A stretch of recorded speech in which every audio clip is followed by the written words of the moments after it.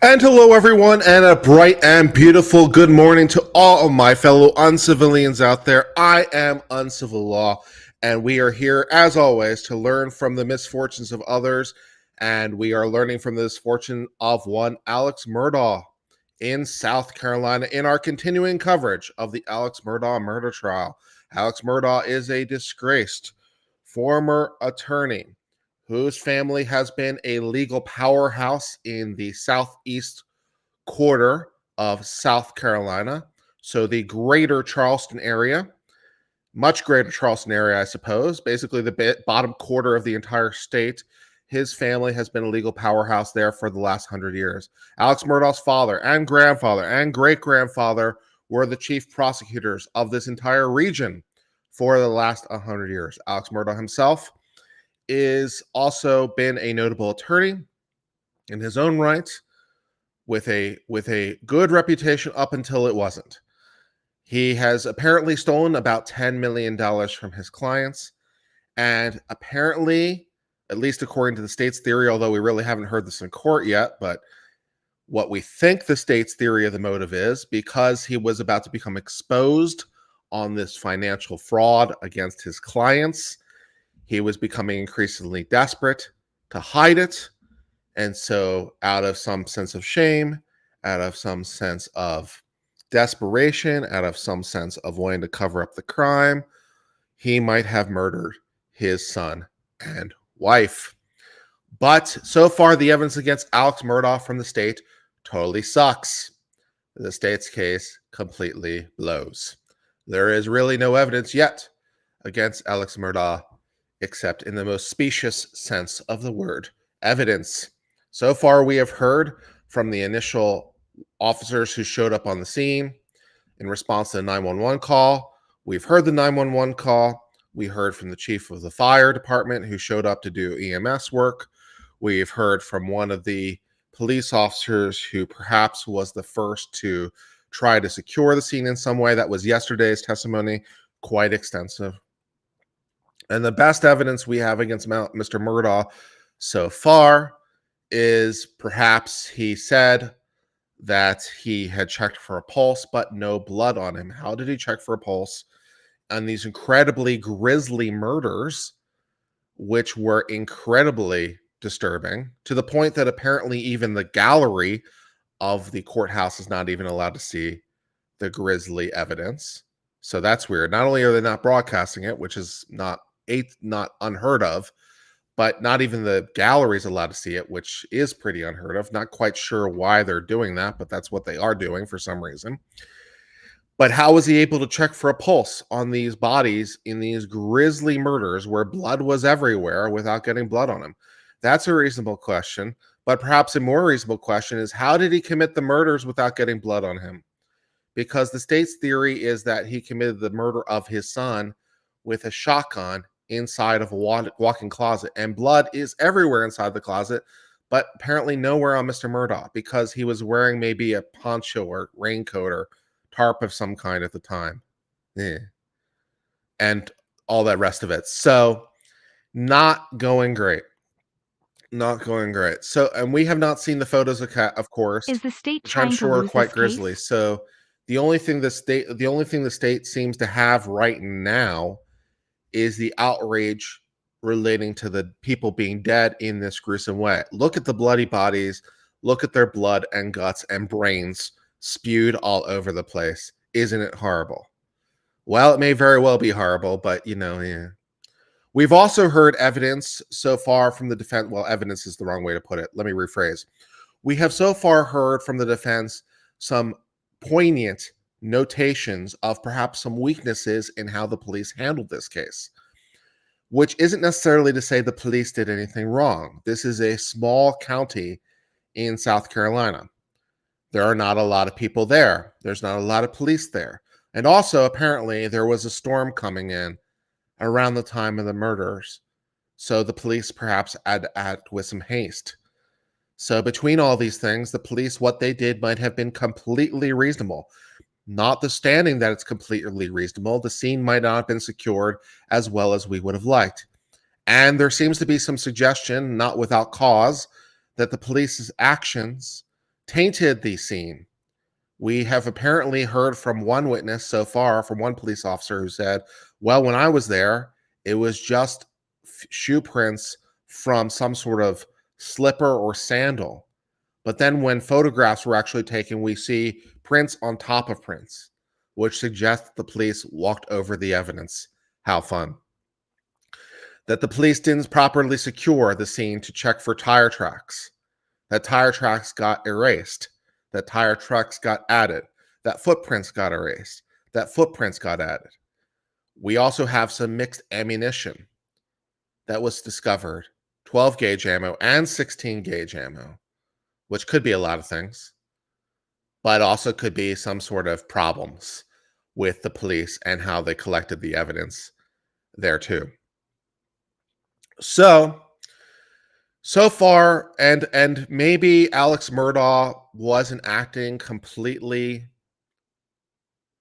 I don't know, properly when the police on the 911 call, that Alex Murdaugh was able to answer any questions from the police, so he wasn't in distress. He wasn't in distress enough to be the victim. So also, if all we have really are these like innuendos that don't really work, certainly not enough to convict a person. Even if you find these innuendos to be suggestive, which I find their suggestive value to be really minimal, but even if you do, how are they suggestive? It's not beyond a reasonable doubt. So, okay, Alex Murdaugh, maybe he was faking crying because we heard the 911 calls. Maybe he was faking. He was able to answer questions cogently, so maybe he was not really in distress. He said on the body cam, maybe he checked for a pulse. It just doesn't really work for me. So let's go. Brandon Lesko's here. I'm glad to have you here, Lesko. Brandon, I will absolutely do shots for you if that is a thing that you're still doing, because we're trying to raise money for all kinds of reasons, not the least of which is possibly making a field trip to South Carolina. So if you're still doing money for shots, we'll talk. Sexual innuendo. I haven't heard any sexual innuendo yet in this case, but who knows? Sexual innuendo? And, as long... Jesus, I'll leave. Don't sound so excited. It's Brandon Lesko's here, everyone. Everyone throw down for Brandon Lesko. What? We're really happy to have you here. It's early in the morning. We're getting started. We're doing what we can. But we are happy to have all of you guys here. So, yeah, all those things. No tire prints, maybe not on the grounds of the property, but perhaps on the street leading up to the property. There might have been tire marks on the asphalt of the roads leading up to the property that might have been destroyed, was one of the suggestions. So all those things. Sandra Ramirez giving out some gift memberships. Very happy to have you here. Thank you very much for all the gift memberships here. As always, we appreciate it. And I pointed out that as long as we're speculating into existence, because, evidence and things, as long as we're doing that, we could speculate people who might have a motive to commit these murders other than Alex Murdaugh. So obviously this part is complete speculation to which there is no evidence currently available. But as long as we're going to openly speculate about who might else have done it, well, the son who died in the death, the son who died, what are the terms and conditions, says Brandon Lesko? Well, let's see. Let's say the donation should be through Streamlabs, because that way I get a better cut of it. So that's helpful. And let's say I don't know, what is a reasonable number here? You guys can just let me think about it while we're talking. Let's see, where was I? Okay, yeah, we're speculating. As long as we're speculating openly about people who might have done the murders other than Alex Murdaugh, And this is obviously speculation to which we have no evidence at this time. But there are potential groups of people who might have a motive to commit the murder. The son who died in these murders himself committed DUI, both that led to a death. So possible motive number one, revenge, or someone outraged at it. So it might have been, the family of the deceased woman who was killed by the son. It might have been someone who was outraged by it, so some sort of revenge motive relating to the son's killing of that woman in DUI boat. That's possibility number one. Possibility number two, Alex Murdaugh seems to have stolen $10 million from his clients. He is currently facing 106. Well, what are the terms and conditions of crimes relating thereto? Well, that's a lot of potential motive, right? That's a lot of potential motive from a lot of potential people. Now, I think those clients might have been made whole, but, still, there's motive there. So there's some group of people that might have motive. Possibility number three, Alex Murdaugh seemed to have been involved in some very shady dealings with possibly some very shady people. So maybe he owed money to some very shady people, which doesn't sound completely outside the realm of possibility. Once you start getting involved in that criminal lifestyle, and once you start sort of getting your feet deeper and deeper, well, maybe he owed money to some shady people, or maybe he screwed over some shady people. So shady people doing it as revenge for not being paid, as revenge for having their money supply cut off, as revenge for being screwed over. Here are some possible people that are committing possible things. All right. So those are all the things that are going on. So, yeah. So what do we do in terms of taking shots and stuff? Well, let's see. I have a lower proof alcohol one I could do that wouldn't be too dangerous. So I could do that one at $100 a shot. That wouldn't be too problematic. So I suppose that's my first offer is I'll do shots of the lower alcohol one so that I can do this stream and do a shot of it for $100 via PayPal. I suppose that's a reasonable offer. So we'll start with that, I suppose.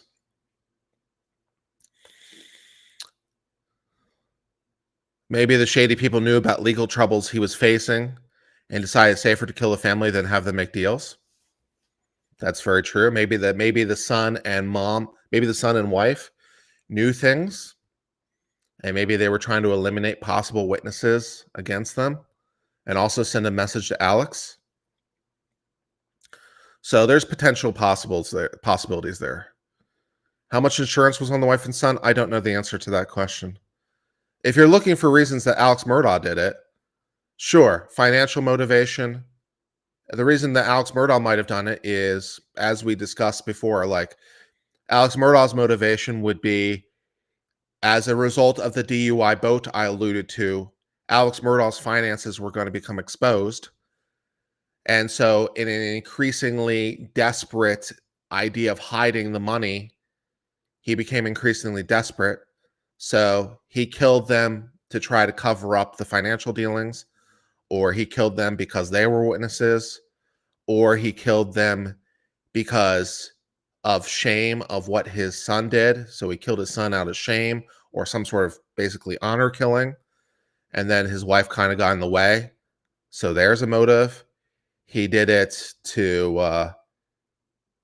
because he was confronted by them and, he got angry and so it got out of control.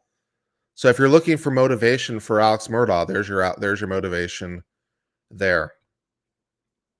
Melissa says no life insurance on either one. Maybe. I don't know that either way. I don't know the answer to that question. So, yeah.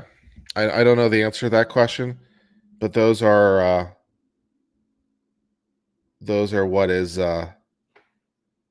those are the possibilities so far. And incidentally, we've not heard anything from the state in the trial yet as to motive. So this is all just me speculating motive based on the available information. So that is outside the court record. So we don't have that information yet. But that is the possibilities. Those are possibilities that seem the most likely based on the story that we have so far.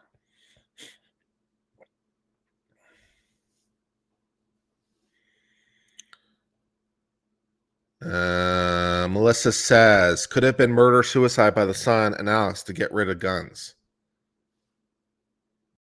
And Alex got rid of the guns. Oh, could have been murder-suicide? Yeah, I suppose. But then the question would be why that happened. But I suppose that's a possibility. I suppose maybe because of shame, again, would be another possibility. So I suppose that's also possible.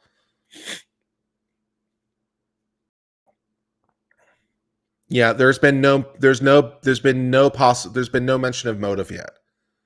And that's largely by agreement, by the way. The reason that there was no motive, no mention of motive, that was by agreement, because they can't bring it in yet because they don't know whether it's admissible or not. So you have to, as an attorney, you can only bring stuff in that you have a good faith basis. So you can say, here's what the evidence will show, because to some degree, you know what witnesses you're calling stuff. But there's open question. There's open question as to, if at all, and assuming if at all, how much the state will be able to get into motive. Because the problem, of course, is that these motives relate to other criminal acts, and then you're suddenly convicting him for the other criminal acts, not for this. So that is a whole nightmare fuel and sort of an evidentiary problem. To what degree are you able to bring in this stuff because it relates to other criminal acts? Incidentally, criminal acts he hasn't even been convicted for, which makes it a problem. So to what degree can you bring that in without it being inadmissible? And of course, even assuming it's admissible, you always have Rule 403, substantially more prejudicial than probative. And it is quite possible that this is viewed as substantially more prejudicial than probative. What is clock chandelier situation? I'm so glad you asked. The clock chandelier situation is clock is missing. Clock is missing. It is just seal and chandelier. It has only been seal and chandelier so far this morning because I've been watching in the background. Clock is missing. Clock's location as of yet unknown. Chandelier currently setting up an alibi. Clock is on the run, says Eddie. Excellent. Very good. You win a bonus point.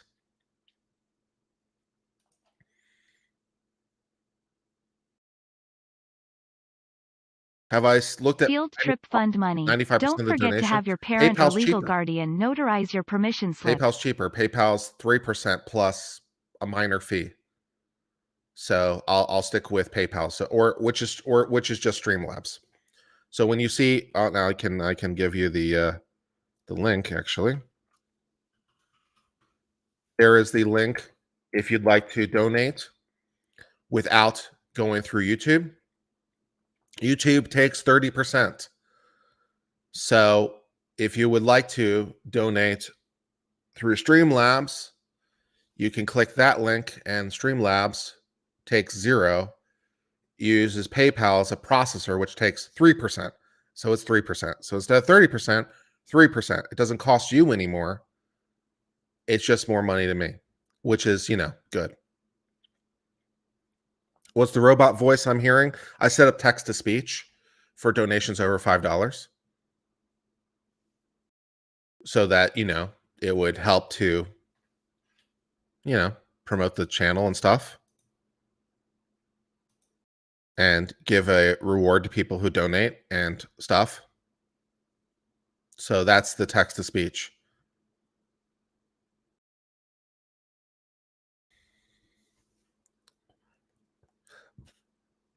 Tried Streamlab and was having trouble. Apparently some people are having trouble with Streamlab. If you'd like to donate directly through PayPal, it won't give an alert on screen if you donate directly through PayPal. But if you'd like to donate directly through PayPal, it's paypal.me/uncivillaw if you want to donate that way. But it will not put the alert on screen if you donate directly through PayPal. If you donate through Streamlab, it should. Do you have to have a Streamlab account? Not if you donate with PayPal through Streamlab, you don't. If you use a credit card, I think you do. If you use PayPal, then no, I don't think you do. But if you use a credit card, I think you do have to have an account to do that. They're starting. Am I not live? 192, those are four pictures that were put in under testimony, and then 187 and 188, those are the two drone videos. And what do you want to do though? Clerk needed clarification on those numbers because it was unclear that those numbers were part of the record. Okay. For the jury comes in. You can bring the jury. Let me turn on closed captioning before I forget. Closed captioning is on, great. And let me put up the text banner. And by the way, just as a quick reminder before the jury comes in, if you could be so kind as to please retweet the link to this, that would be really, really helpful. So for those of you who have the Twitters, the pinned comment in the chat is a link to this morning's tweet. I do change it every day. Well, twice a day. I change it for the morning and afternoon. If you would be so kind as to please click on that and please retweet, help bring attention to the stream, I would really, really appreciate it. And if you don't have the Twitters, feel free to share on your social media of choice or simply text a friend. Get out your cell phone and just simply text the link to this YouTube video. Send it to your entire address book. How about that? That'd be good. Just send out the link with no commentary, just to the entire address book on your phone. That might be good. I don't know.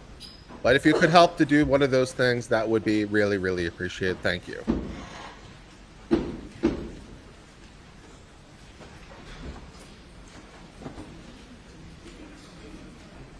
Also unknown as of this time, what Chicken's possible motivations are. We don't know that yet. All right, thank you, sir. Good morning. All right, ladies and gentlemen, continuing on, day number 5. State's case, next witness. May it please the court. Yes. Your Honor, this time the state of South Carolina calls Detective Laura Rutland.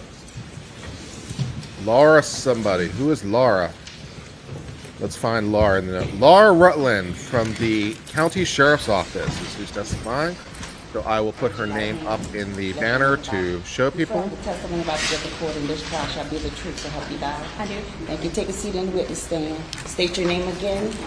Spell your last name. My name is Laura Rutland, Rutland. Good morning. Good morning. Are you nervous? Yes. Nobody's watching.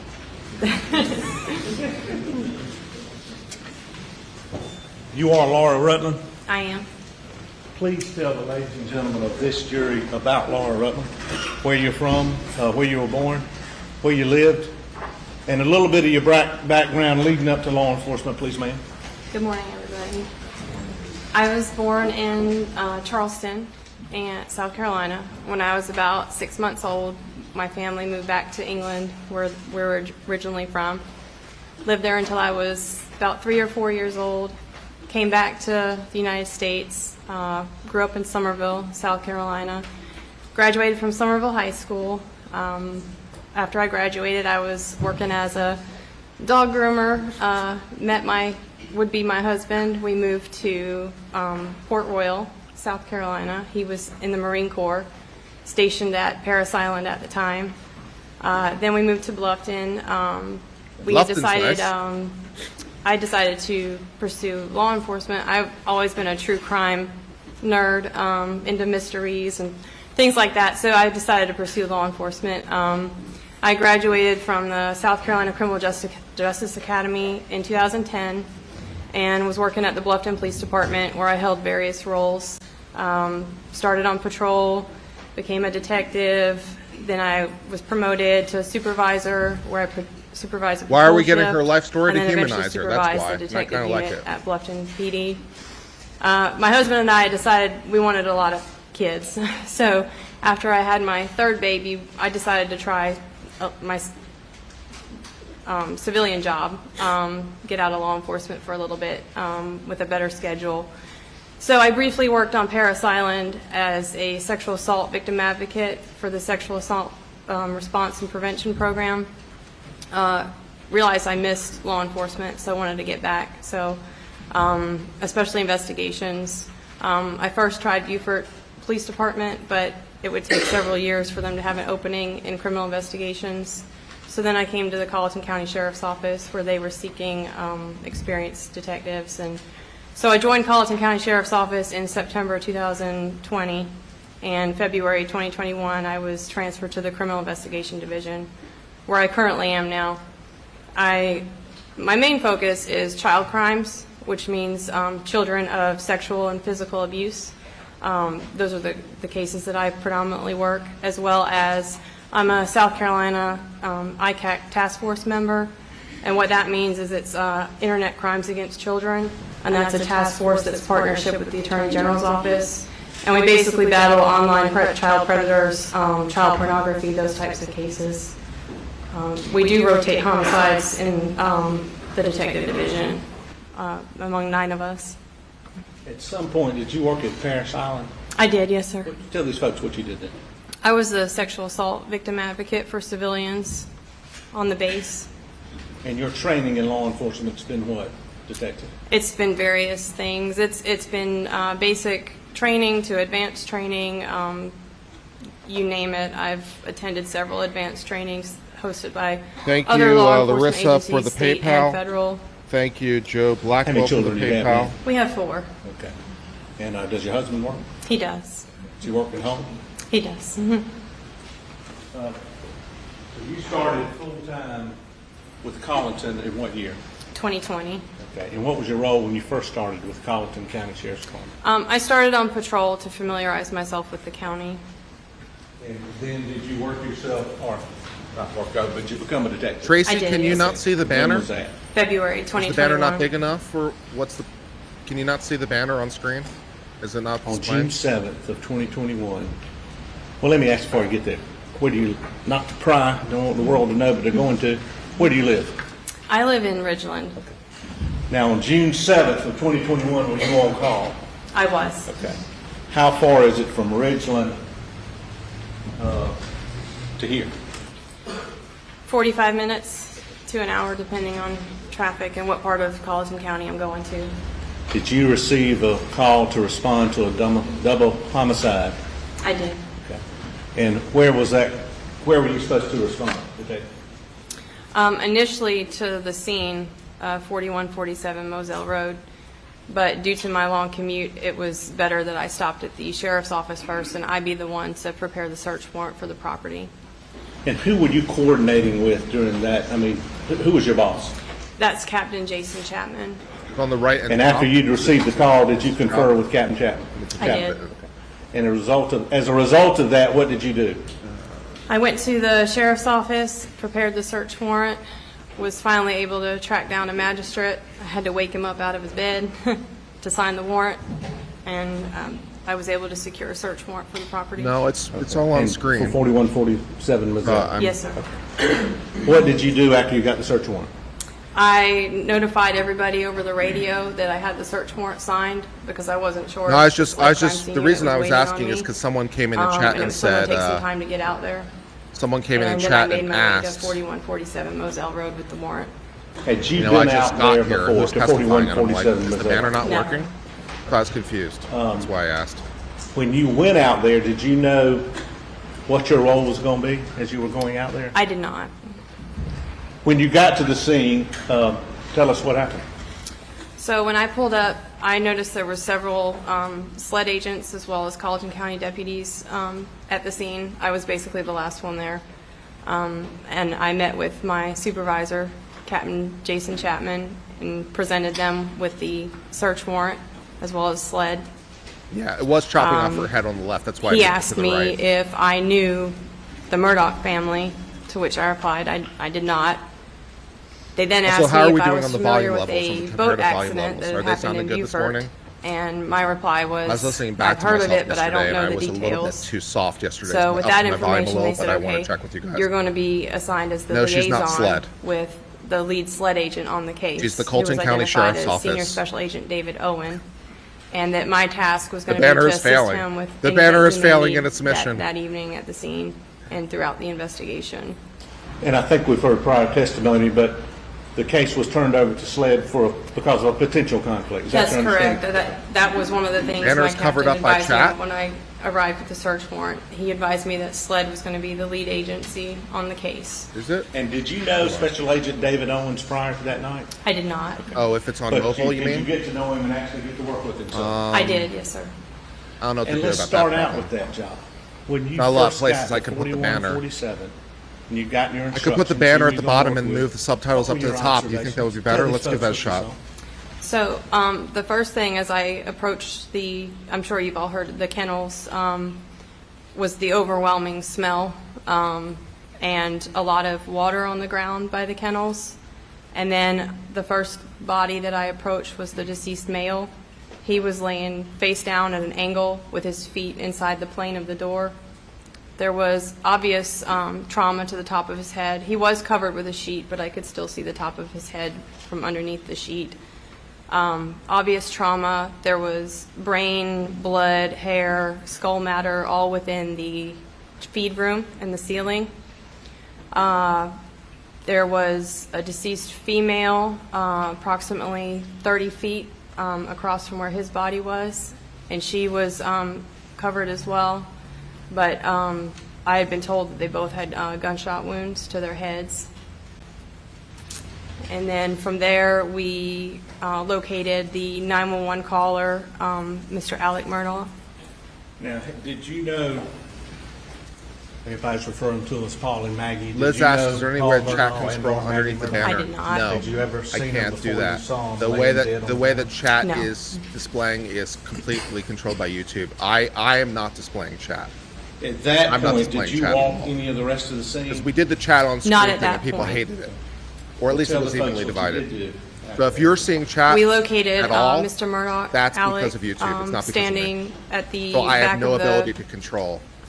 There was that. his Suburban, and then there was. All I can do is I work believe his around it. brother Randy had arrived at the scene at that point, and they were standing behind Randy's truck. Oh, so they couldn't see the scene anymore. So we approached him and asked if he would speak with us.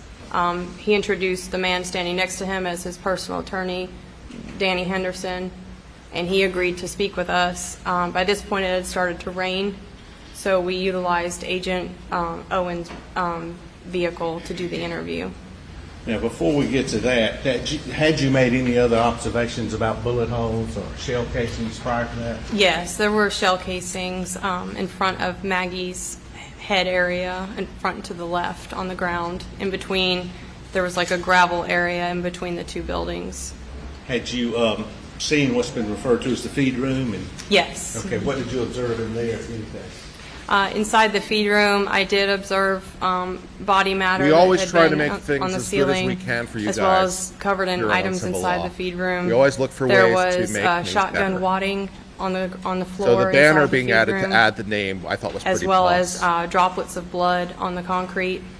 And then we see any moved holes in the around window? the elements Yeah, to try there to make was things a better. window And then to the the back volume of the levels feed and room everything. that But had yeah. several holes in it. I want to skip the statement for a second, all right? After you took the statement, we're going to get into that. Did you go back and look at the scene with either Captain Chapman, and I say the scene, the shelters, the dog kennels, did you and or Captain Chapman or anybody else have an opportunity to go back and look? I did. Okay. Tell the ladies and gentlemen, first of all, why you did that and what were your observations, please, ma'am? Well, it was such a large scene, I decided to canvass the outer part of the scene. And while I was doing that, keep in mind it was late at night, it was dark, so we had flashlights. So while I was doing that, I noted some what appeared to me to be fresh shoe impressions in a sandy part of the shed on the left side of the hangar, what we're describing as the hangar.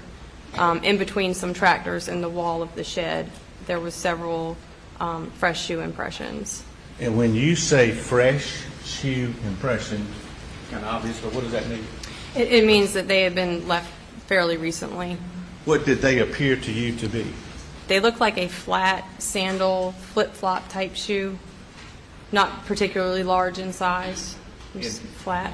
Were they one set of footprints or two based on your observation? It was one set of prints that looked like it went down one direction and possibly came back. No doubt about that in your mind? No doubt about So that. if you watch me now, was it like one set of prints going this way? Yes, And then it looked like one set of prints coming back this way? yes, because they did overlap each other a little bit. And did you, and who was with you when you were looking at this?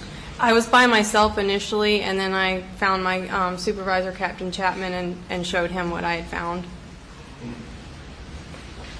Where were y'all walking when you were looking at the prints? We had made the decision at that point, due to the type of incident that it was, and we didn't really know what we had yet, to follow the footprints and see if there was any other additional evidence and find out where that person may have been trying to go. So what we did is we stayed to the left side of the shoe prints, closest to the tractors, and followed the prints down, noted that they stopped at the end of the building, turned around, and came back. And I'm going to show you what's entered the state's 194. Is that what you're just referring to? No. Okay. What does this depict? That depicts several what appear to be boot prints on as well. Is this the same path y'all walked? Yes. Okay. And let me show you.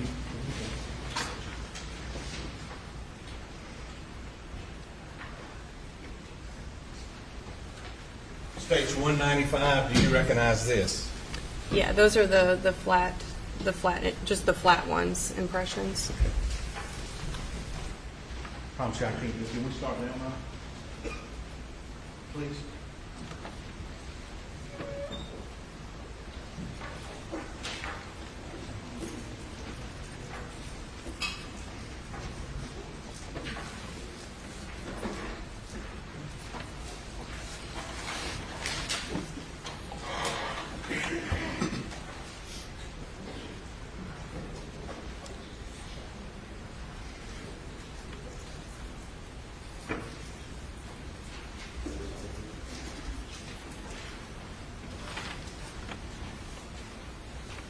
I'll show you what's marked States 22. Do you recognize this, and does it relate to your testimony? Yes, it does. Your Honor, States 22 without objection.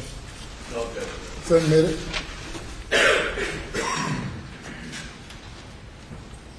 Are we on?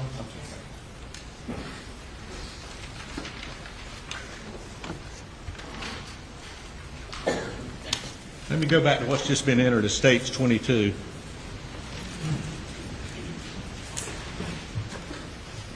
You said you recognize that. What is that, Detective? That's in front of the hangar, the building.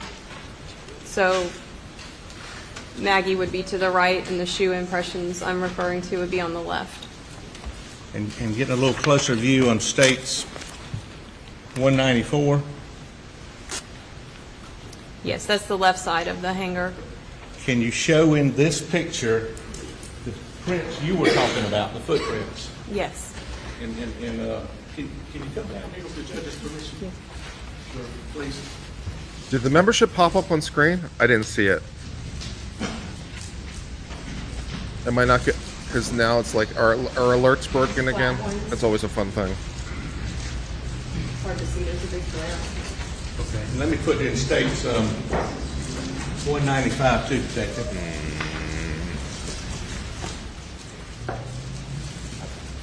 Yeah, these flat impressions, these flat ones. Yeah. Hold on. Were those the foot impressions you saw that night? The flat ones? Yes. Okay. Were there any other foot impressions beside the flat ones? Thank you for the that you $10 saw? from Okay. On evening of June 7th, early morning of June 8th of Somebody. 2021? That's correct. You're positive? Positive.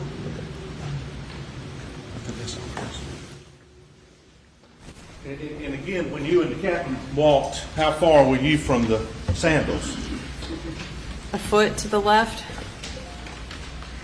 Don't take this any bad way, but could some of those other prints be yours or the captain's, or you don't It's know? possible. Okay.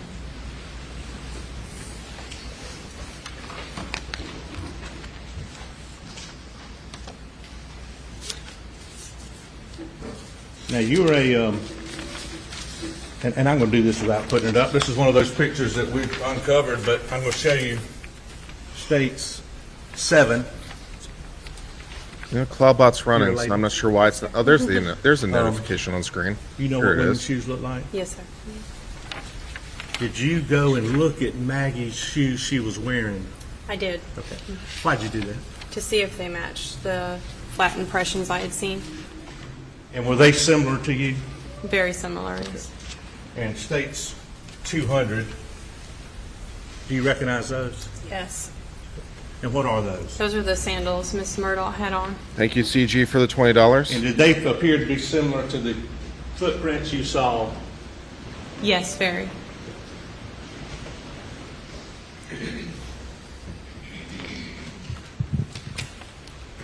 Now, did Mr. Harpootlian or one of the investigators contact you about these footprints? He did When was that? a few weeks ago. And did they send you a picture of them? They did. Okay, was it the pictures we just put up? It was. And did you tell them that, well, what did you tell them when they sent you that? That those were not my impressions. That those weren't your impressions? The Correct. Voluntarily talked to them? I did. Sent you a picture of the shoes? Yep. You told them those weren't mine? Correct. Okay. Cool.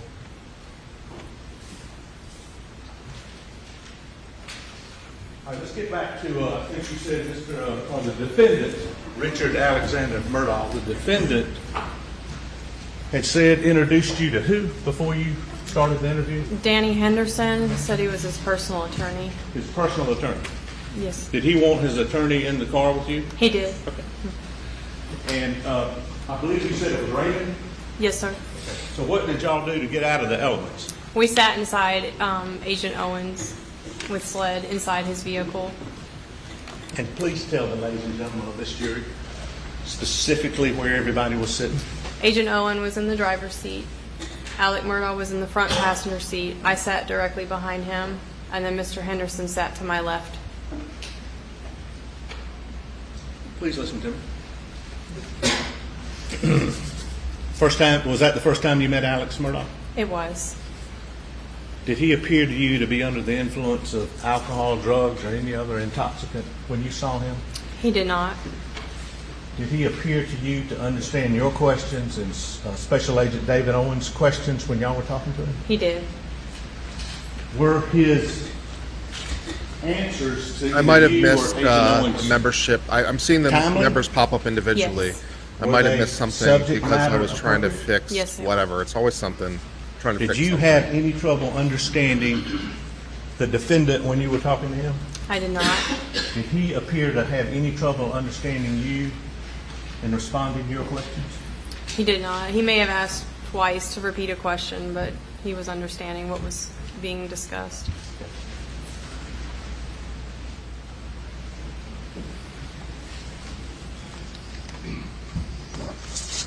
I'm going to show you what's marked States 153. At my request, did you review this yesterday? I did. And does this States 153 accurately reflect the interview you, Agent Owens, had with the defendant, Richard Alexander Murdaugh? It does. Your Honor, at this time, 153, I believe without objection.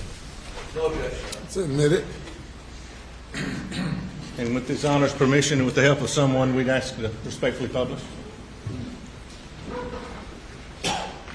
All right, so far, yeah, they were sitting in a cop car with his attorney and we're having some sort of discussion.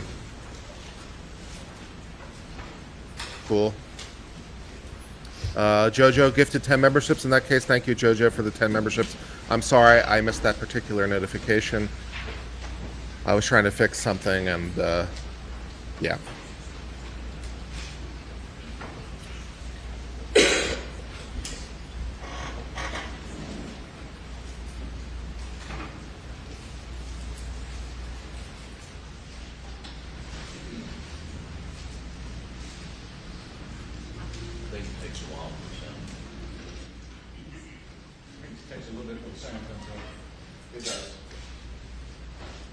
And then someone says it was 20. Okay, if it was 20, well, thank you for the 20 gift memberships. Is that the defendant, Alex Murdaugh? It is. Is that you back in the back? That is me. Who is that? That is Special Agent Owen. Who is that? Danny Henderson.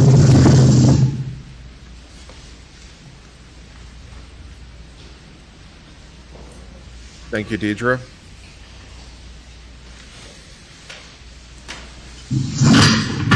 All right, so all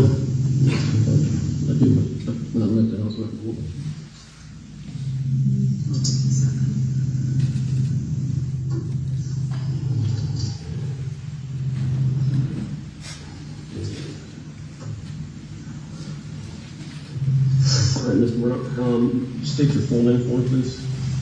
Richard Alexander.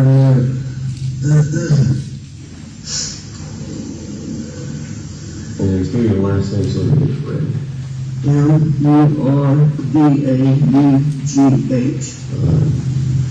Will you go by Alec? Yes, sir. And date of birth, Mr. Murdaugh? May 27th, 1968. And can you phone number for you? 803-942-1227.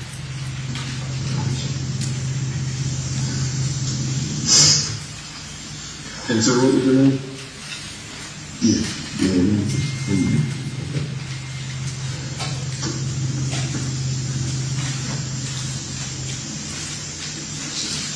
All right. As I stated, I'm David Owen, and I'm from Rutland with Colleton County. I'm a sled. I hate to have to do this. I understand. Yeah. I totally understand. Yeah. So you don't have any problem with it. So, just start at the top, take your time. Like when I came back here, I mean, I pulled up and I could see him, and you know, I knew something was bad. I ran out. I knew it was really bad. My boy over there, I could see it was.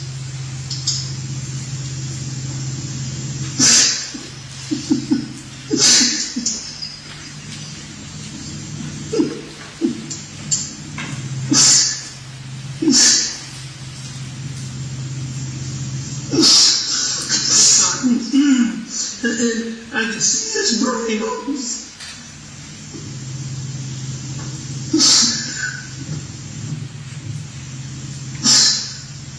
Thank you, Julia. I try. And I ran over to Maggie. Actually, I think I tried to turn Paul over first. You know, I tried to turn him over, and I don't know, I figured it out. His cell phone popped out of his pocket. I started trying to do something with it, thinking maybe, but then I put it back down really quickly. Then I went to my wife, and I mean, I could see.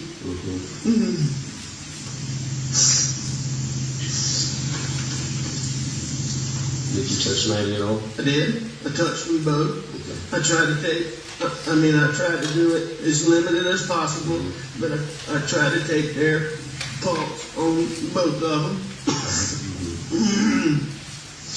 And, you know, I called 911 pretty much right away, and she was very good.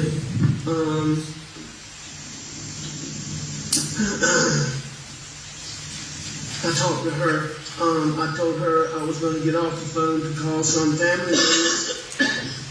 I did that.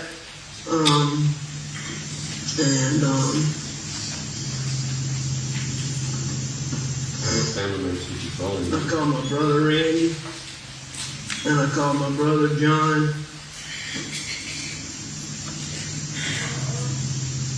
and I tried to call a little boy, a real good friend that's right around the corner from here, but I didn't get him.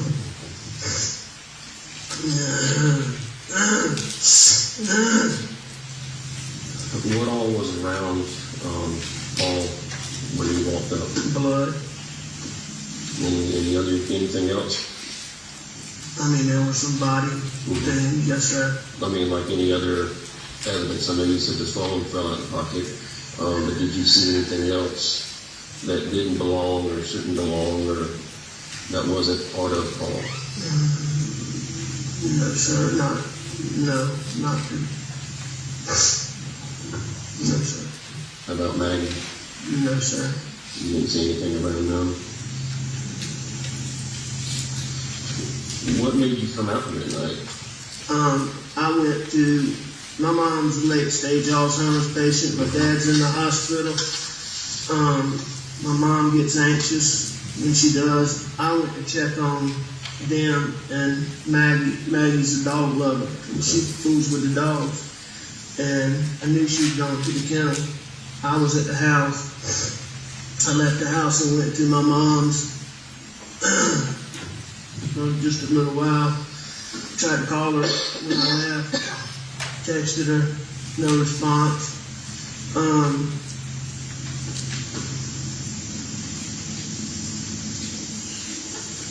When I got back to the house was obviously nobody was in there. So I figured they're still up here fooling around. Paul's gonna be getting set up to plant. Our sunflower seeds got sprayed and died, and he was refiguring to plant the sunflower seeds. So I came back up here and drove up and saw and called.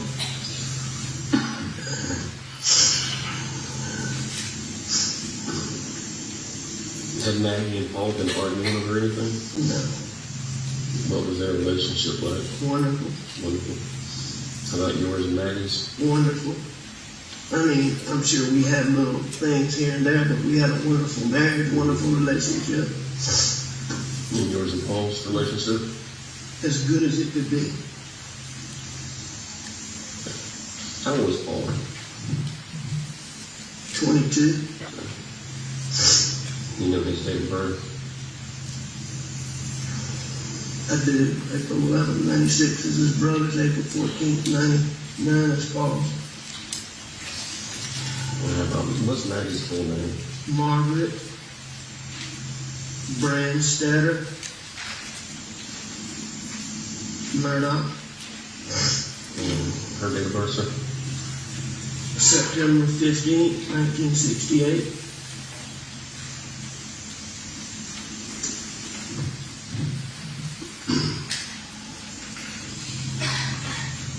Have y'all been having any problems out here? Trespassers, None people that, breaking in?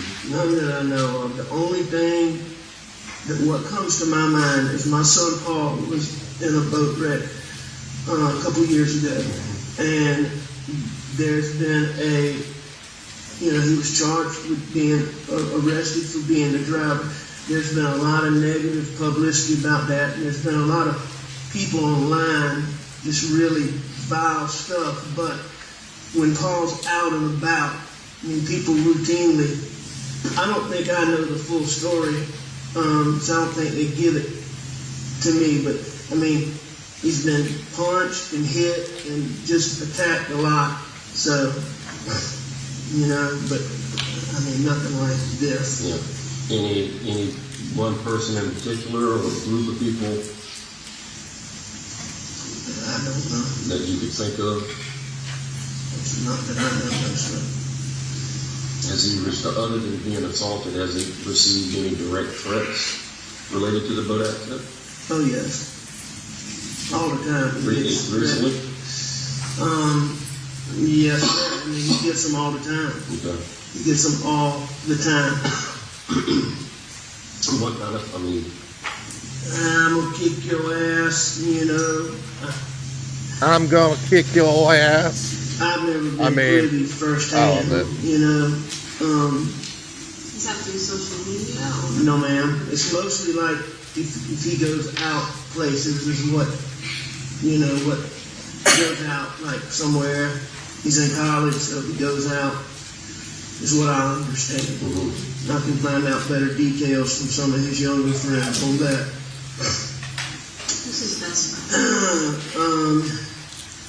His best friend in Columbia is Will's Chapman, Will Loving, Bobby Boyle. Bobby Boyle, Will Chapman, and Paul were getting ready to move into a house together in Columbia. you said Will Chapman and Will Loving? Will's with an S, Chapman, and Will with an L, Loving.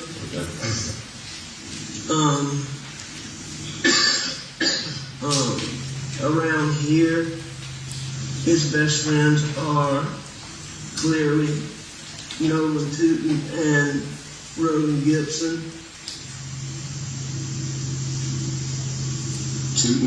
Nolan Tootin? Yes, sir. And what was the other one, I'm sorry? Roden Gibson.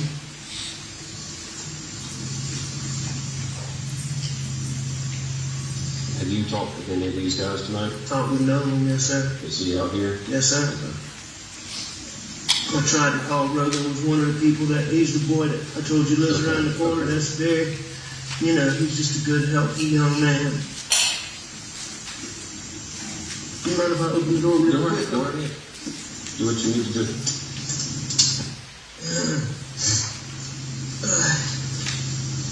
So is there anybody that you can think of that we need to talk to tonight? Is there a name that comes to mind? I mean, I can't tell you anybody that I'm overly suspicious of off the top of my head. You know? I mean, this is such a stupid thing. I'm even embarrassed to say it. But it just didn't make any sense. I just hired a guy out here, and he wasn't cutting the mustard, but I hadn't told him this yet. Paul's been working with him a lot. He killed the sunflower seeds in our dove field just recently, which is why Paul was here doing this. He told Paul a story the other day about how when he was in high school, he got in a fight with some black guys. And what are we talking the about now? undercover team observed him fighting those guys and put him on an undercover team with 3 Navy SEALs. And their job was to kill radical Black Panthers. And they did that from Myrtle Beach to Savannah. What? Now, Whoa. I really don't think this guy... What? What are we talking about? What? You know, is probably the person, but that's just so freaky. Yeah, that's kind of a far-fetched story. Did he say Navy SEALs killing Black He Panthers? took his daddy to the doctor. What's his name? C.B. Rudd. R-O-W-E? Yeah, and I sent him a message to text me earlier today about the sunflowers, and he called me back when I was on the way to my mom's house. Did you talk to him at that time? Briefly, I was on the phone with a lawyer friend of mine named Chris Wilson from Bamberg, so I told him I'd call him back tomorrow, see him in the morning. When you briefly talked to Mr. Rowe, what was his demeanor or attitude? Or I mean, it seemed normal. I mean, I asked him about the sunflowers and stuff. You know, I mean... So what you're telling me is the Navy SEALs killed the Black Panthers because of the sunflower seeds. Do you have this phone number? I do. You got it with you, please. I do. You know, but I do think him and Paul got along pretty well. That's just really, really weird. All right, CD.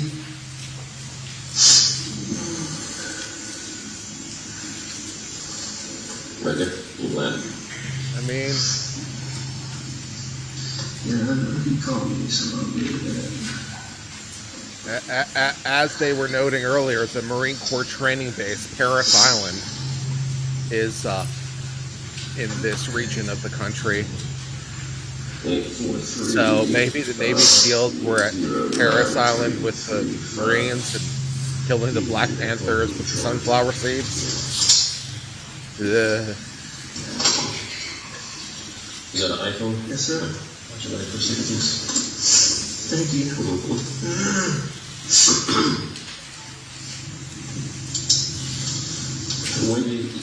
When did you tell that story to Paul?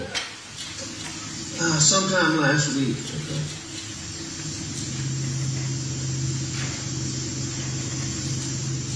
Sometime last week. My son Paul actually,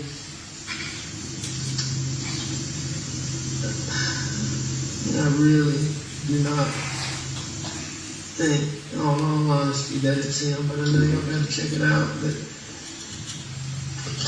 Paul is so taken aback by it that he sent, I'll find it, I got it on my phone. He recorded him saying bits and pieces of it.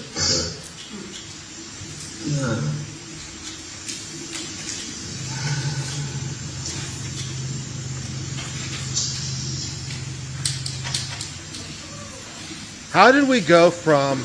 But How did we go from? I do think I had this in my- farmhand who wasn't cutting the mustard because he destroyed our sunflower seeds, it's about, to Navy SEALs and Black Panthers. How did that transition occur?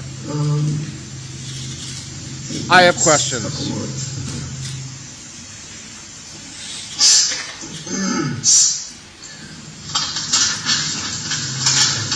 Going back to the boat incident, anybody on... Are the Navy SEALs responsible for the boating incident? I mean, that is their bread and butter, right? So, if the Navy SEAls come into the boating incident, I'm quitting show business. Know of any direct threats from people on the boat? I don't know of any direct threats between any of the people on the boat specifically, but I do think there's been a small amount of yip-yap between a couple of them, but not recently. Most of this was stuff from people that Paul didn't really know. There was some people that he knew distantly, but more times than not, when I learned about it, it was somebody that he didn't know. It's like, for example, he went out in Charleston a couple months ago, came back, he got a black eye. And, he can't defend himself right now because he's charged, so, Paul was a real tough man's man. He would defend himself, but he hadn't done it. That's right. But, How was he handling his as far as what? How was he handling it? I've never been prouder of him than the way he has handled the pressures and the adversity in that situation. I think I've told Danny that before.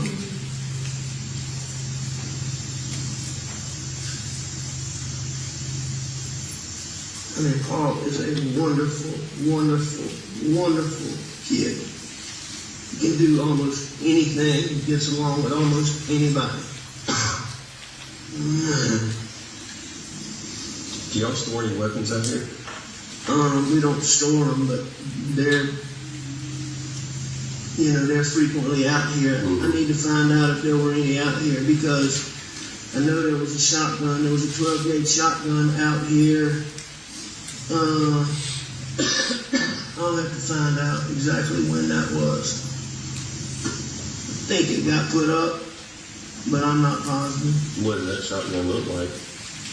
It was camouflage. I want to say it was a Benelli or maybe a Beretta. I can't remember which brand it is.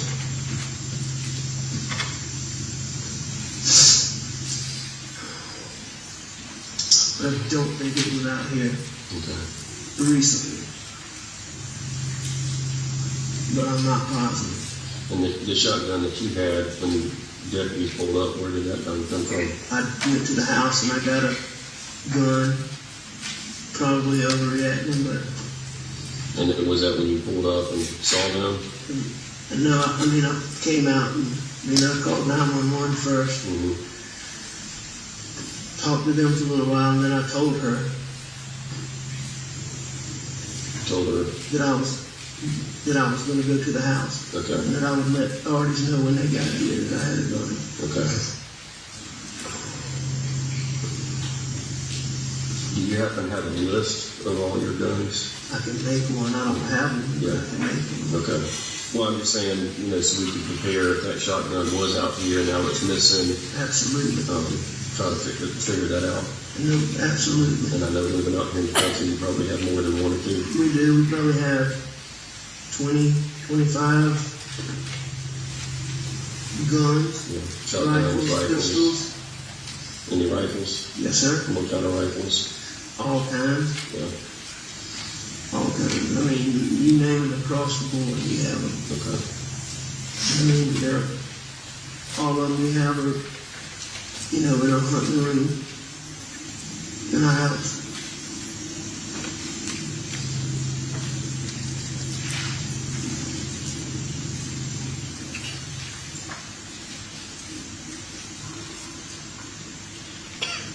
What was their schedule today? When did they get home? My son works for my brother, and he was coming home to deal with sunflowers. He got here. He got here pretty early because he and I rode around looking at everything for a good little while, probably 45 minutes to an hour. Maggie had things she did in Charleston, and she had a doctor's appointment in Charleston, and she got back here. It was fairly late. Was it dark yet when Paul got home? No, Paul got home early. Early, okay. So before dinner time? Oh, yes, ma'am. Lunchtime? Or? No, ma'am. What brother does Paul work for? John Morgan. And what does Paul do for him? Everything. Handyman. Yes, sir.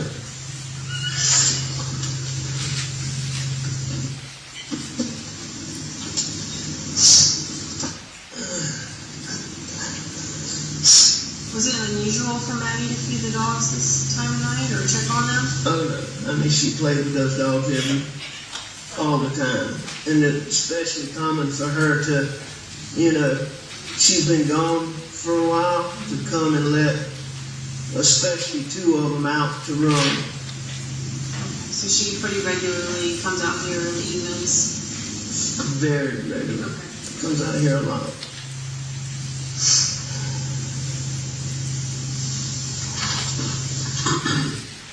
Do you have any cameras on the property? I have deer cameras, but none, around up here Where are they at? on different deer stands. Okay, so deep in the woods. Well, not necessarily deep in the woods. Some of them are in fields, and Okay. but there's none that are near here. Okay. What doctor appointment? What doctor did Maggie see today? I forget the guy's name. Maggie's been having trouble with her.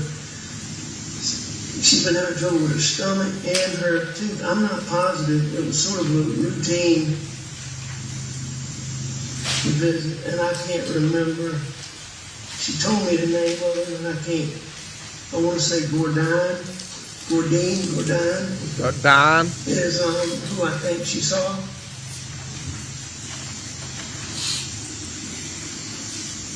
So was she back home around supper time? Or 6 o'clock, 7 o'clock? I don't think she got back quite that early. I think she got back a little bit later than that. Okay.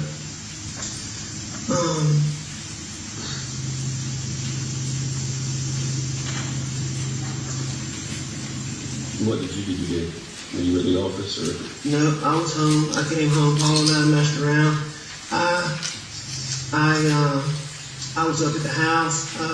Laid down, took a nap on the couch, probably, I don't know, 25, 30 minutes. I got up, I called Maggie, didn't get an answer, and I left to go to my mom's. She'd said she might ride with me, but she normally doesn't when I go over there. And I think I texted her. And she's very good about answering the phone, so that was odd, or calling me back. So that was odd, but it wasn't that big a deal. Now, what time was that? What time was what? That you sent her a text message?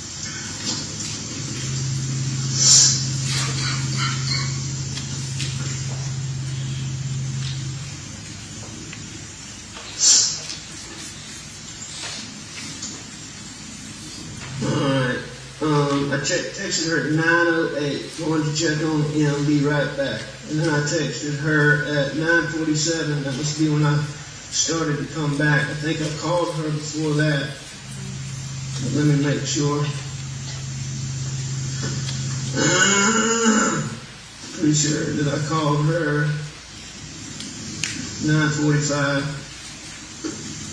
And then I tried Paul. And then, no, I think that was riding. I think that might have been.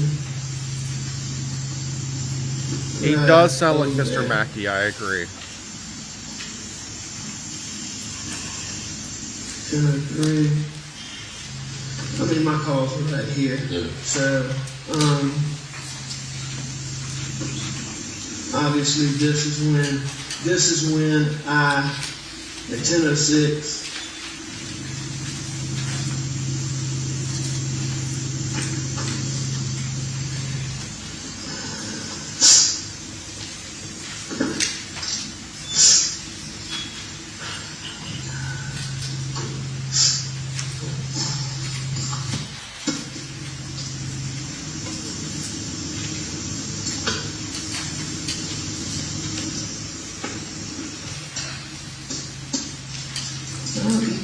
Yes, sir.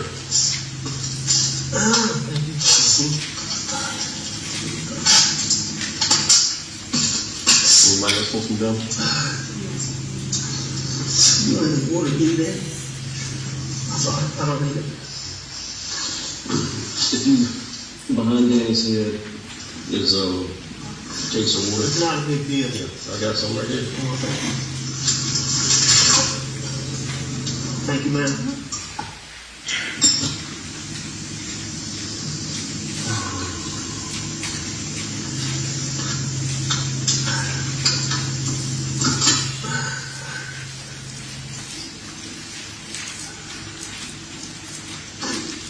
I'm sure we're going to have much more questions. I'm available to act. You know, you let me know.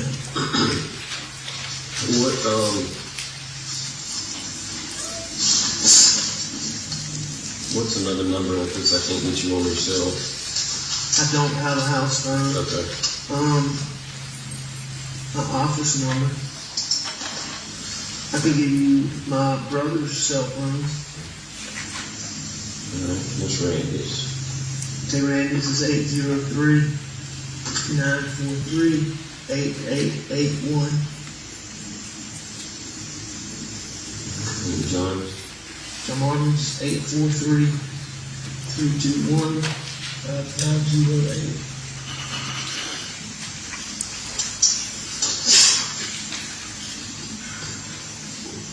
And you said your dad's in the hospital. Yes, sir. Which hospital? Charleston or Savannah County, St. Joseph's. is he doing okay or what's? He's having a really, really hard time. He's got a lot going on.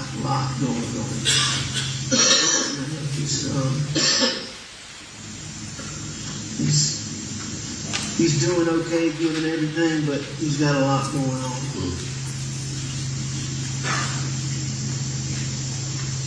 Now Maggie's family, where are they? Somerville, Have you been in touch with them? contacted.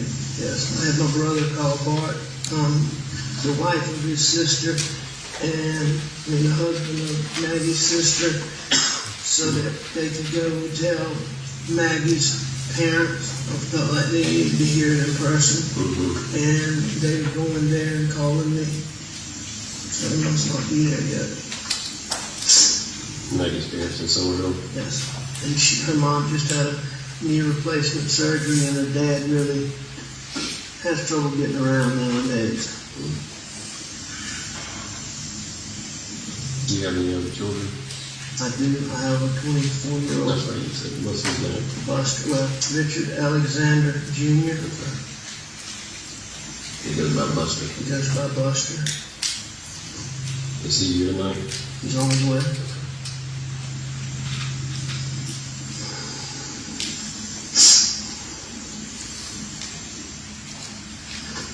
Laura, you got anything? This one's hard, but when you first saw Paul, you said you tried to flip him over.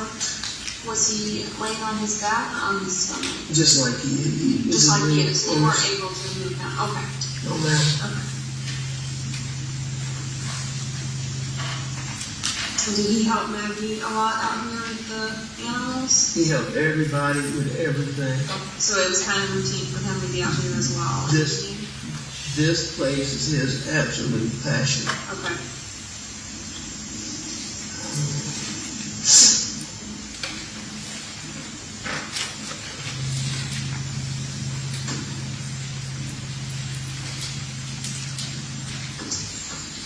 I try to turn him, and then I check, and then I think I already did, but I checked him.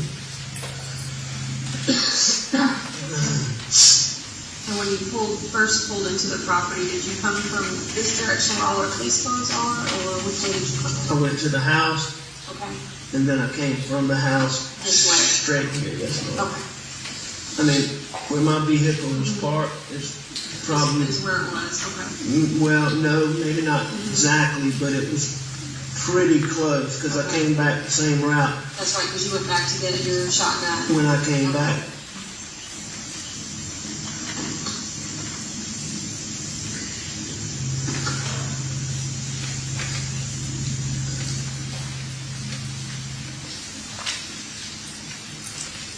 All right. I can't think of anything else right now, but we'll certainly be in touch. Thank y'all for everything y'all are doing. So, just to kind of let you know what's going to go on, we're going to be out here for quite some time. The coroner will take custody of Paul and Maggie. Can I answer that? Yeah. What?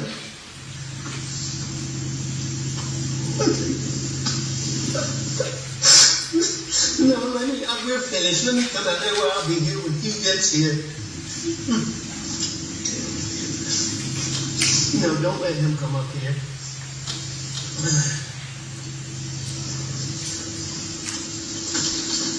Okay, yeah. I think we're about done. All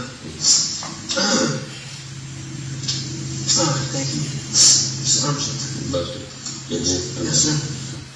I dropped my card.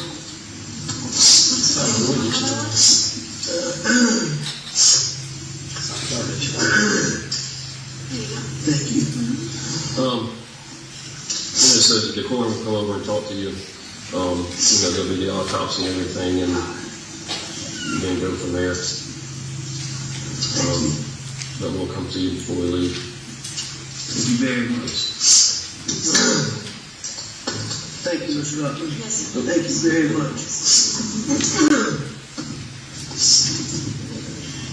Here, you want this water? Yes, please, thank you. Yeah.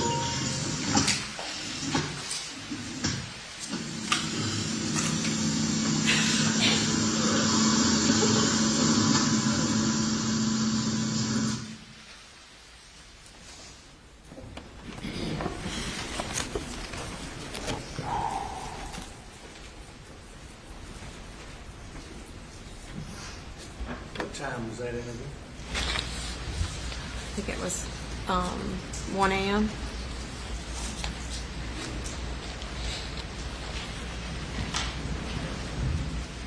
Would you dispute 1257? No, that sounds correct. Would you describe that as an aggressive interview? No.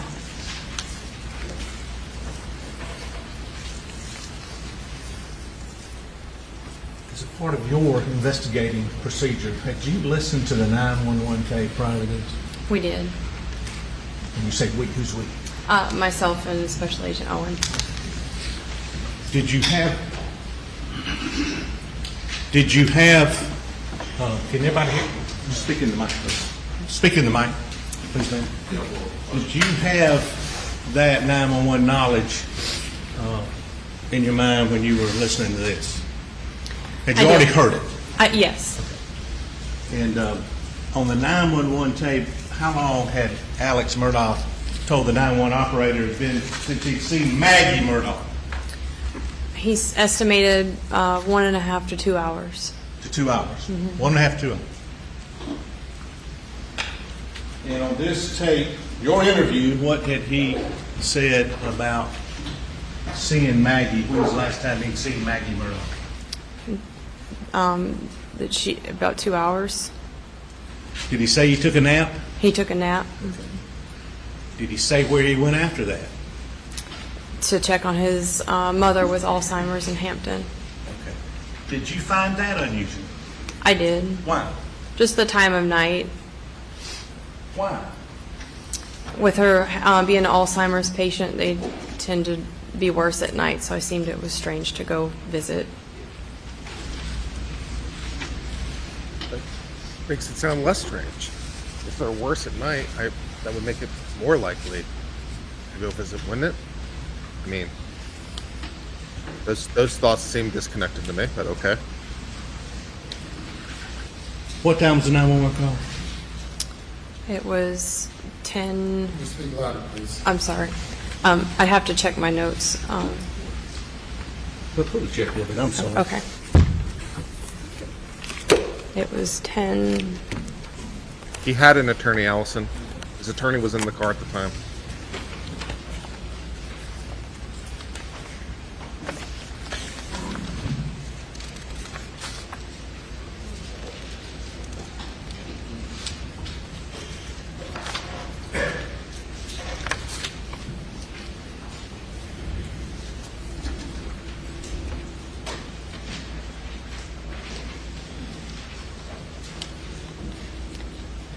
$10:06. And this interview was 12:57? Yes, that's correct.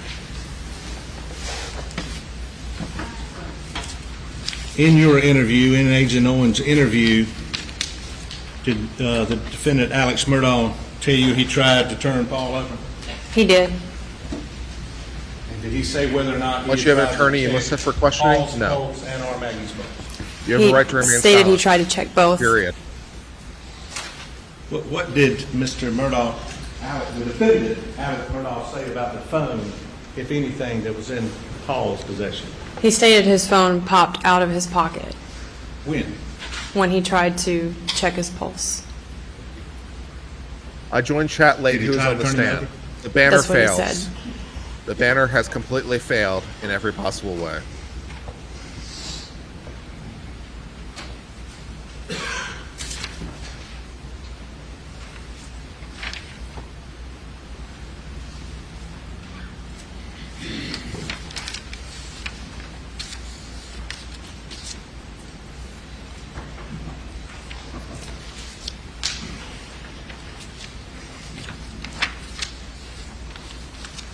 It might be that they're listening and not viewing. while they're chatting into the chat box? How does that work? So they're only listening but not viewing, but also chatting in the chat box. How does that work? The banner has failed.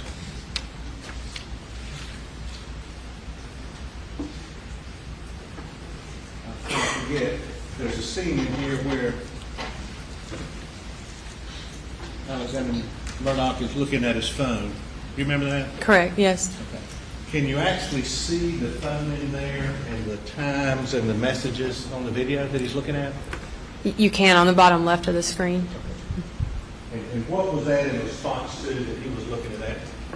When I asked what time, he texted Maggie. So you saw those on his phone looking at those when y'all were talking to him in the car? I couldn't see from where I was sitting, but reviewing the video, I could see it. Reviewing the video, did you see it? Yes.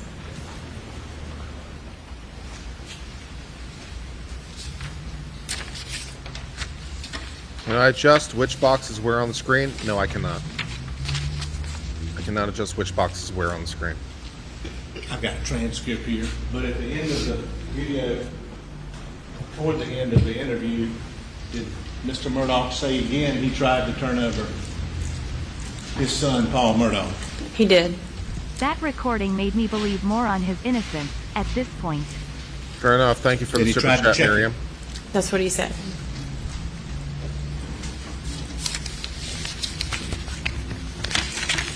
And I know I asked you at the first, but I may not have done it too eloquently. Did he first tell you he tried to turn him over? Yes, he did. And I figured it out? Yes, And his cell phone popped out of his pocket? that's correct. And everybody heard it, but then something with it thinking maybe then I put it back down really quickly, then I went, and you can't really understand the rest of it. Yes.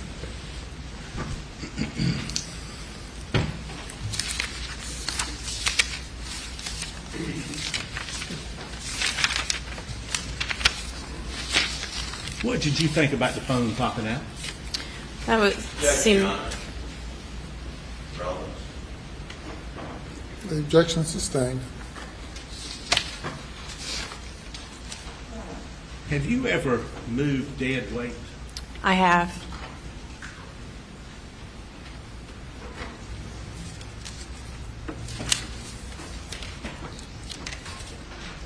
If we could start with Elmo, please. When holding the phone in landscape on mobile, the banner's cropped out. Thanks for covering this, Kurt. I really appreciate your insight and the respectful community and chat. Which I don't. Where do I move the banner then? I don't know what These to are a do. couple of these pictures that I think they have this on top of it, just to warn everybody, these are graphic photos. First is number 2. If the banner's cropped out, does that mean that my box where I'm talking is also cropped out? How much is cropped out?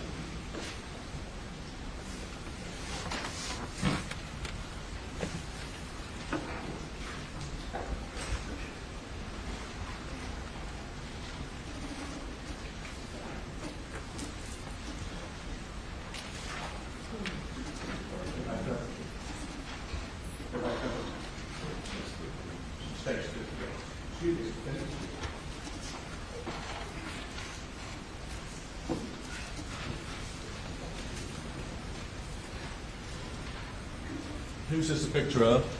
That's Maggie Murdaugh. Did the defendant say he checked her pulse? He did. Did he tell you where? He did not.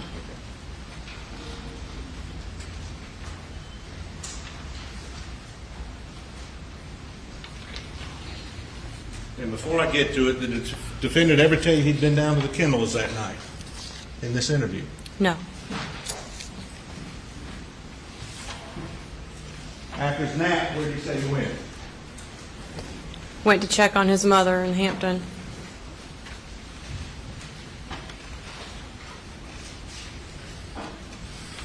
Julia says, I think it's just their phone. You can't please everyone, but I'm a wonderful man for shine. I mean, when someone comes in the chat and says, who's the person testifying? I'm like, why has this failed? What about this is failing? What is the problem? Is it the location of the banner? Is it the size, the font? Is it the color of the banner? What is failing? And I'm like, how do I fix it? So yeah, I was like, how do I fix the problem? That's where my mind goes.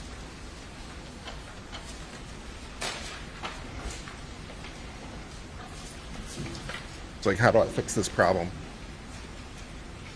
With the court's permission, I'd like for the detective to come down, please, Judge. Yes.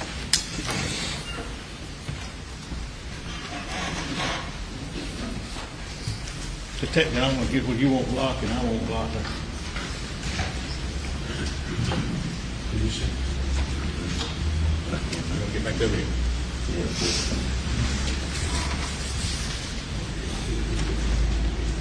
Make the banner yellow? Okay. Did the defendant tell you he tried to get the pulse of his son? Should you make it into the trial and I'm there at the same time as you, I'll buy you Did he lunch. where he tried to get A the present pulse? from one tiger to another. He tried to turn him. Say that last He thing. tried to turn him. And he told you he tried to turn him more than once, didn't he? Yes, he did. Judge and leading, Your Honor. How many times did he tell you he tried to turn him? Twice. I think you've testified you tried to lift dead weight, right? I have.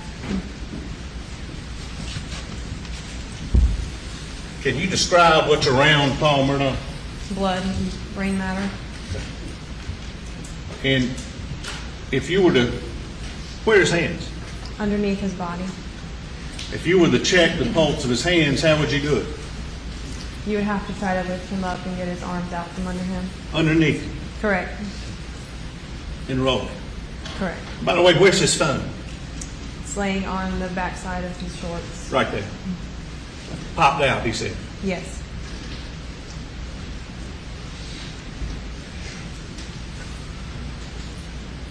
Is that his brain? That is. Mr. Harpootlian said blown out of his head. Correct. If you tried to take the pulse at the neck, how would you do it? Thank you, by the You way, would for the have super to chat. try to lift his shoulder to get access his neck. This way? Correct. Whether you're this way or this way. Correct. Either underneath or under the head. Is that right? Yes. Is that right? Is that- Yes. I'm sorry. Mm-hmm. Sorry.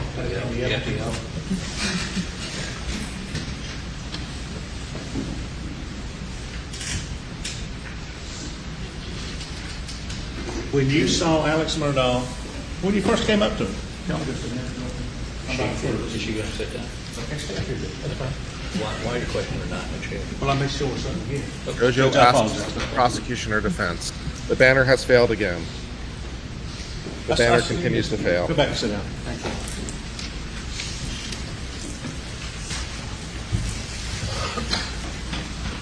When you first saw Alex Murdaugh at the car, did you observe him? I did. Why? Just to make mental notes of what he was wearing and how he looked. What were your mental notes? That he was clean. Say that again. That he was clean. When you were in the car with him, you were behind him. I was. I think she was asking if the attorney's prosecution or Did defense. you observe his hands?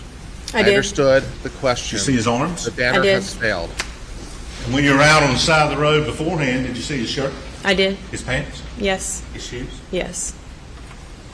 Now, when you were at the Is the lawyer scene, prosecution or defense is the when you question? first got there, did I you don't see know. any footprints in the blood? What does the banner No. say? The Did banner you has see any failed. knee prints in the blood? No.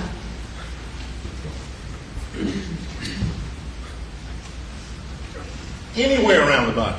No.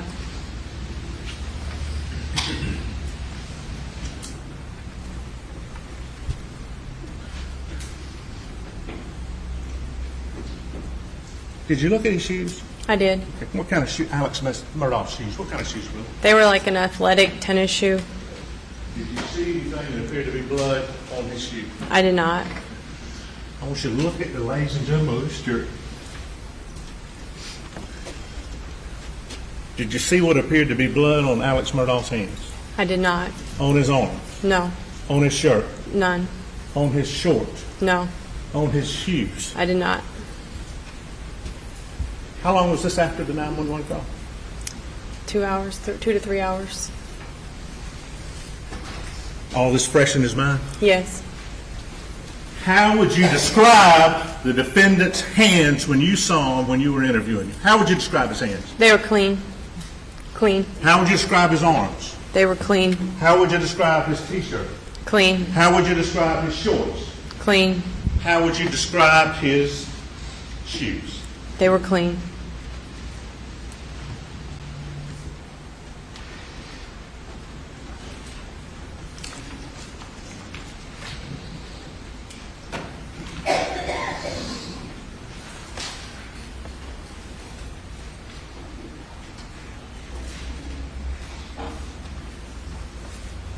Big question, though.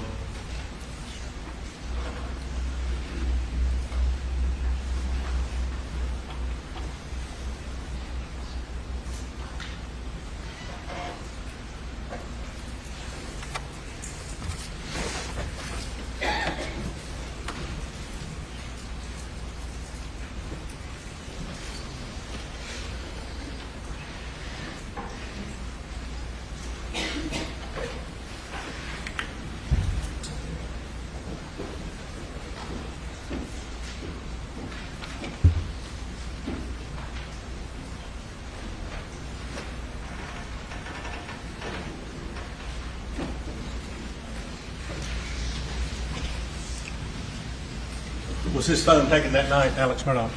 I believe so. You're not sure? I'm not sure, no, sir. So it may not have been taken. Yeah. Now, you were working with, hey, don't stand up. This David Owens, who you were working with this morning? Yes. When you, after this interview, did you go to the actual house at 4147 now? I did. Okay. Did you go inside? Just in the foyer, yes. Okay. Did Agent Owens go inside? He did. Okay. Were the defendant's shirt, shoes, and pants collected by Agent Owens? Yes. You didn't collect them, he did? I did not. Okay. And those are the same shirt, shoes, and pants he was wearing there? Correct. And SLED got them that night? Yes. Okay.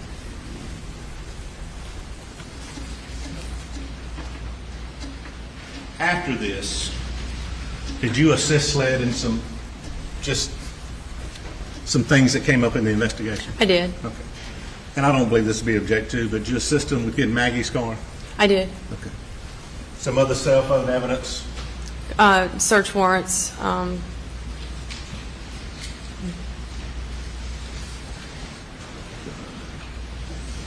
Were there a search of some of the areas that you attended? Yes. In and around? Yeah. Moselle? Correct, yes. Okay. Search of ponds? Yes. Okay. So you assisted SLED at some point throughout this investigation? Yeah, anytime they needed anything from the sheriff's office, Agent Owen could go through me or my captain, whether it was storing a vehicle as evidence or using our evidence bay to process anything. I was there to assist in any way that they needed. And did you assist, I guess, in the helping with Alex Murdaugh's car as far as getting anything out of that car? No, SLED processed that. Okay. Now, if you just listen to my questions, I'm not going to lead you, I just want to ask you one final question. Is the individual in this courtroom who told you he tried to take the pulse of Maggie and Paul, is the individual in this courtroom who told you he tried to turn Paul over, told you that once, twice? Is the individual in this courtroom that you took that statement from, Compound question. that we saw in this video, in this courtroom, and is the individual you described as clean from head to toe in this courtroom? Yes, he is. Please point him out for the jury. He's sitting at the defense table wearing a grayish-brown jacket and a white shirt. Your Honor, we'd like the record to reflect he is, she has pointed out the defendant, Richard Alexander Murdaugh. It does. Thank you, that's all I have. Ladies and gentlemen, we have you go to the jury room for a break. Please do not discuss the case. All right, we're just taking a pause in between things. So I suppose what we can say in terms of the evidentiary picture. So we have this interview that occurred with Alex Murdaugh with his lawyer present, which, fine, in the police car. And we have this taped interview. And all that I can really say for it is that he is cogent. I mean, he's answering the questions. So, I mean, he gets upset sometimes. One would think that you'd be more upset, having come upon the splattered brains of your family members and such. But I'm not going to convict a man. That's not an invitation for conversations. Yeah, I'm not going to convict a man until a recess takes place. We'll be in recess for 10 minutes. Okay, they're taking a 10-minute break. Anyways, so I'm not going to convict a man because he didn't behave the way that I think some sort of idealized victim would behave. I don't think that's enough to convict a person for. So, I mean, the best we have right now is that, while he was upset sometimes, he was able to answer the questions cogently, thoughtfully, intelligently. He showed some points of distress in there somewhere, but on the whole, not as much. But of course, different people react to stress in different ways, and different people react to things in different ways. And he could be in shocked disbelief. I mean, there's a lot of ways to parse it. So it's like, it's not very much. And I'm not quite sure how we got into the thing with the Navy SEALs. Let me see if I can find that portion of the testimony and we can play it back. Yes,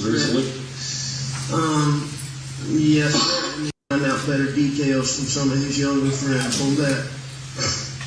This is best. So is there anybody that you can think of that we need to talk to tonight? Okay. Now, I really don't think this guy is a story. He wasn't cutting. He's such a. Is there a name that comes? All right. Let's listen to this portion of the testimony again, because I think we need to figure out what the hell. I want to hear this again because I don't know what happened. So let's listen to this portion again. I mean,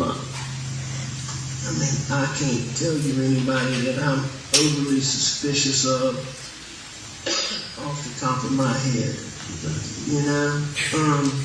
I mean, this is such a stupid thing. I'm even embarrassed to say it, but it just didn't make any sense. I just hired a guy out here, and he wasn't cutting the mustard, but I hadn't told him this yet. Paul's been working with him a lot. He killed the sunflower seeds in our dove field just recently, which is why Paul was here doing this. He told Paul a story the other day about how when he was in high school, he got in a fight with some black guys. And the FBI undercover team observed him fighting those guys and put him on an undercover team with 3 Navy SEALs. And that their job was to kill radical Black Panthers. And they did that from Myrtle Beach to Savannah. Now, I really don't think this guy, is probably the person, but that's just so freaky. Yeah, that's kind of a far-fetched story. It's weird, but he was off today. Okay. He took his daddy to the doctor. What's his name? C.B. Rudd. R-O-W-E? Yeah, and I sent him a message to text me earlier today about the sunflowers, and he called me back when I was on the way to my mom's house. Did you talk to him at that time? Briefly, I was on the phone with a lawyer friend of mine named Chris Wilson from Bamberg, so I told him I'd call him back tomorrow, see him in the morning. When you briefly talked to Mr. Rowe, what was his demeanor or attitude? Or I mean, it seemed normal. I mean, I asked him about the sunflowers and stuff. You know, I mean, I'm sure he's a little bit. Where does he live? I don't exactly know. Somewhere in in Bronson. Okay.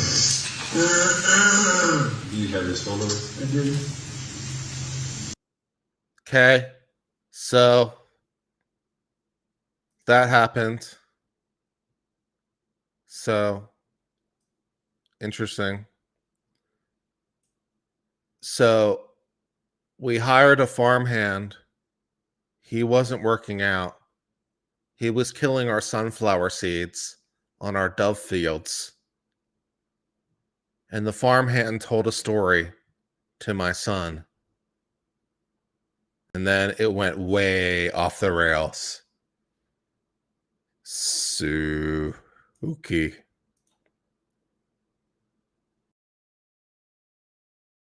Yeah, fine. He got into a fight with some black guys, and the FBI put him undercover. And there was a SEAL team that was killing Black Panthers. What? So I okay, that's a lot. That's a lot. All right. Fine. I'm not quite sure how what that means, but okay. So, okay. So back to the most that can be said, I think I suppose the most that can be said is twofold.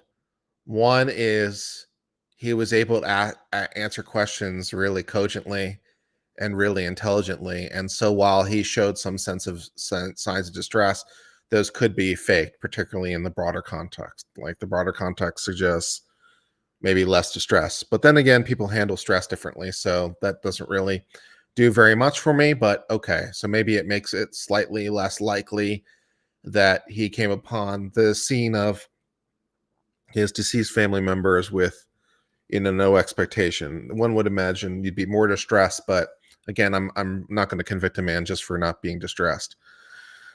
But okay. The other thing that we sort of learned is, although he said that he tried to turn over his son, there was no blood on him, which I guess seems odd, depending on what exactly that means, but that there was no blood on his body anywhere, and his son was obviously covered in blood. So one would imagine if he touched his son that there would be some blood transfer, but not as much. But,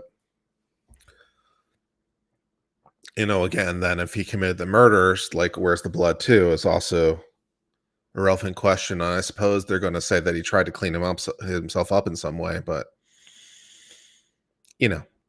how he did that is not yet clear. So I suppose the needle has moved slightly. I mean, again, for relevancy, you're just thinking about something that moves the needle. So did it move the needle? I guess.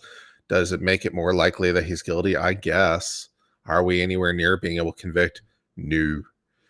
So that's at least how I assess it at this time. But it's a piece of a puzzle. So maybe with enough pieces of enough puzzle, maybe we can get to conviction, but I'm not feeling it right now. Sunflowers, yes, apparently sunflowers. So this property is huge. It's 1,700 acres. It includes, among its assets, a field.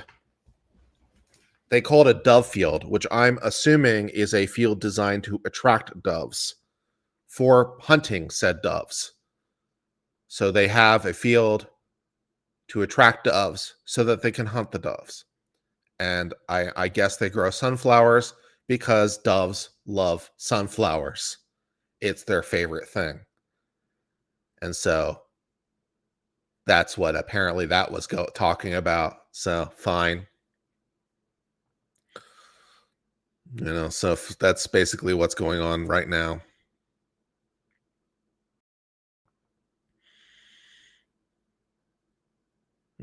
So right now it's not doing very much for me at all. People eat doves? I guess.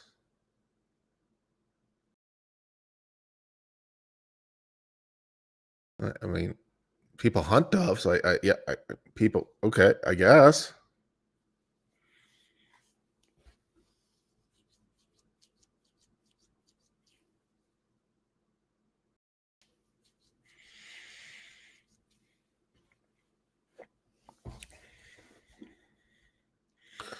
So that seems to be what was going on there.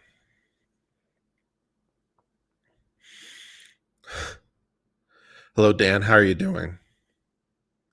Dove and quail hunting is big business where I am. I've had quail before. I don't think I've ever had dove, but I've had quail and quite enjoyed it.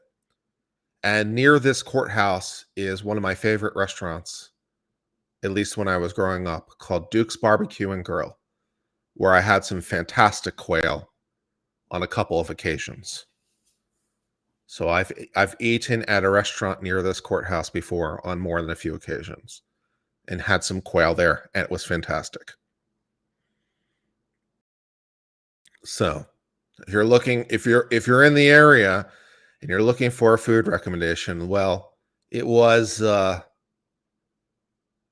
20 years ago, but no, a little bit longer than that now. It was 20 years ago, but at least 20 years ago, Duke's Barbecue and Grill was where it was at.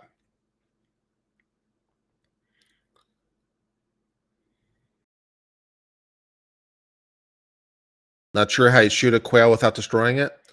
The bird shot comes in multiple different sizes. This is why shotgun rounds come in multiple different sizes for different kind of game. So how you shoot dove without killing it is you use smaller shot than you would for bigger game. So that's the reason like buckshot is so big and shot for like quail is so small. It's exactly the reason, to prevent it from destroying the thing. So yeah, shotgun shot comes in basically all kinds of sizes for all kinds of game for exactly this reason.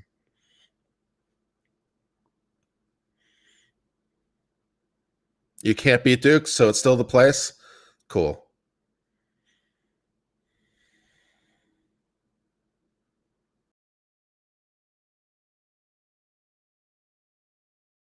Yeah.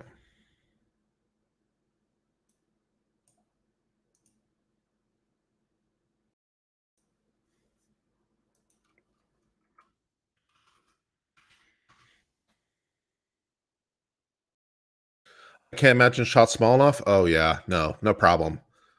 I mean, they make shot in all kinds of sizes. They make shot all over the place. Am I personally more familiar with shotguns, rifles, or handguns? Handguns, then shotguns, and I basically have no familiarity with rifles. Is my order of knowledge. Well, by attending Friday Night Frenzy, I'm planning on it.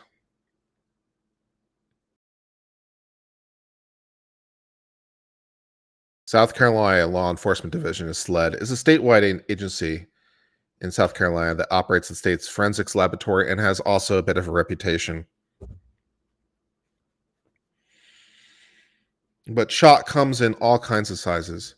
Should we learn something about shot while we're waiting for the thing to come back? Let me see if I can find a video real quick, and we can do multiple things with our time, and we can learn something about different sizes of shot. Let's see. History. Let's see if I can find.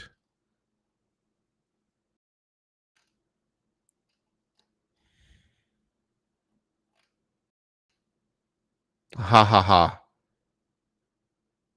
Yes. All right, great. Hold on. Okay, great. Hold on.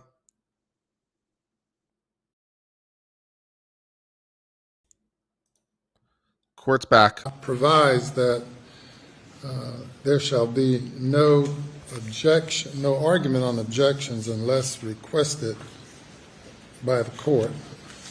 And that's Rule 19. 7.5 is the largest. I'm sorry. No. Rule 18. No, it's not. No argument on objections unless requested by the court. Rule 18, there we go. Rule 18B. Then Rule 43H of the Rules of Civil Procedure, which is applied to the rules of criminal procedure through Criminal Procedure Rule 37, I believe it is. 37, yes. And that is that only one counsel for each party shall examine or cross-examine a witness. And by extension to that, the court's order, and that's Rule 611 and the procedure established in the courts of this state, the examining counsel only shall make objections. If Mr. Griffin is going to cross-examine, Mr. Griffin makes objections. Likewise, with the state's attorney general, not any and everyone can jump up and object and argue. Exactly right. Any questions about either of those rules? Your Honor, I understand the rule. So, as with the witness, they were attempting to get to testify about blood in the water yesterday, I objected, and it was a speaking objection. I apologize. But when I object, will you, and sometimes invite argument, or I'm trying to preserve objections in the record, and I'm just wondering, and since he doesn't get an appeal, that's not his concern, how would you like me to handle that? Well, the objection speaks for itself. If the parties wish to place something on the record at some point in time after a witness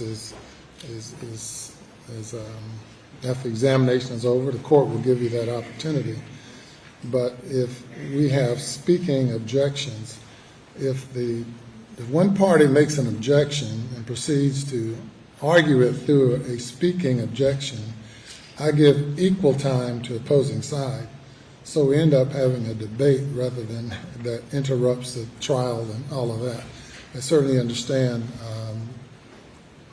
the defense's right to make a proper record, and we'll address that as is needed without there being a speaking objection. For instance, they've listed hearsay, in my opinion, and I object. Should I say objection hearsay or just object? Yes, sir. I can do that. Yes, sir. The legal basis for the objection. Okay. Only. Not a real advocacy. Yes, sir. Yeah. Okay, I understand. Thank you. All right. Let's bring the jury. Yeah, so that is a very, very common rule, by the way, in the rules, and it's standard rule. It's sometimes called one horse, one rider. Only one attorney deals with any particular witness. So you can change which attorneys deal with different witnesses. But as to any particular witness, one attorney deals with it with direct, one attorney deals with it across. And so the person that objects is the person that does the cross. That's what that was all about. And it's sometimes called one horse, one rider, and it is very, very, very common as a rule.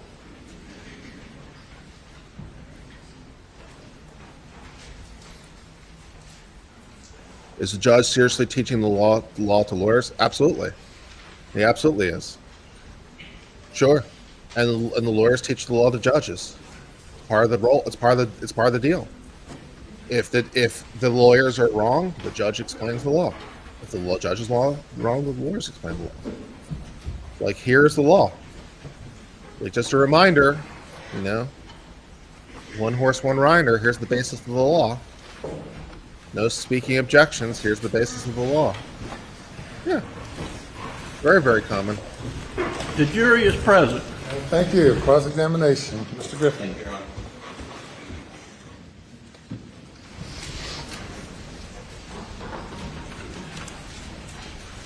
Detective Cross, good morning. Good morning. My name is Jim Griffin. Detective Rutland. Jim? Rutland. Rutland, I'm sorry. That's okay. My name is Jim Griffin, and I represent Alex Murdaugh. You had testified on direct examination a moment ago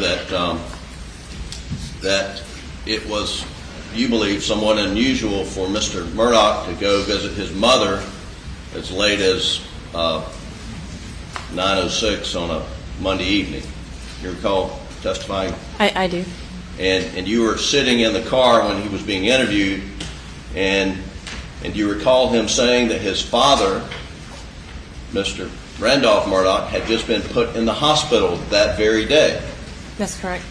and that it was an unusual day because Mr. Randolph Murdaugh was not with Ms. Libby Randolph, and she gets anxious when that occurs. You remember that? I remember him saying Okay. something along those lines.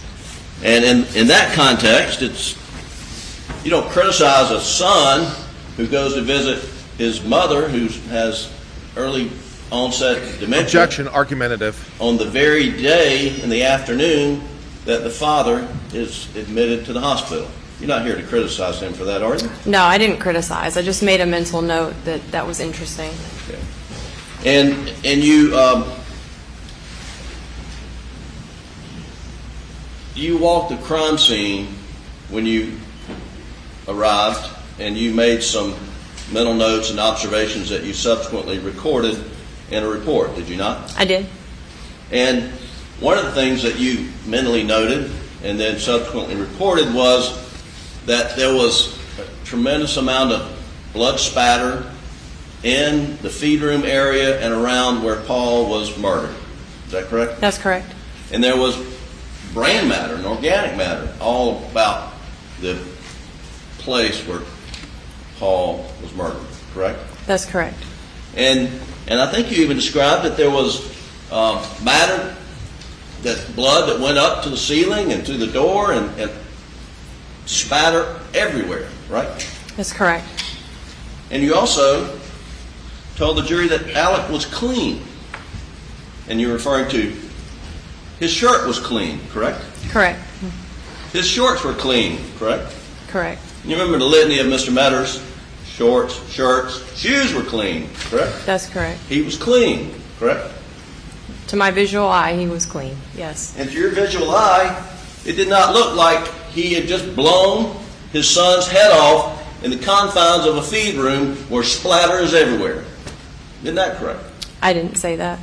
Well, let me ask you. In your mind's eye, that night on June 7th, did he look like someone had just blown his son's head off, spatter going everywhere? Again, I can't say that for sure. A lot of things would come into play to affect that. Distance is one of them.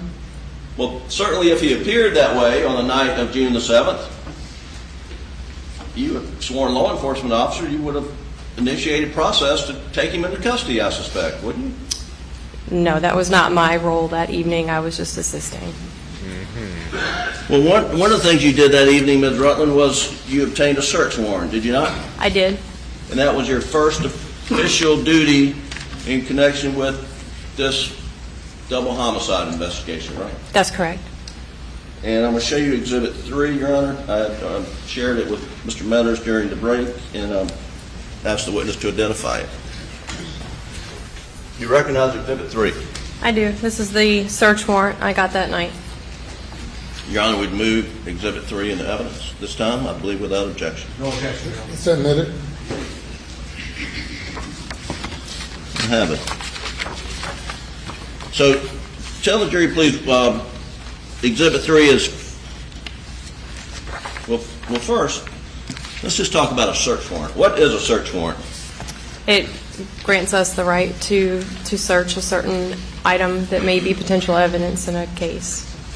And this search warrant was for what property? 4147 Moselle Road in Islandton, County of Colleton, State of South Carolina. And it covers the whole, roughly 1,700 acres of the whole property, does it not? That is correct. And it covers the house, the residence where you went into the foyer, right? Correct. it covers all the outbuildings, correct? Correct.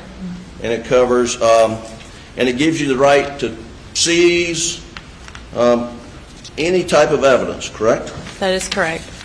I'm going to see if I can get Mr. Elmo to work. Can you turn it on, please? Elmo is a projector, by the way, in case you're not familiar with the term. Mr. Elmo, lol. That's funny. I'm not sure why that amuses me so, but it does. I've got to turn sideways.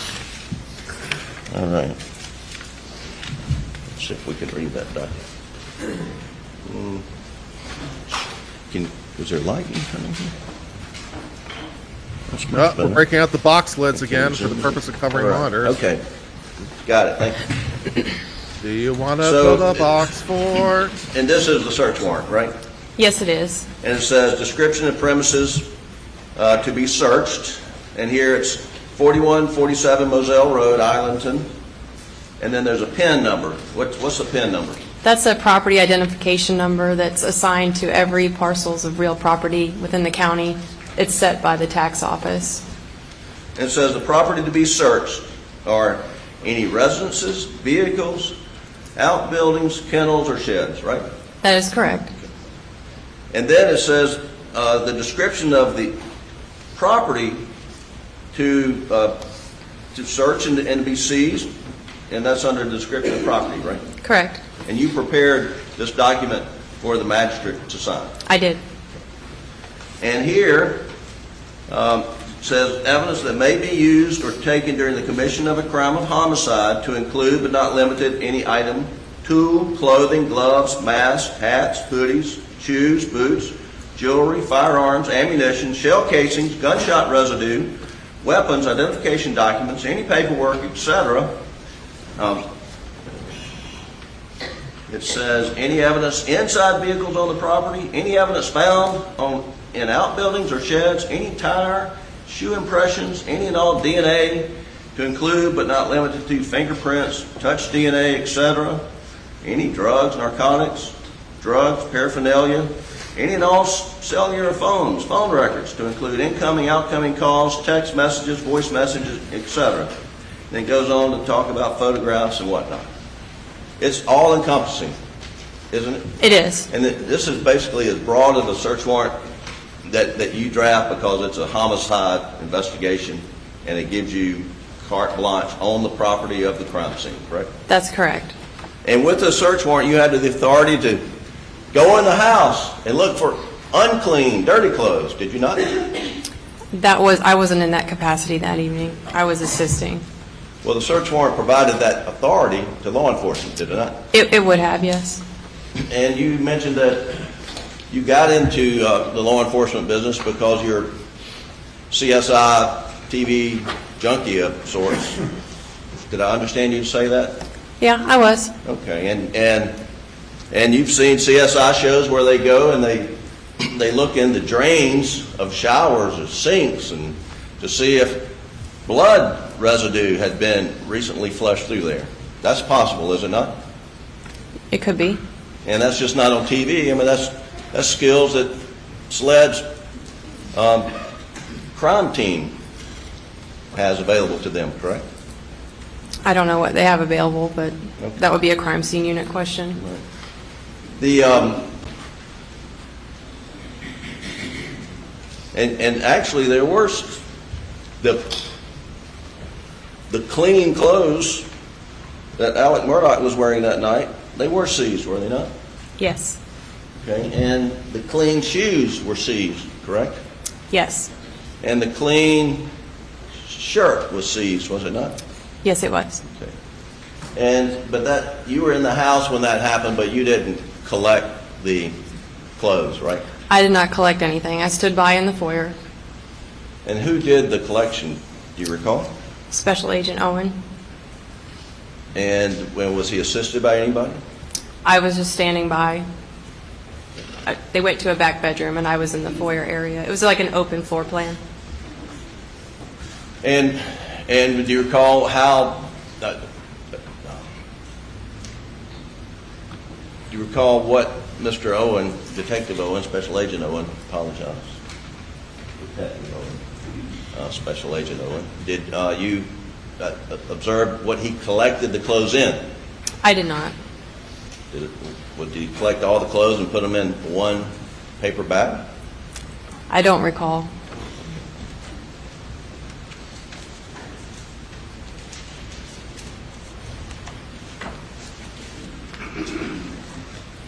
Now, the jury heard the complete video audio of the interview with Alex Murdaugh on the evening, early morning hours of June the 8th, and yet you were asked to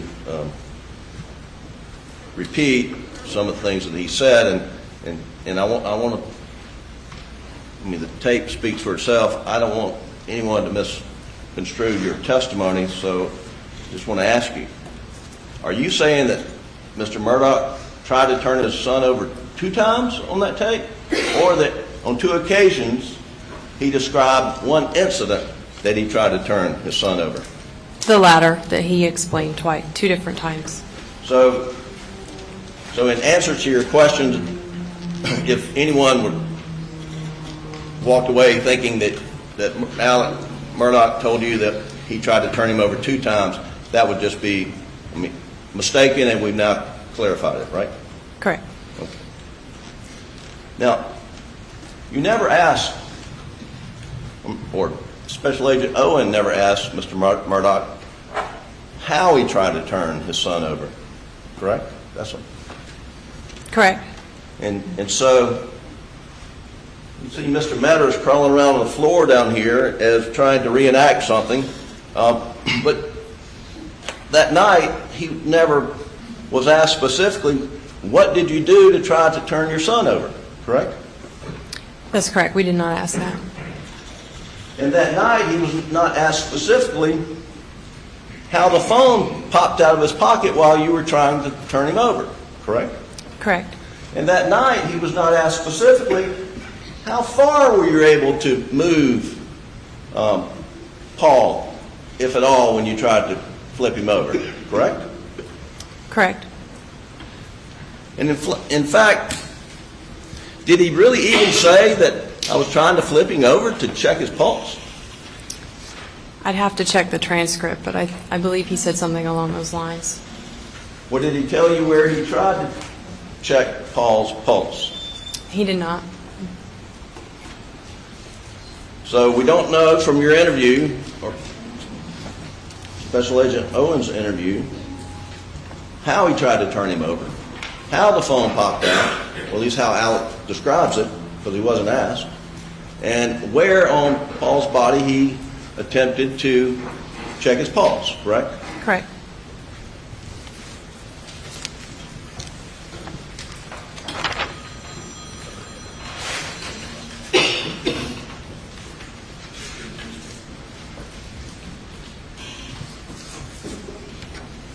And you were asked questions about whether there were knee prints and footprints by Paul's body, next to his body, right? Yes, I was asked that. And did you do such a forensic analysis, investigation to see if there were boot prints or footprints around Paul's body? I looked with my eyes. Okay. And were you aware that before you got there? Well, what time did you get there? Can I check my notes? Sure. Okay. You can take this down. Through Mr. Elmo. Mr. Elmo. I think I'm through for now.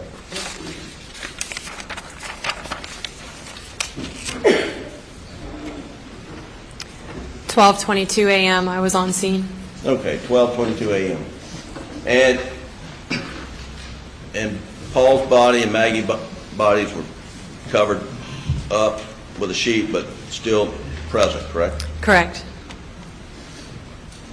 So when you were looking at Paul's body, just observing whether there are footprints near him, you couldn't see right next to his body because of the sheet, could you? The sheet was mostly on his body, not on the cement on the ground next to the body. Was it a fitted sheet? No, but it wasn't a queen sheet either. Okay. Then jury has seen photos of the sheet. Were you aware that Captain Chapman and others went around Paul's body and lifted the sheet up to see if there was a gun underneath him? Not at the time I was at the scene, no. Well, I take it you did not observe their footprints anywhere in the area either then, right? Not that I recall.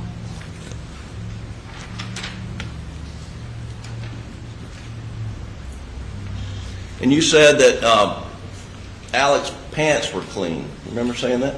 I remember saying that. What color pants did he have on? Khaki. All right.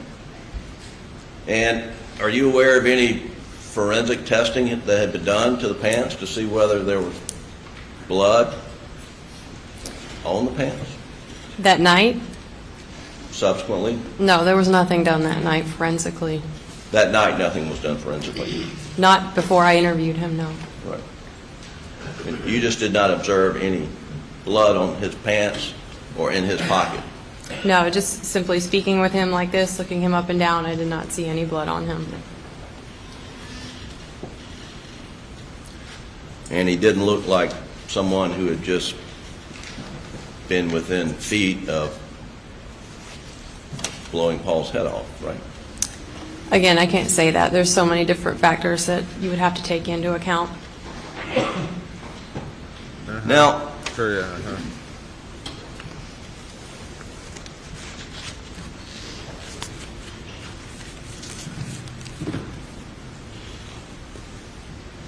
you did Evasive. a lot more, I believe, that night. After you left, well, let's go back. When you got to the scene, you partnered up with Agent Owen, correct? That is correct. And you saw inside the shed, and you observed there was wadding on the floor near his feet, Paul's feet. Correct.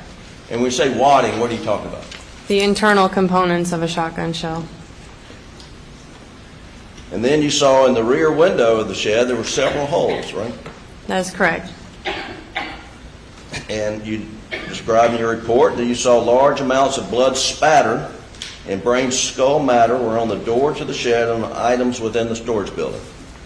You saw all that, right? That's correct. And then you went and examined Maggie's body, did you not? I wouldn't say examined. I would just say I looked at her. And one of the things that you noticed when you were looking at Maggie's body, I believe, you said you noticed there are a few clumps of her hair and a broken earring were located near a UTV tire, right? That is correct. And what's UTV tire? I'm sorry? What do you mean by UTV? All-terrain vehicle, it's like a four-wheeler, side-by-side. Okay.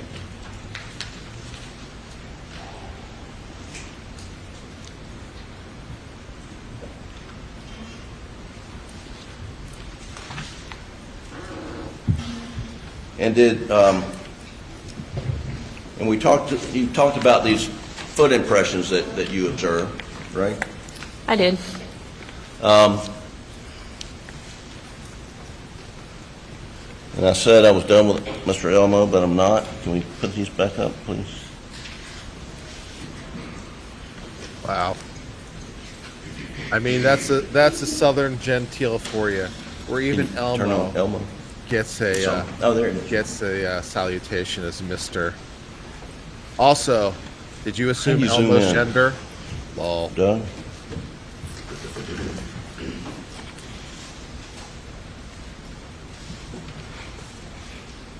Let's just change the color. Make it light. Okay. Yes, Elmo's the projector. It's a machine. I think that's good. Okay, hang on.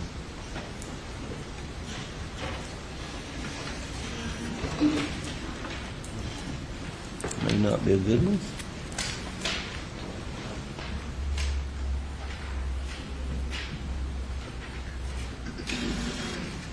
That's okay. Thanks.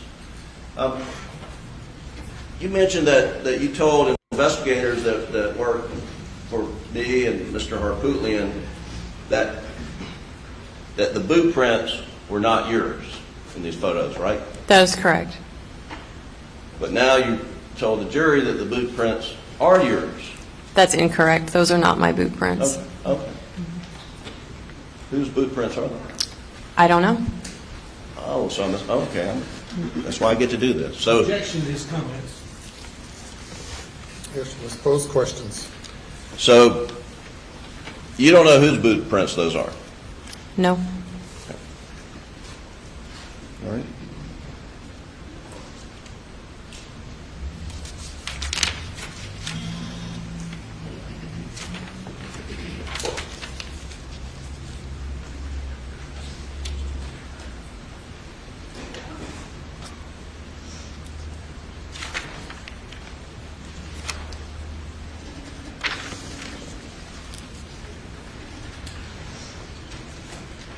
Now, one thing about this search warrant that I asked you about earlier, it was, do you have it up there? I couldn't remember if I gave it back to you or No, I not. don't think you did. Okay. That's okay. It was never executed, was it? Oh. I handed this off to SLED agents once I was at the scene. Thank you. You said you handed the search warrant off to SLED agents. I did. Okay. But to your knowledge, was it ever executed? Yes, it was. Or you think it was executed? It was. And why do you say that?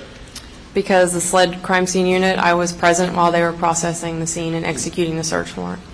And so there are two ways that law enforcement can get access to property. One is through a search warrant, and one's by consent. Is that right? That's correct. Now, are you aware that Mr. Murdaugh gave SLED, Colleton County, any law enforcement, FBI, carte blanche consent to search his property? That wasn't relayed to me. I was tasked with getting a search warrant, so I did. Okay, and once a search warrant is executed, a return is filed with the magistrate who issued it, right? That's correct. And you never filed a return on that search warrant, right? Do you have, it, like I said, it was given to SLED, so. Okay. So we'll find out more about that.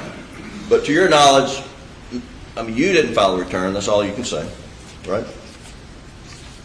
I don't recall. I have to check my notes.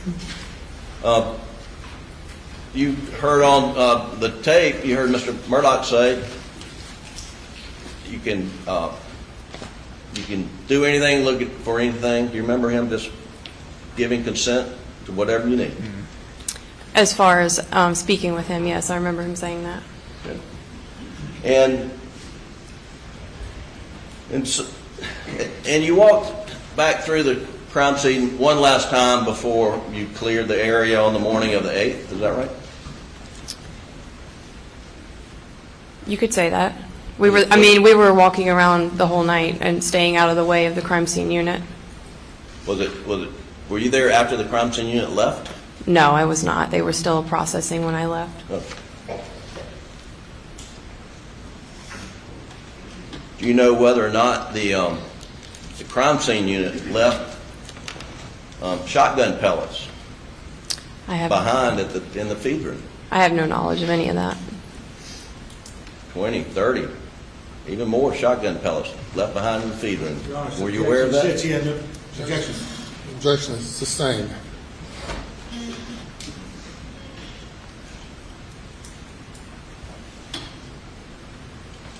On Thursday, June 10th, 3 days, Thursday, June the 10th, you went with SLED, a number of SLED agents and law enforcement agents went to meet with Mr. Murdaugh, Mr. Murdaugh's brothers, Randy and John Marvin, Mr. Murdaugh's son, and they all agreed to meet, and y'all found a location in outside of Barnville, I believe. You remember doing that? I do. I remember doing that. And that was during that. I believe you and a sled agent interviewed Mr. Randy Murdaugh, correct? That's correct. And Mr. Randy Murdaugh agreed to allow the download of his cell phone, correct? That's correct. And gave consent, right? He did. And Mr. Alex Murdaugh, to your knowledge, gave consent to download his cell phone, correct? To my knowledge, yes. And Mr. John Marvin Murdaugh did the same, correct? Correct. And Mr. Buster Murdaugh did the same, correct? He did. And everyone gave a voluntary interview that day, to your knowledge, right? They did.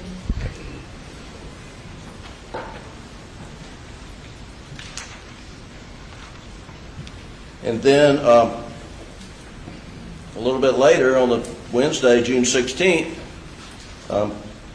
you assisted SLED when they went out to the Moselle property and went diving, searching for, well, let me ask you. When you assisted SLED dive team, or did you assist SLED dive team on June 16th, 2021? I did. And with a search of the Moselle property, focusing on waterways, ponds, the Salkehatchie River access points for evidence from the crime, correct? That's correct. Were you looking for the firearms that were used to murder Maggie and Paul? We were looking for anything that could have been linked to their murders. And then you utilized ATVs and canvassed the entire 1,700 acres of land. I did. That was my assignment that day. And once again, that was done with consent by Mr. Murdaugh, correct? That is correct. And then went back the next day and dove another pond on the property. You remember doing that? I didn't dive, but I was standing by, yes. You were there? Yes. And again, that was with consent, right? Correct. And then you were given consent, and you did a search of a white F-250 pickup that Paul normally drove, right? That is correct. And while you were there, Mr. Davis shows up, and Mr. Davis, you understood to be the caretaker for the dogs, right? Yes, that's what he explained his job title was at Moselle. And that, did you observe him doing his work that day? I did. Did you watch him wash down the dog runs? I don't remember that part. But you were able to look at his tire marks and make an assessment as to whether they appeared to match the tire marks that were seen under the shed portion next to the old airplane hangar, right? That's correct. He parks under the canopy next to the UTV.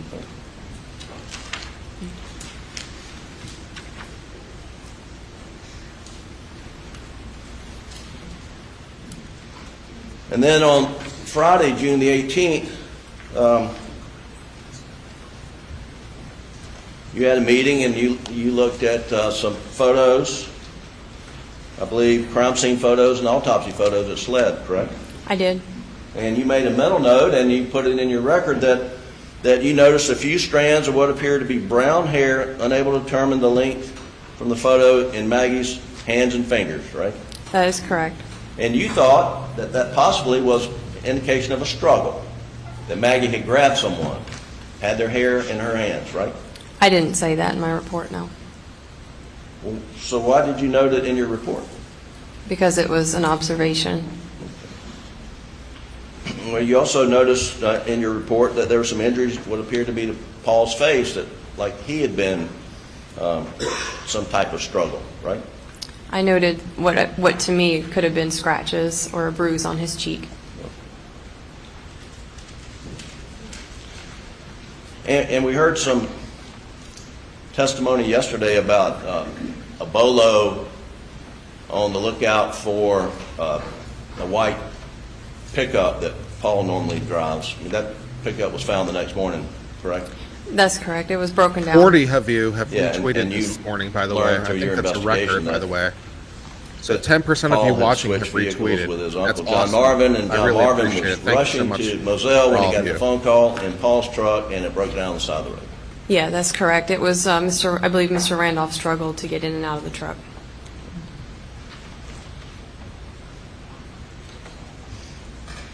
Did Colony County Sheriff's Office put out a statement to the press on the morning of June the 8th that there's no need to public to be alarmed? I don't believe that came from our office. It did not come through CID for approval. I never seen that press release. So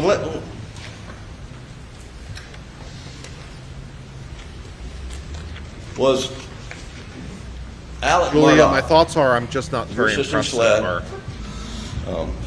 night of June the 7th, morning June the 8th, was Alex Murdaugh a suspect? That night, everybody was a suspect. Everybody? Can you be more specific? Who else were suspects besides? Well, there was reasons we were asking certain questions. Who his best friend is, who, their routine each day. There were so many different scenarios it could have been that night. So, in my view, everybody was a suspect at that point. Including Alex? Including Alex. Including yourself, by the way, because you'd be part of everybody. So, were you a suspect? Then it wasn't everybody, now was it? Ugh.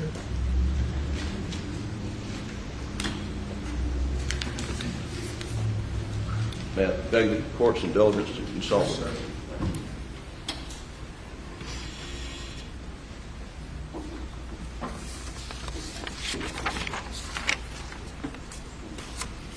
How about your fellow officers? Did you suspect them? How about Sled? Were they suspects? That'd be good. That'd be a snarky question. This shit. Were Sled also suspects? Whoa, that'd be such a dickish question.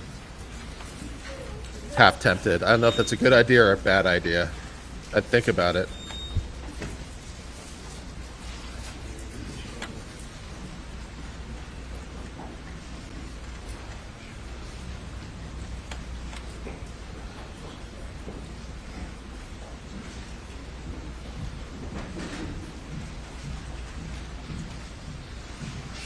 It means also I'm a suspect. Oh no. I know. Oh, that means I'm a suspect. Oh no.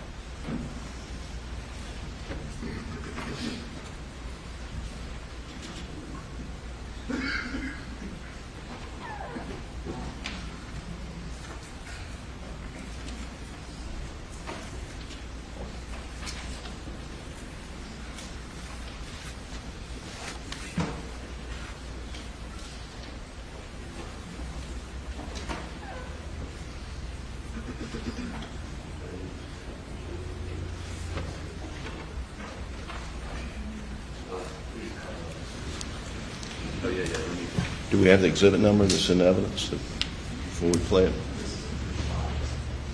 I know, but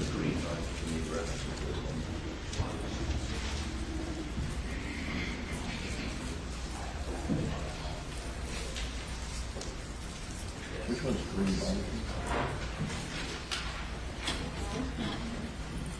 Exhibit 1? 43 have now retweeted. Hey, it's going up. That's nice. Thank you so much. Your Honor, we're going to play a portion of Exhibit 1. We need to cover our screens. It is a portion of sensitive matter.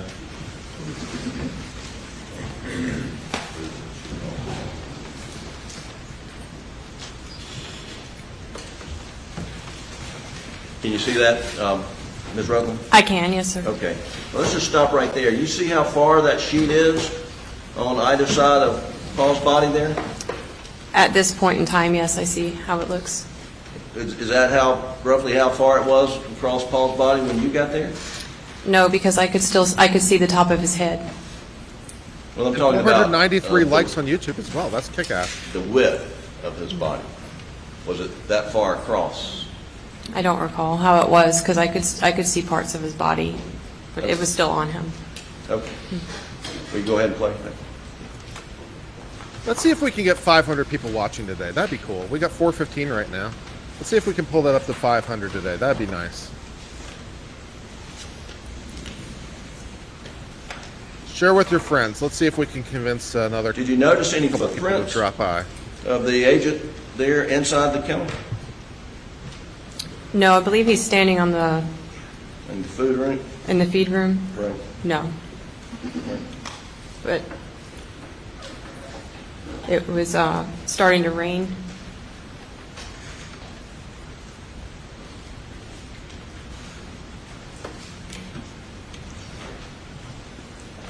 Would you like to describe the rain? We heard some earlier testimony about the rain. How would you describe the rain? Do you like getting caught in the rain? Were you trying to catch Alex Murdaugh in the rain?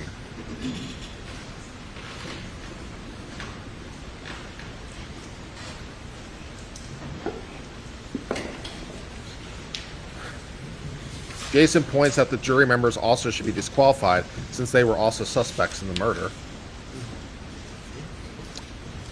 This is fair. The judge also should be disqualified because he's also a suspect in the murder.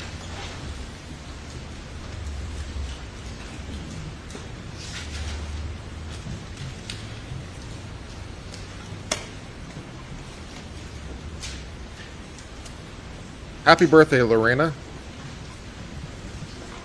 Okay, stop right there, please. Can you back it up just 5 seconds? Yeah, play it. Okay. As soon as it goes down. I wonder, No, have you ever seen the rain? All right, please stop. Was that how far Who will across the stop sheet the was when you observed Paul's body? I don't remember. Like I said, when I got there, there was SLED agents as well as deputies standing around the scene, and I wasn't sure what had happened before I got there. I don't recall how the sheet was. Well, was the sheet on Paul's body the entire time you were walking the crime scene? No, eventually it was removed when the crime scene unit was ready to process his body. And I just want to clear up. When you said Alec was wearing khakis, were you referring to shorts or long pants? Shorts.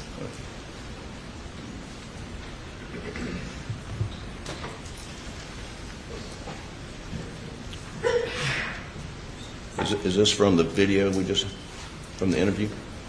Your Honor, we're going to publish a small portion of the video in the car, which is their last exhibit. Well, excuse me, that's from number 1. Those are shorts he was wearing? Yes. Are those khakis or green? Khaki style, green. Okay. All right. That's all. You can take it down.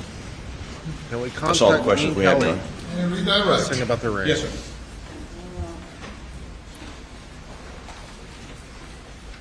Good questions. These are very good questions. I am appreciating your guys' questions. Mr. Griffin asked you about some things you did after your interview the following days, He did. and you had mentioned a search warrant was executed. Were you working with SLED after June 8th? He's asked you about them. And did you work with them in executing search warrants? I did. Specifically on June 9. And who were you working with? Special Agent Owen. And I think did Mr. Griffin ask you, there was a truck on the side of the road that went back to her brother John Marvin? That's correct. So that was the white truck Yes. that was on the side of the road? Yes. And who did it belong to? John Marvin. Okay, and that was off the property of How can someone himself? tell the difference That's correct. between green and So khaki? that has nothing to do with Those are two very this different case colors. as far as suspect and this killing, does it? No, it did not. We processed to rule it out. What was that last thing? We processed it to rule it out. Okay. And he asked you about meeting with these folks and then talking to you. You were working with SLED doing that, weren't you? I was. SLED was investigating this case. Yes.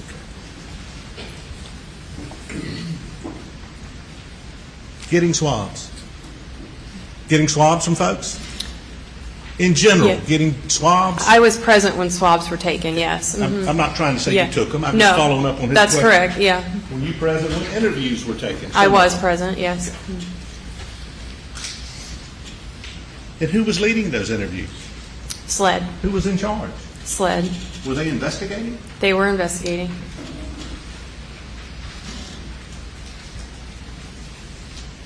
Did you assist SLED with the initial timeline on phone calls? I did.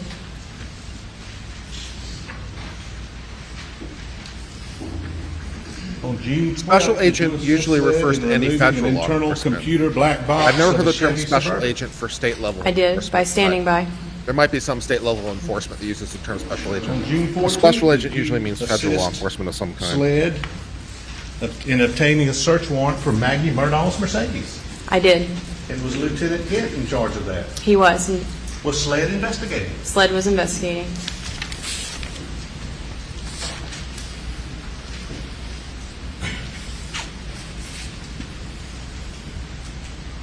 Why do I get the feeling SLED did a messy Was job? that what's referred to as the blue box? It's SLED. Black box, I Black believe. box? Okay, sorry about that. SLED has reputation. They're not really all positive. Were you with SLED when Maggie Murdaugh's Mercedes was towed? I was. Did y'all have a search warrant for that? We did.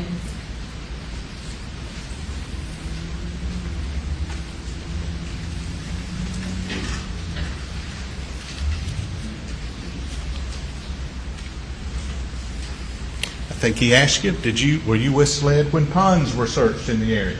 I was. That's June 16th, would you dispute that, 2021? No, that's correct. And I think Mr. Griffin asked you about a truck that a Mr. Davis was driving out of the shed. Were you able to confirm that the tire tracks in the shed were his? I did, by looking at them. By looking at them? Yes. Mhm. And I think Mr. Griffin asked you, did Mr. Davis said he was in and out of there a couple times a day? Twice a day, yes. So those tracks inside the shelter were whose? The dog caretaker, Mr. Davis. And I think he asked you about water. Just remind me, the night you were there, did you see water around the bodies? I did. Florida uses the term special agent? Well, there you go.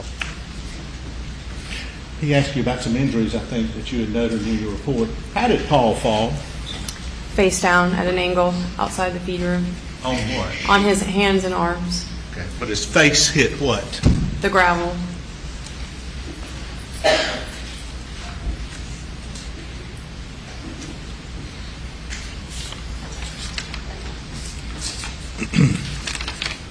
Mr. Griffin asked you about how many times the defendant, Richard Alexander Murdaugh. Yeah, thanks for the had effort. mentioned Thanks the for your term first retweet. I really appreciate it. his son Paul's body on page 2 of the transcript, but towards the front. Actually, I think I tried to turn Paul over first. You remember him saying that? Yes. You know, I tried to turn him over, and I don't know, I figured it out. Yes. And his cell phone popped out, Correct. and I tried to do something, thinking maybe, but then I put it back down. Correct. Were his words, I think I tried to turn him over. Yes. And later on, I tried to turn him, and then I tried to check him. Correct. I tried to turn him. Correct. Thank you for sharing on Facebook. He asked you about the sheet on the body. Did you see the front or the top of Maggie's? Oh, excuse me, I Paul's appreciate head? everyone I who did. shares on their social media of choice. And he asked you about the sheet. Anything over that body. helps. I wanna ask you All about the helps. You all When keep you track. saw Richard Alexander Murdaugh, did he have a sheet over him? He did not. Could you see his face, his hands, his body, his pants, and his shirt? I could.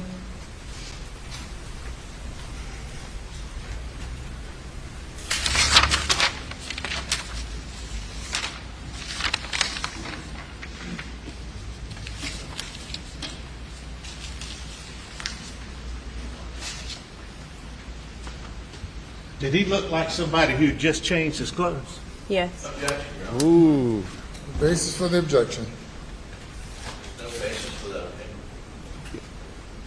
Response, Mr. Meadows. I couldn't hear what he said. I'm sorry. No basis for that opinion. Did those clothes appear to be fresh, They did. like they just come out of the laundry? It could be. No objection, Your Honor. Objection overruled. That's all we have. Further questions?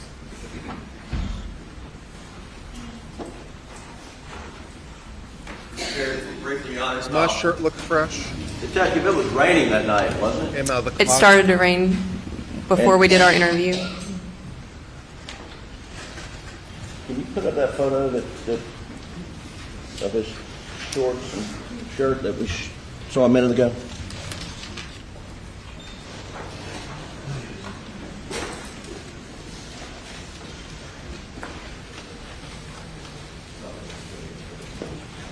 What's that? Waiting for him. So fresh and so clean. Signal. And I see so many people with scales by their name.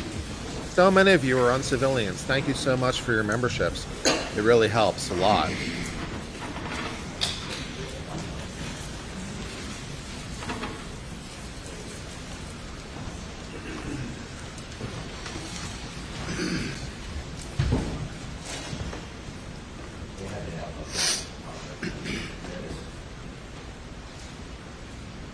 No signal. Thank you very much, Christina. Appreciate Oh, here it that. is. Thanks. So these are the clothes that you saw him wearing sitting in the car? Correct. And it's your testimony those clothes look like they're freshly washed. Nuvi, you are an uncivilian. I see He's the purple sweating and scales. they are dry, so I would say yes. Unless you faked them somehow. Okay. Thank you. You may step down. I call your next witness. Delilah Cerrizione. Delilah Cerrizione. Hey there, Delilah. You're the next witness to testify. I don't know who you are yet because I haven't found your name in the witness list, but I'm looking. Oh, why are you coming to the stand? Oh, who the hell are you? 'Cause I can't find you. testimony about to give the court in this trial shall be the truth, so help you God. Thank you. Take a seat in the witness stand. State your name again. There for the she is. record. She slid. Spell your last name. Yes, Delilah Cerrizione, Cirencione. Good afternoon, Agent Cerrizione. Good afternoon. Could you tell the jurors where you work? I work for the South Carolina Law Enforcement Division, or SLED. I'm currently in the Behavioral Science Unit, but was formerly in the Crime Scene Unit. Now,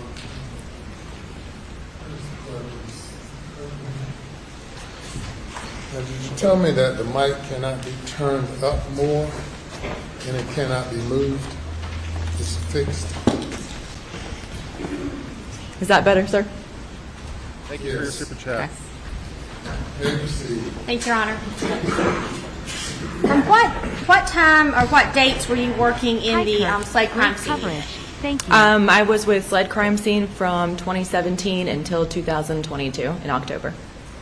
So on June 7th of 2021, you were working with Slade Crime Scene? Yes, ma'am, I was. And did you have an occasion to be involved in the investigation of Alex Murdaugh? I did. And what was your involvement in that investigation? On June 8th, I was requested by my lieutenant, Todd Shank, to respond to the call to medical center to collect buccal swabs or DNA swabs from 2 victims. Okay. And can you tell the jurors what is a buccal swab? A buccal swab is just a DNA swab, so it's a sterile Q-tip about this size, kind of like a Q-tip you use for your ear, and you swab the inside of the victim's cheeks for a DNA standard. Do you just take one swab? It comes in a set of 2 swabs within one container, so 2 swabs for each victim. So you rub the inside of the person's cheek with that swab? Yes, ma'am. Okay, and then what do you do with the swabs? Then it's placed back inside the sterile container, and it's put into a coin Yeah, envelope put it by where mouth it's like that. sealed, dated, and initialed, and the time of the collection is written on the envelope. And it is sealed and dated and initialed to ensure that it is not tampered with. Would that be correct? That is correct. And if someone else analyzes or manipulates that swab, they should note that on the packaging?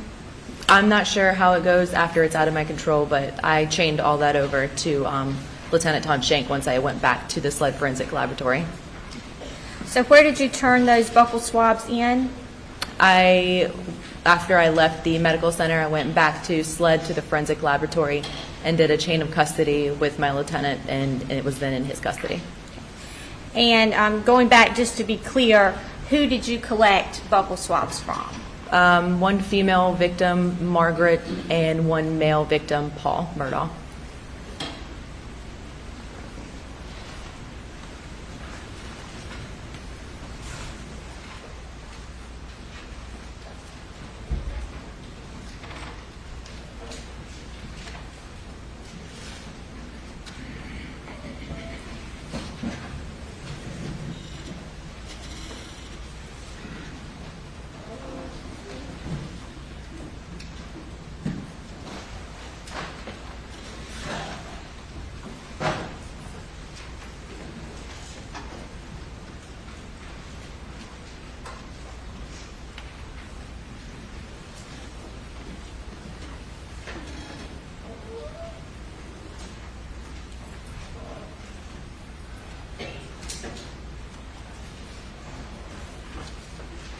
Court's indulgence, Your Honor.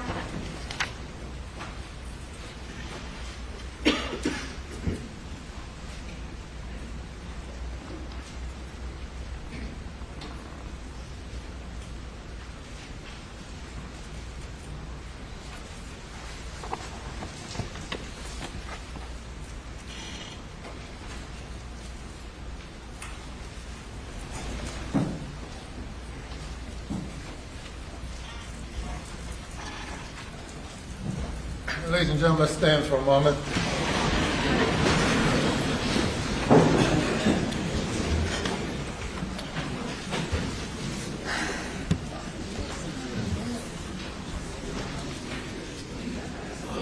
I'm having banner problems.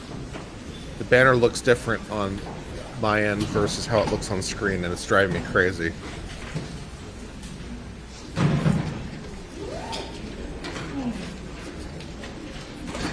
In case you wonder why the banner keeps moving, because it doesn't look the same to you as it does to me, and I don't know why. It's driving me nuts.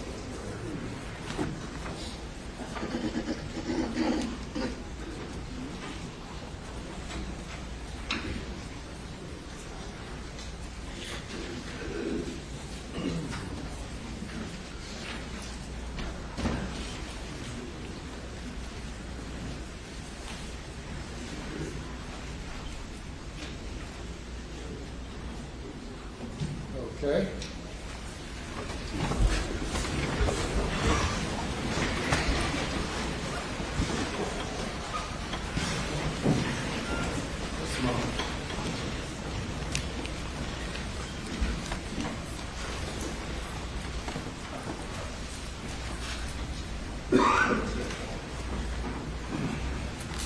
Yeah, the color is Clemson orange. It's just the way it's positioned on screen is not the same to me as it is to you. It looks fine to you though, so I guess I'll just keep it where it is. It's just driving me a little crazy. It looks different on my end than on your end. May proceed. Thank you, Your Honor.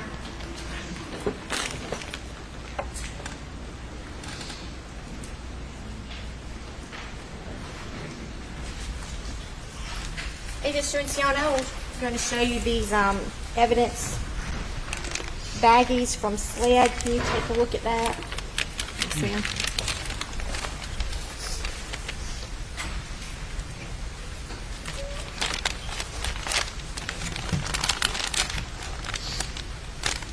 Yes, ma'am. Do those appear to be the buccal swabs that you collected from Paul and Maggie Murdaugh? They are. And how do you know that? Both of these have my initials, the date, and a description on them, and they're sealed with my initials and the date. And looking at those, can you tell if anyone else? Yes, ma'am. There's a additional lab number, an item number, and 2 other initials on them. So once you collected those, it would appear that someone from the lab performed analysis on those swabs. Yes, ma'am. Thank you.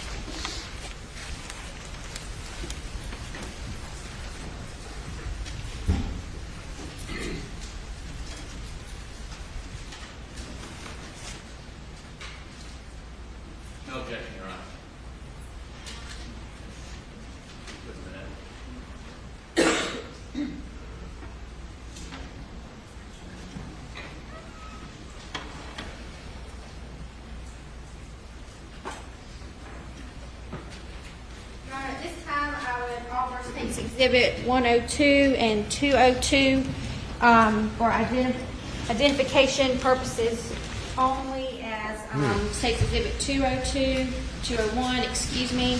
Prosecutor in red is being cute. You buckle think she's swab single? of Paul Murdaugh, and 202. She's got a nice accent too. Being I like her from style. Margaret Murdaugh, and Your Honor, we would actually move to enter these into evidence. Hey baby, you can prosecute me. They're entered into evidence as those exhibit numbers. Thank you, Your Honor. I just got to go commit a crime in Colton County, baby. Agent Serencion, did you do anything else in regards to this case?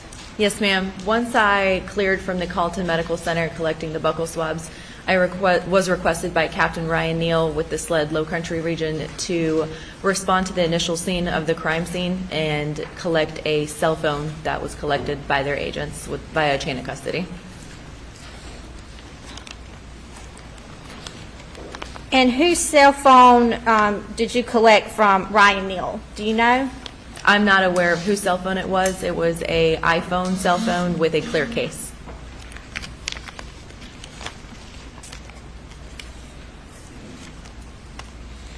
And what did you do with that cell phone when you collected it? The cell phone was collected by a chain of custody with Captain Ryan Neal, and then it was placed in a brown paper bag, sealed, and transported back to the SLED Forensic Laboratory, where it was chained over to Lieutenant Todd Shank.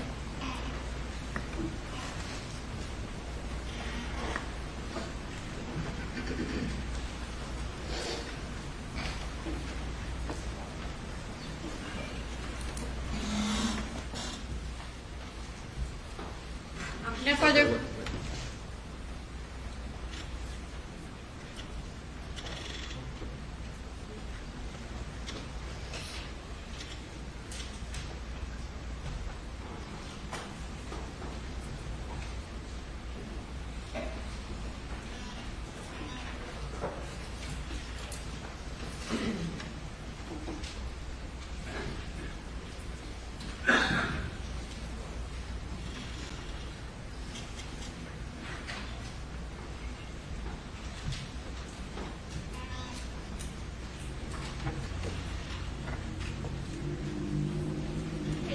I'm going to show you State's Exhibits 203 and 205.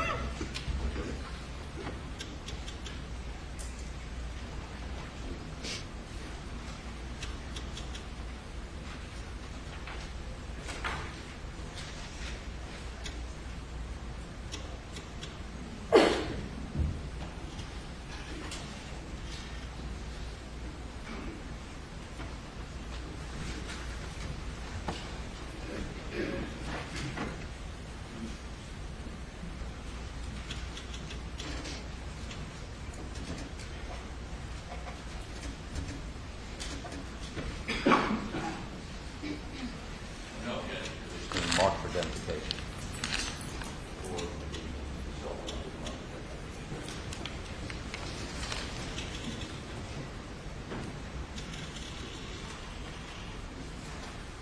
Got an email from someone who is upset about when I'm offering commentary, talking on top of the trial. This is State's Exhibit 204, which is the cell Murder. phone, along with a paper bag here.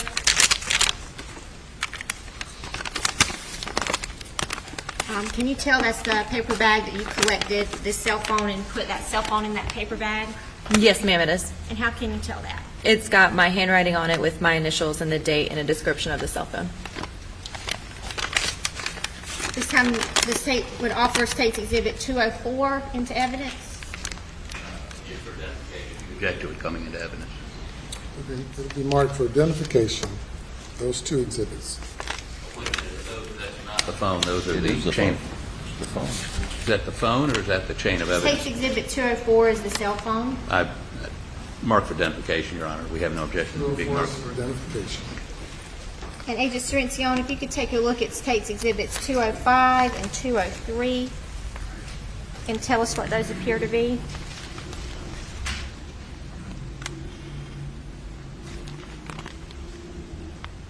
Both of these are chains of custody from myself to my lieutenant at the time, and from Captain Ryan Neal to myself, and then from myself to Todd Shank. They're both for the cell phone as well as the buccal swabs. So those forms show where you collected or received the buccal swabs and the cell phone. Is that right? They're a chain of custody, yes, ma'am. Thank you. Nothing further at this time, Your Honor. Yes.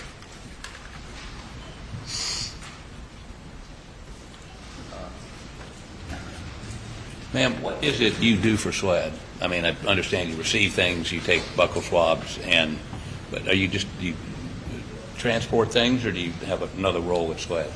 I'm currently a special agent with the Behavioral Science Unit. Okay. At this time, in June of 2021, what were you doing?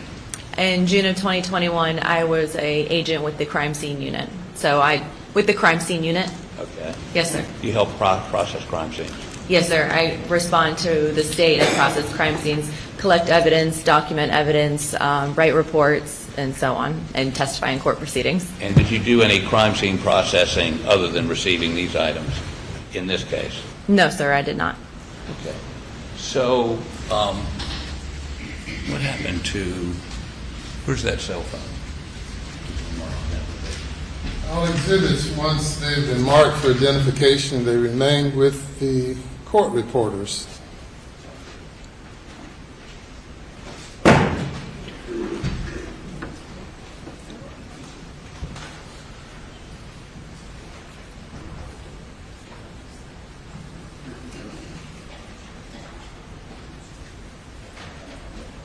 What?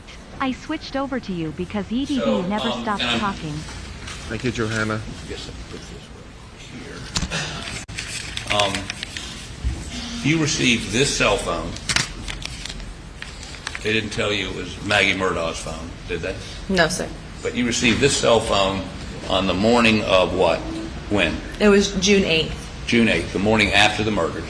Yes, sir. It was June 8th, 2021. And where was the agent that gave this to you? Where did he meet you? The initial crime scene. Okay, at the house, by the dog pens, where? In the yard near the kennels. And okay. Yes, sir. And when you received it, was it on or off? I don't recall. Okay. Are you aware that cell phones can continue to receive information or erase memory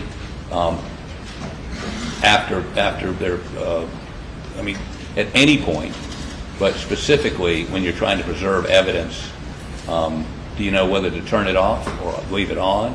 Anybody instruct you on that? I'm not an expert with the cell phones, so I'm not sure, sir. Okay. Secondly, do you know what a Faraday bag is? No, sir. Okay, a Faraday bag, for your edification, is something you put an electronic device in so that no one can access it. It can't receive new data. Objection, Your Honor. Is there a question? Here it is. I'm getting to it. And it can't erase data. Did you know that? No, sir. You're in the crime scene. Have you ever recovered phones before? Yes, we recover cell phones, but they're typically collected directly by computer crimes or the regional agents. Okay, so in this instance, though, they were not done the normal way, is what you're saying, the usual way. They gave it to you. This way, it was just directly transferred to myself so I could bring it back to the SLED lab. And no one cautioned you about putting it in a Faraday bag or not turning it off? Not that day, no, sir. So would that have been, and who gave it to you, agent? Captain Ryan Neal with SLED Low Country. Okay. And he just handed it to you, and you put it in a brown paper bag, correct? Yes, sir. And you don't know whether it was on or off? I don't recall. And there's a passcode in this bag with it. Do you know where that came from? I wrote the passcode that I was given on the brown paper bag. Okay, and then somebody else wrote it on this piece of paper? I did not write it on that piece of paper. Okay, just to be clear, you were not asked to handle this cell phone any different than if you'd been given a can of pork and beans. Right? Is that right? It depends if the pork and beans were evidence, but no. Well, assume there's a can of pork and beans and it's a piece of evidence and they want you to transport it. Did they give you any special instructions about the cell phone as opposed to a can of pork and beans? No, sir. The cell phone was collected using gloves and directly placed into the brown paper bag, sealed, initialed, dated. A description was written, and it was transported straight to the forensic lab for processing. And you don't know whether it was open, whether it had been shut down or was still on? Not to my knowledge, no, sir. Can I put this back in the paper bag? So I don't drop it again? Sure. Thank you for the indulgence, one moment.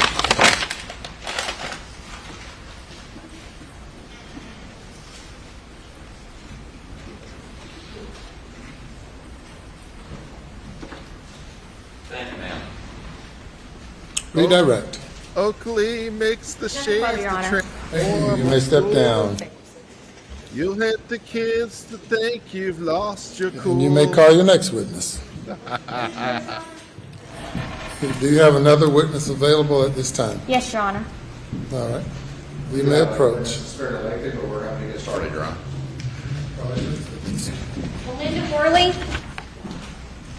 Melinda.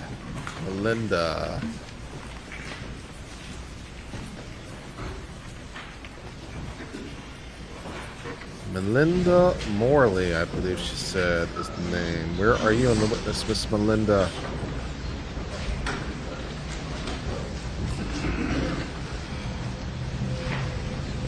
There she is. Linda Worley from SLED. Do you affirm the testimony about the court in this trial shall be the truth so help you God? Thank you. Take a seat in the witness stand. State your name again for the record. Spell your last name. Melinda Worley, W-O-R-L-E-Y.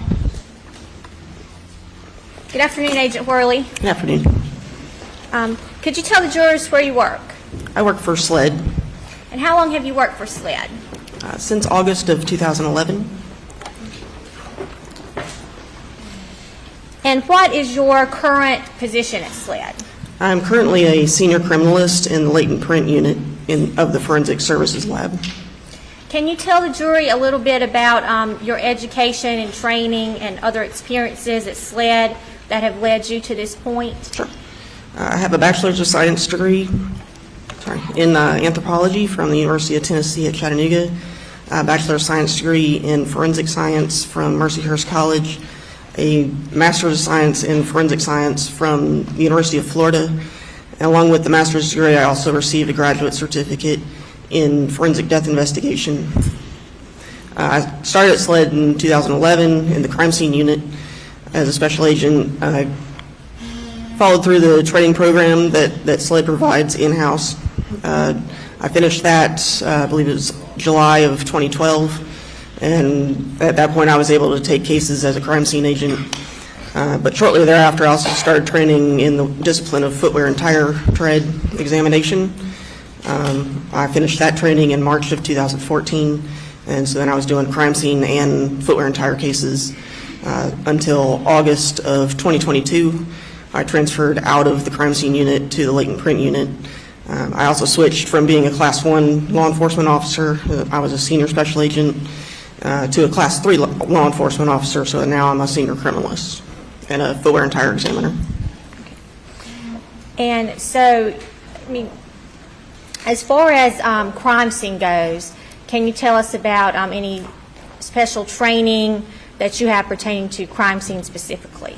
I've taken several courses in bloodstain pattern analysis, shooting reconstruction, archaeology, forensic archaeology, and clandestine graves, photography.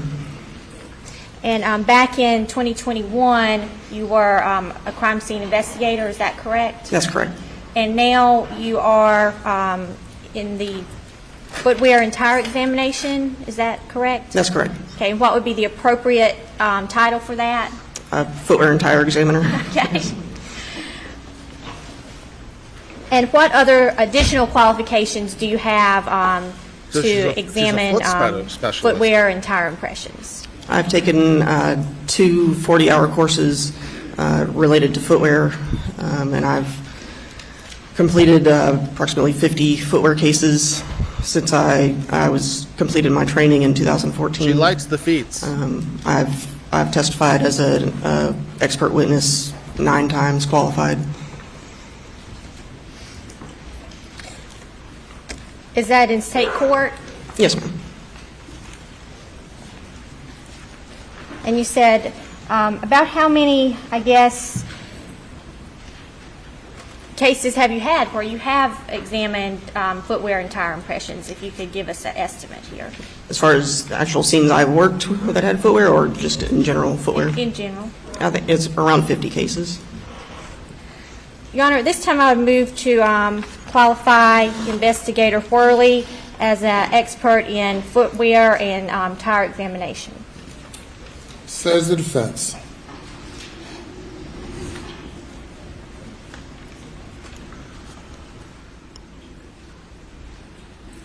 No objection, Your Honor. She's obviously qualified.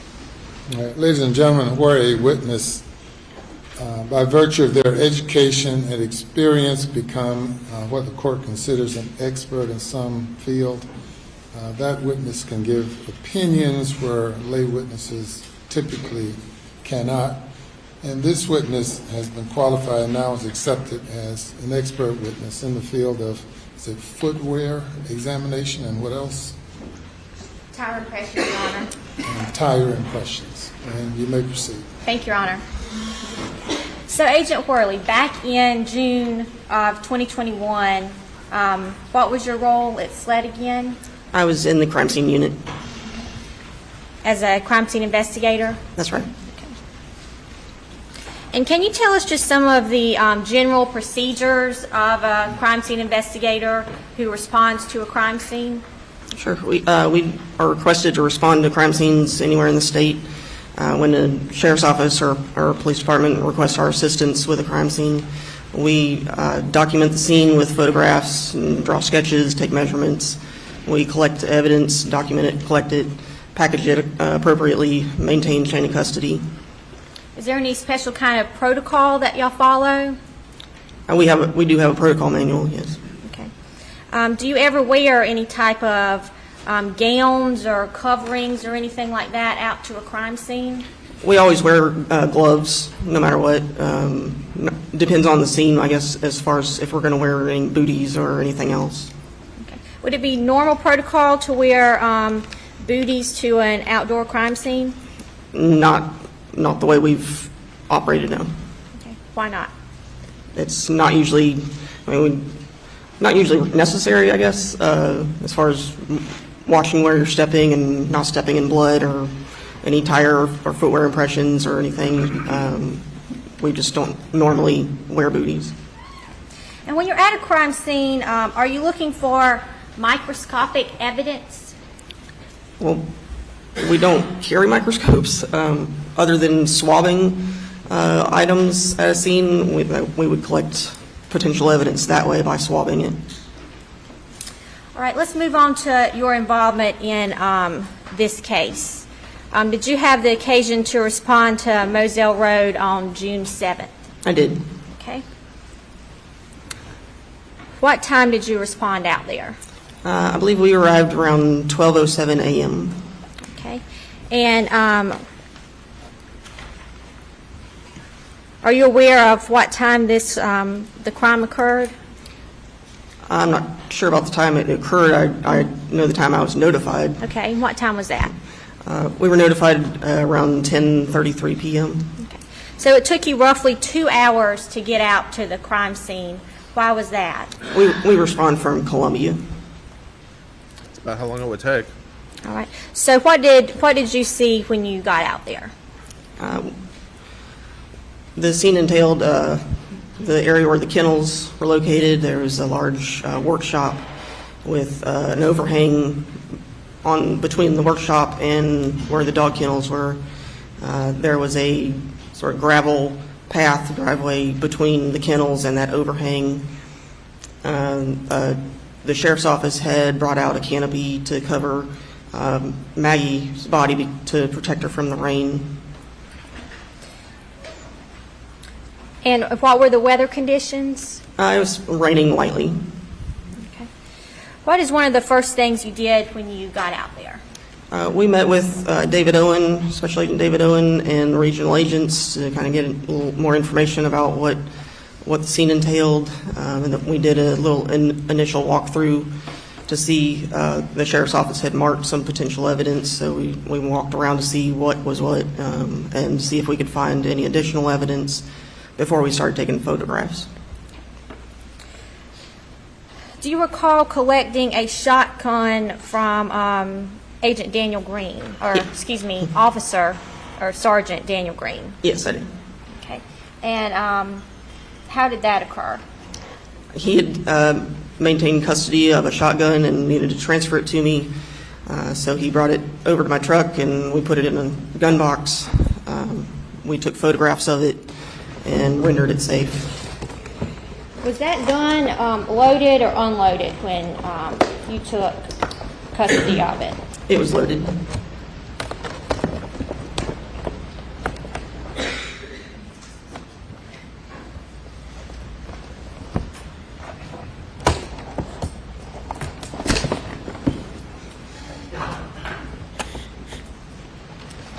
And did you unload that weapon?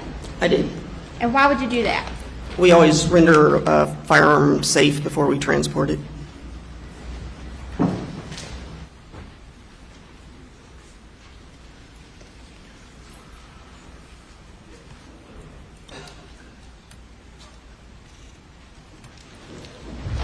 Agent Corley, I'm going to show you what's already been entered as Tate's Exhibit 4, along with the rifle, or excuse me, shotgun that was collected.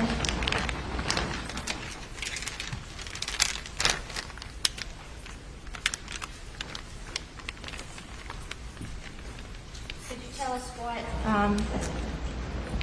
what you have there? It's one of the 2 shot shells that were in the shotgun. And that's a shot shell that you unloaded from this gun? That's right. Okay, what gauge is that? This one is 16 gauge. And the correct caliber for that gun is a 12 gauge? That's right.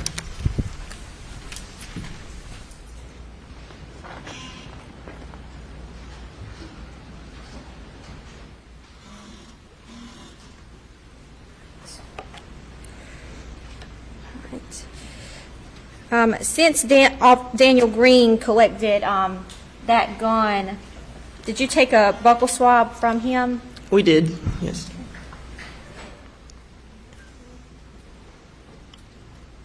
And why would you do that? In case his DNA was on the firearm, we would need to eliminate him or know that was his.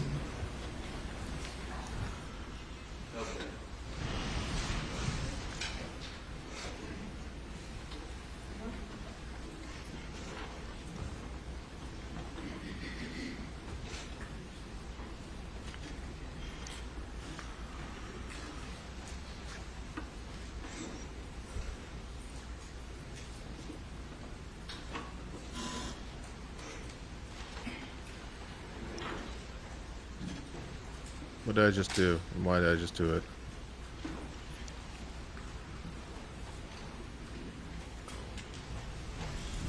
Agent Worley, this is Tate's Exhibit 249.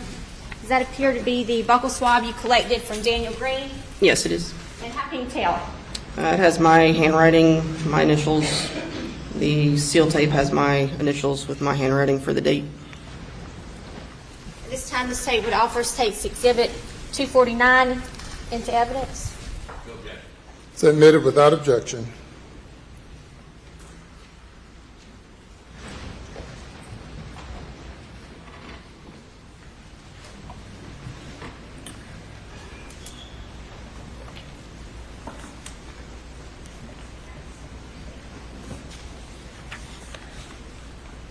Maybe I can get James from court to arrange a date between me and prosecutor since James is down there.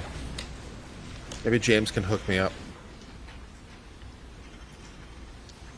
We'll go to Duke's, where I'll cook for you.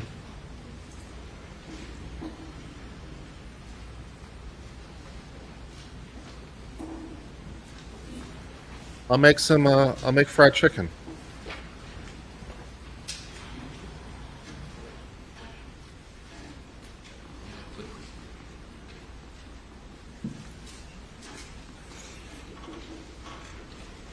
I'll make some fried chicken, and I'll make some mashed potato, and I'll make some asparagus, probably. That'd be good. And a nice little glass of wine. Really, if you can take a look at State's Exhibit 17. It'd be good. Do you recognize what is in that picture? I do. Is that a true and accurate representation? It is. Got it. This time I'll move State's Exhibit 17 into evidence. Would you identify what it is before we do that? I mean, no objection. Okay. What is it? It's the shotgun that I took custody of, and the 12 gauge and the 16 gauge shot shells that I removed from the shotgun. Submitted without objection. And if you could, for the jury, could you tell us which shells we're looking at here? The one on the left is the 12 gauge, and the one on the right is 16 gauge. And those are the shells you unloaded from that gun? They are.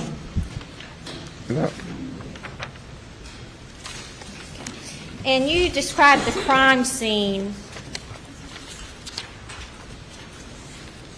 Yes, it does. I am eligible for licensure in Kansas for the next 5 years. If you could, 4.5. State's Exhibit 22 has previously been entered.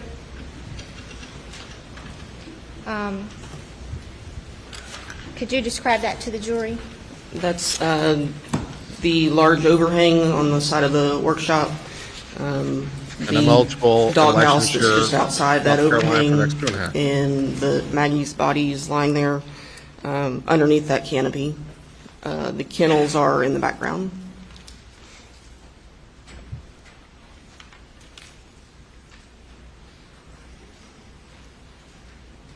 Asheville boarding school for high school? That doesn't sound familiar. How did you discover Paul's body or observe Paul's body? He was when we arrived, he was still covered with a pink sheet, but we could tell he was lying face down just outside the feed room. And when you, how did you process the area around him? We start with documenting the area with photographs, photographing the evidence that the sheriff's office had already marked, do overall mid-range and close-up of each item of evidence, photograph the victims as they were when we arrived before the sheets were moved or anything.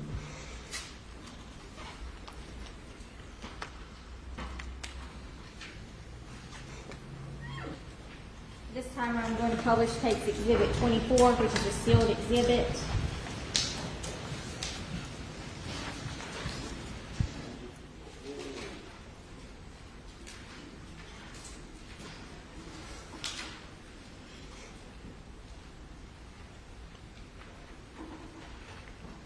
Does this picture show how you found Paul's body? After we documented him with the sheet over him and the coroner removed the sheet, yes, that is what it looked like. And he appears to be laying outside of a feed room. That's correct. Did you process that feed room? After he was removed from the area, we went in the room to process the room. And if you look at that picture there, it appears that there's something laying on his... James isn't there on today. his- James on is the back of his James will be shorts back there. on Monday, he said. Yes, that's right. And what was that? I was told it was his cell phone. State's Exhibit 25. Do you recognize that picture? Yes, And what is that? that is the cell phone on the back of his shorts. This time the state would move State's Exhibit 25 into evidence. No objection, Your Honor. It's admitted.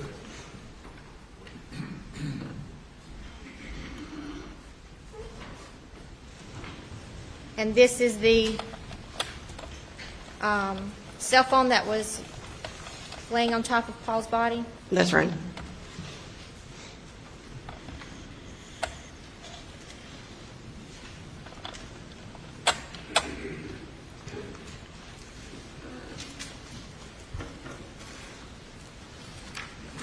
So they got a 16 gauge shell inside a 12 gauge shotgun. Inside of the huh? feed room. We did.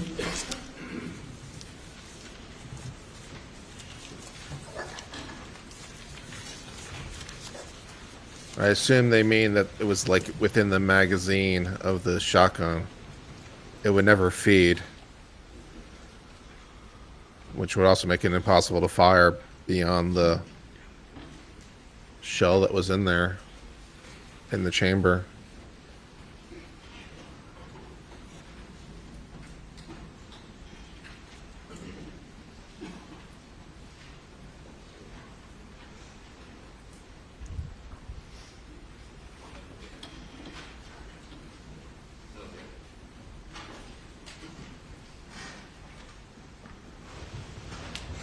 Agent Worley, I'm going to ask you to take a look. Let's take exhibits 26, 27, Look at my look. 28, This my look is serious. 30. I'm paying attention. If you can.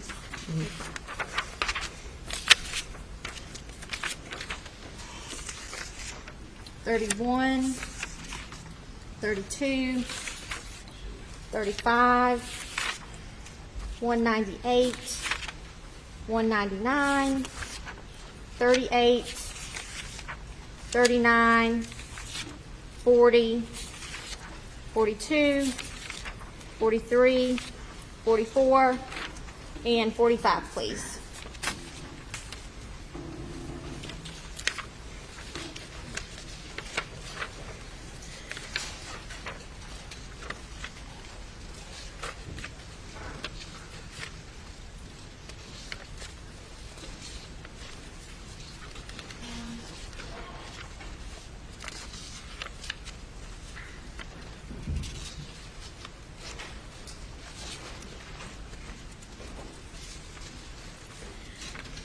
We do have the shotgun. We have the shotgun, which is where they got the 16 gauge shotgun shell from. Agent Worley, in general, We what don't are have the those rifle. pictures of? They're all taken inside the feed room. A lot of them are footwear impressions. And are those true and accurate representations of the feed room as it was the night of the murders on June 7th? Yes, they are. Your Honor, at this time, I would offer those exhibits into evidence.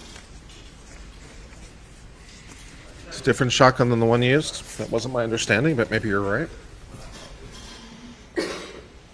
There was a rifle and a shotgun used. They have the shotgun, but not the rifle. It's not the murder weapon, it's AM's gun. Maybe you're right. But that's what they're saying. AM's gun is the murder weapon, right? That's their idea, the theory of the case, is it not? It's a different shotgun? The shotgun is the one he grabbed from making the call? What's the difference between a shotgun and a rifle? A lot.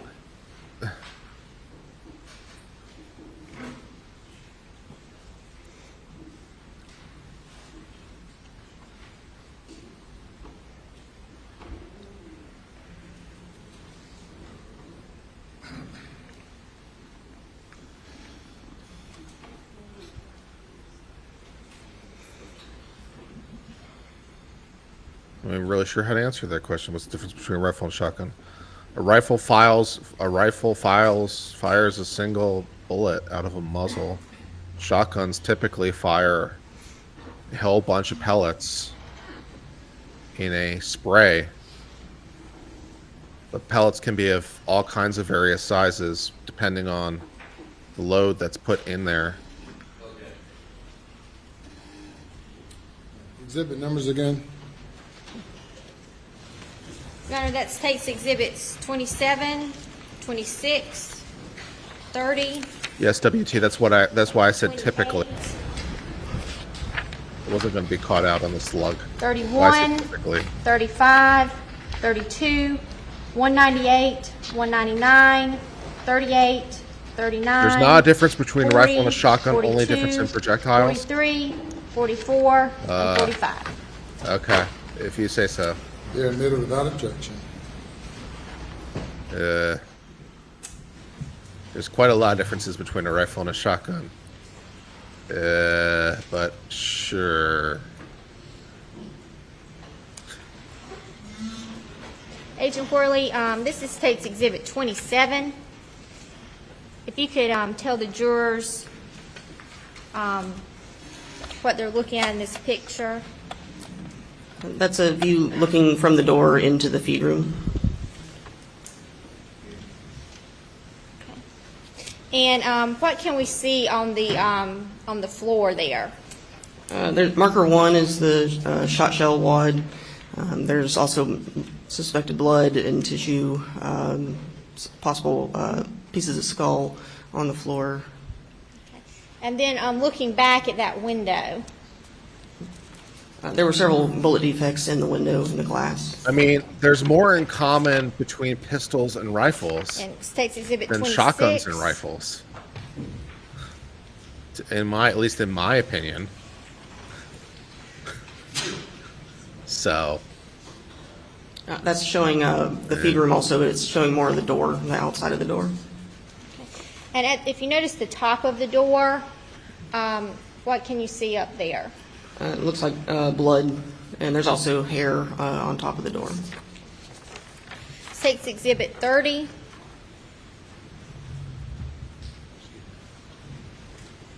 That's behind the door to the feed room. Okay. And what's back there? There were two 12-gauge shot shells on the fired shot shells on the floor behind the door, and also there was hair behind the door.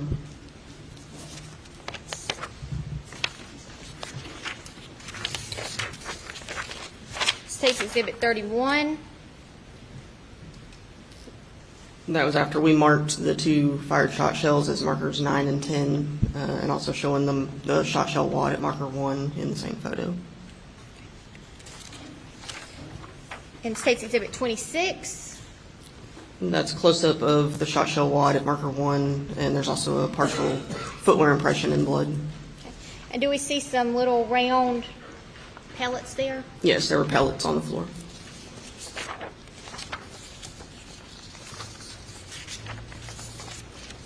.32. And that's a close-up of the shot shells at 9 and 10.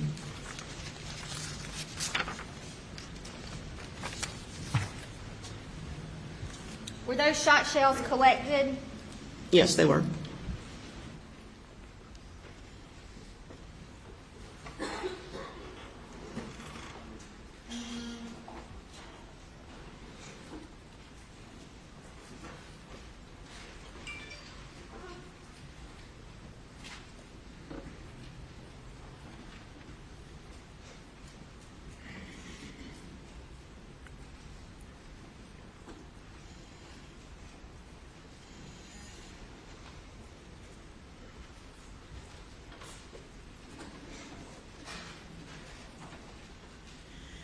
We're going to have to go watch some videos about shotguns during the break, I think.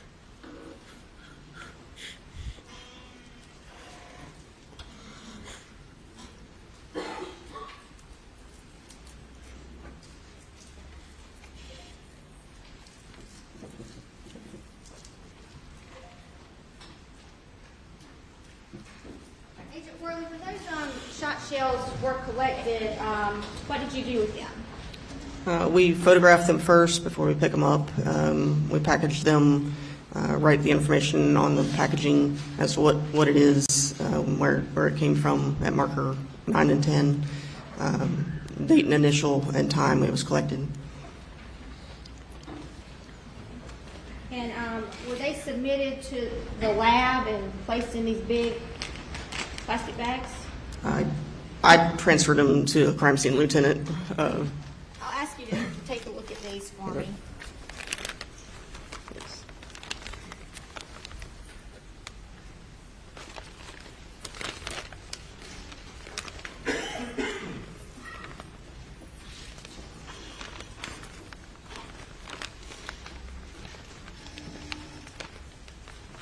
do those appear to contain item 1 and items 9 and 10, Yes. and also some other items that were collected? Yes.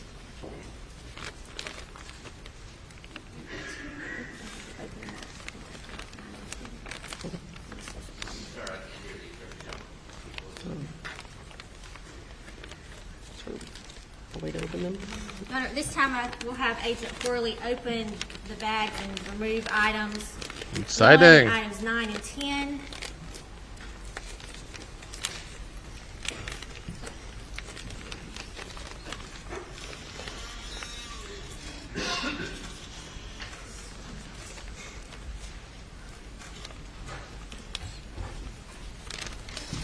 Thanks.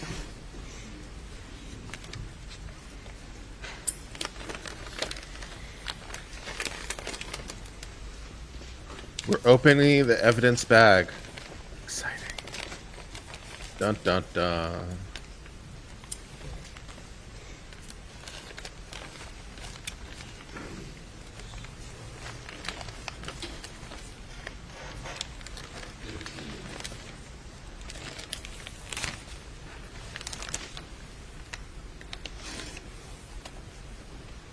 Thank you, little Raven. That's very kind of you.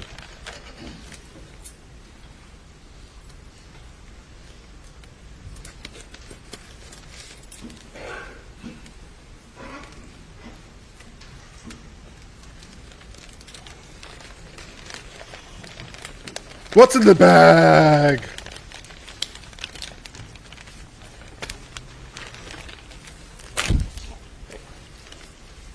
There's a bag in the bag. All right, so item 1 is what? That is the shot shell wad that was at marker 1. Okay. And how do you know that is the shot shell wad that you collected? It's my handwriting on the box, my initials on the seal on the tape. And then item 9 and item 10? And these are the two shot shells, fired shot shells at markers 9 and 10. This one is the one at marker 9. It's 12 gauge federal, and one at marker 10 was, I believe, Winchester 12 gauge.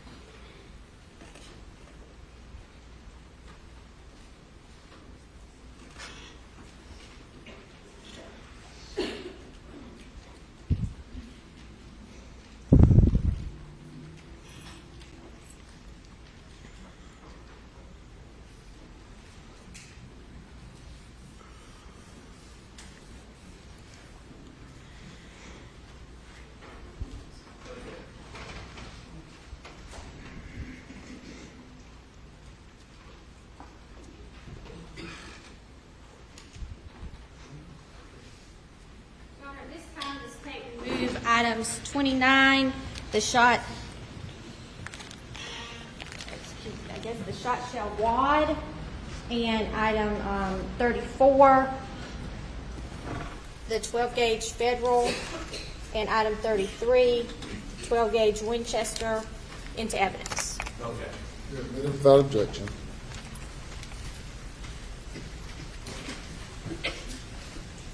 All right, also in that feed room, we were looking at what appeared to be some bloody footprints. Is that right, Agent Worley? That's right.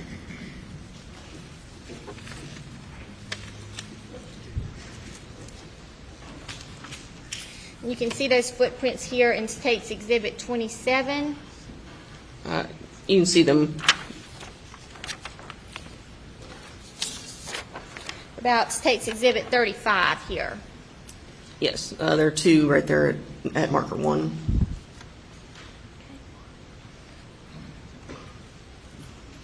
So right down in here. Yes. All right.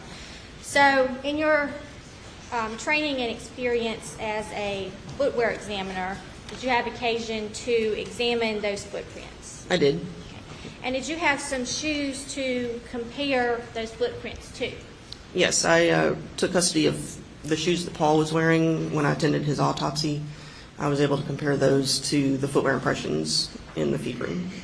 And now how do you do that? We make test impressions of the shoes after they've been photographed with ink on the bottom of the shoe. I have someone similar who wears the same size, usually wears the shoe and steps on a piece of cardstock paper. We make as many test impressions as we need to make sure I've gotten all the area of the bottom of the shoe. Then I reprint those test impressions on transparencies. It makes it easier to overlay those on top of the photographs of the unknown impressions at the crime scene. And I compare the unknown impressions from the crime scene to the overlays that I place of Paul's shoes. So you make a transparent overlay and you place it on pictures to determine if they correspond. That's right.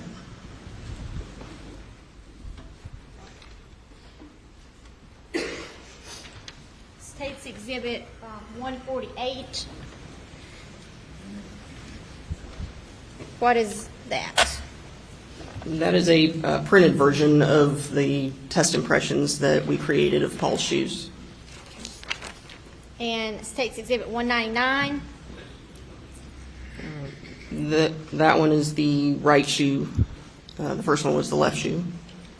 And there are, I guess, 2 impressions of each shoe there? That's right. All right, so using the impressions you made in the photographs, did you make any determinations? I determined they were corresponding consistent with the outsole design of Paul's shoes. We'll look a little closer here at State's Exhibit 38.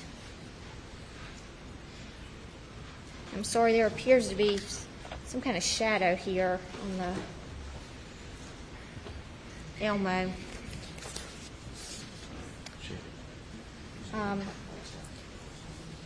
State's 138, is that a picture that you used from the crime scene to compare to Paul's shoes? It is. And what did you determine regarding that? That one was also consistent with the outsole design of Paul's shoes. State's Exhibit 39. Both of those were the same outsole design as Paul's shoes.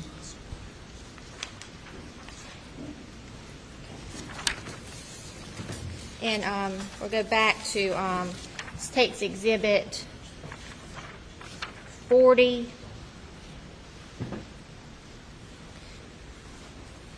And if you're standing in the feed room, what position are those shoes facing?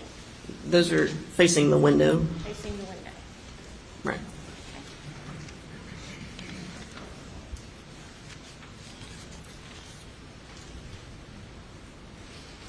Did you also notice the door of that feed room? I did. And what about the door? There was a lot of, I guess, blood, brain matter on the outside of the door, not so much on the inside, interior side of the door. There's a little bit at the very top, and hair on top of the door, but not on the rest of the back of the door. So State's Exhibit 42 here. What can we see? That's a picture of the exterior side of the door. You can see the blood toward the top of the door. So that would be like the front of the door. Right. And State's Exhibit 43. And that's also the front of the door. Okay. And we can see some blood spatter up here in the corner. Yes. Would that be right? That's right. And then it appears to be hair as well? Yes, that's right.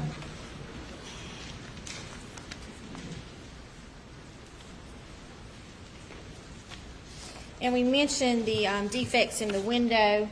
State's Exhibit 44 here. Yes. What can we see there? Can you see a hole in that window? Yes. And State's Exhibit 45. Yes, you can see one of the defects. Okay. And do you recall how many defects were in the window? 6, I believe.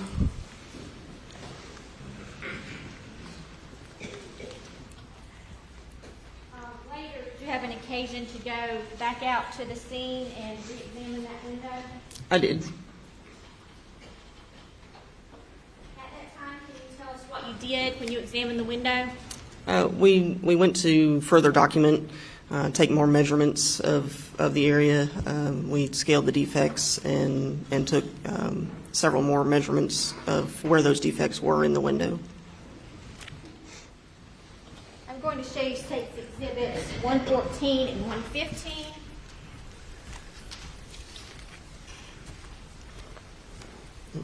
Do you recognize those images? I do. What is that? These are diagrams of the window that I created. One shows the interior side of the window and one shows the exterior side.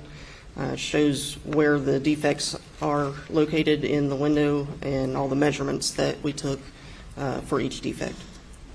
Your Honor, at this time I would move States 114 and 115 into evidence. They're admitted without objection. Permission to publish. We're looking here at States 114.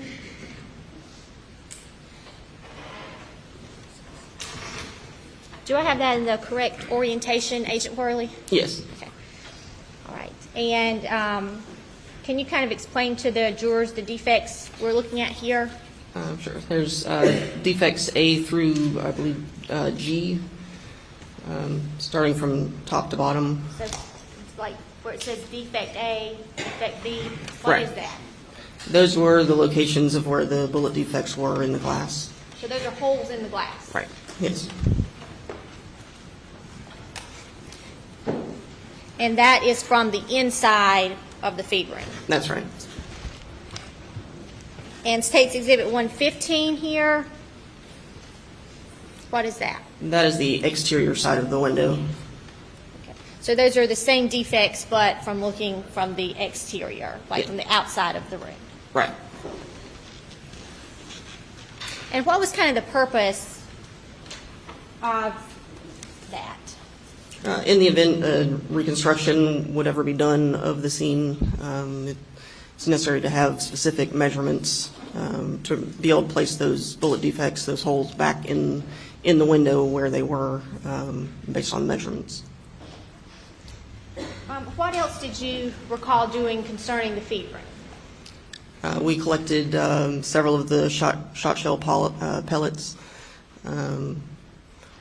We also swabbed the exterior doorknob of the room just for potential touch DNA.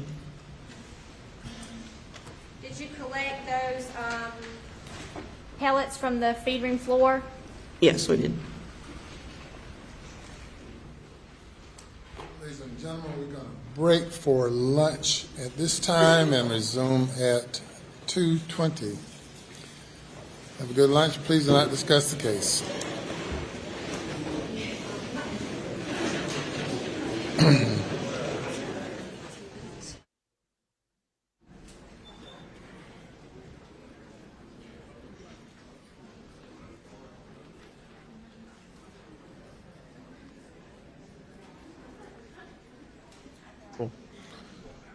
All right, so we got all that done. We got the stream scheduled for this afternoon. Great, fantastic.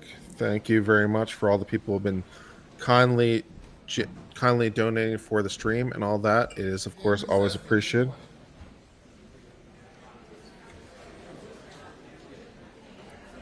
So the court is in recess. So, yeah, I mean, the evidence is kind of like, it just doesn't, you know, there's nothing that's really strictly very compelling here, at least in my mind. So far, there's nothing that I find particularly interesting. But maybe I'm alone, or maybe you guys think about it differently. So what do you guys find compelling?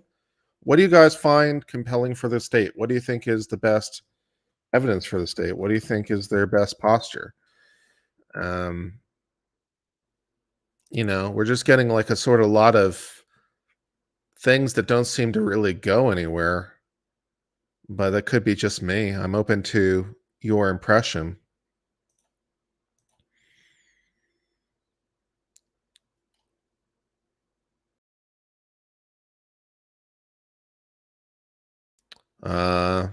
G4, I can't quit competing.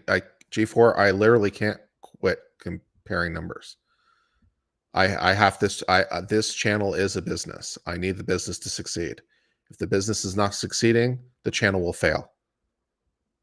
I'm not sure how much I should really be talking about this behind the scenes, because people seem to get pissed when I talk about it behind the scenes, because people are like, you're whining, you're complaining, and I don't know how much to talk about it, if at all. It seems like every time I talk about it that I get pushback. So I'll simply say this is now my full-time gig. I need it to work. If I don't bring in enough volume, then it won't work and the channel will fail. So I'd like it to not fail. So I have to look at the numbers, because I'm like, well, what are they doing that I'm not doing? How are they succeeding and why am I not succeeding? I have to look at the numbers. It's my business now. So that's all I'll say about that.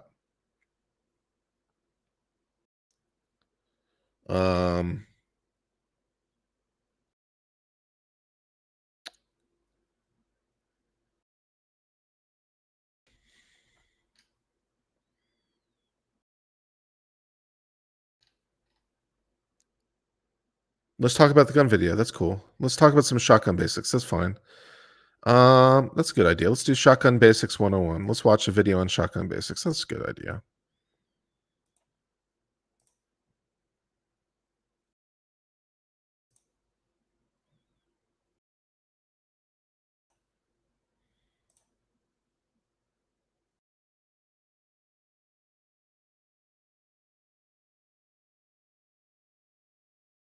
Anytime you want to load would be fine, by the way, YouTube.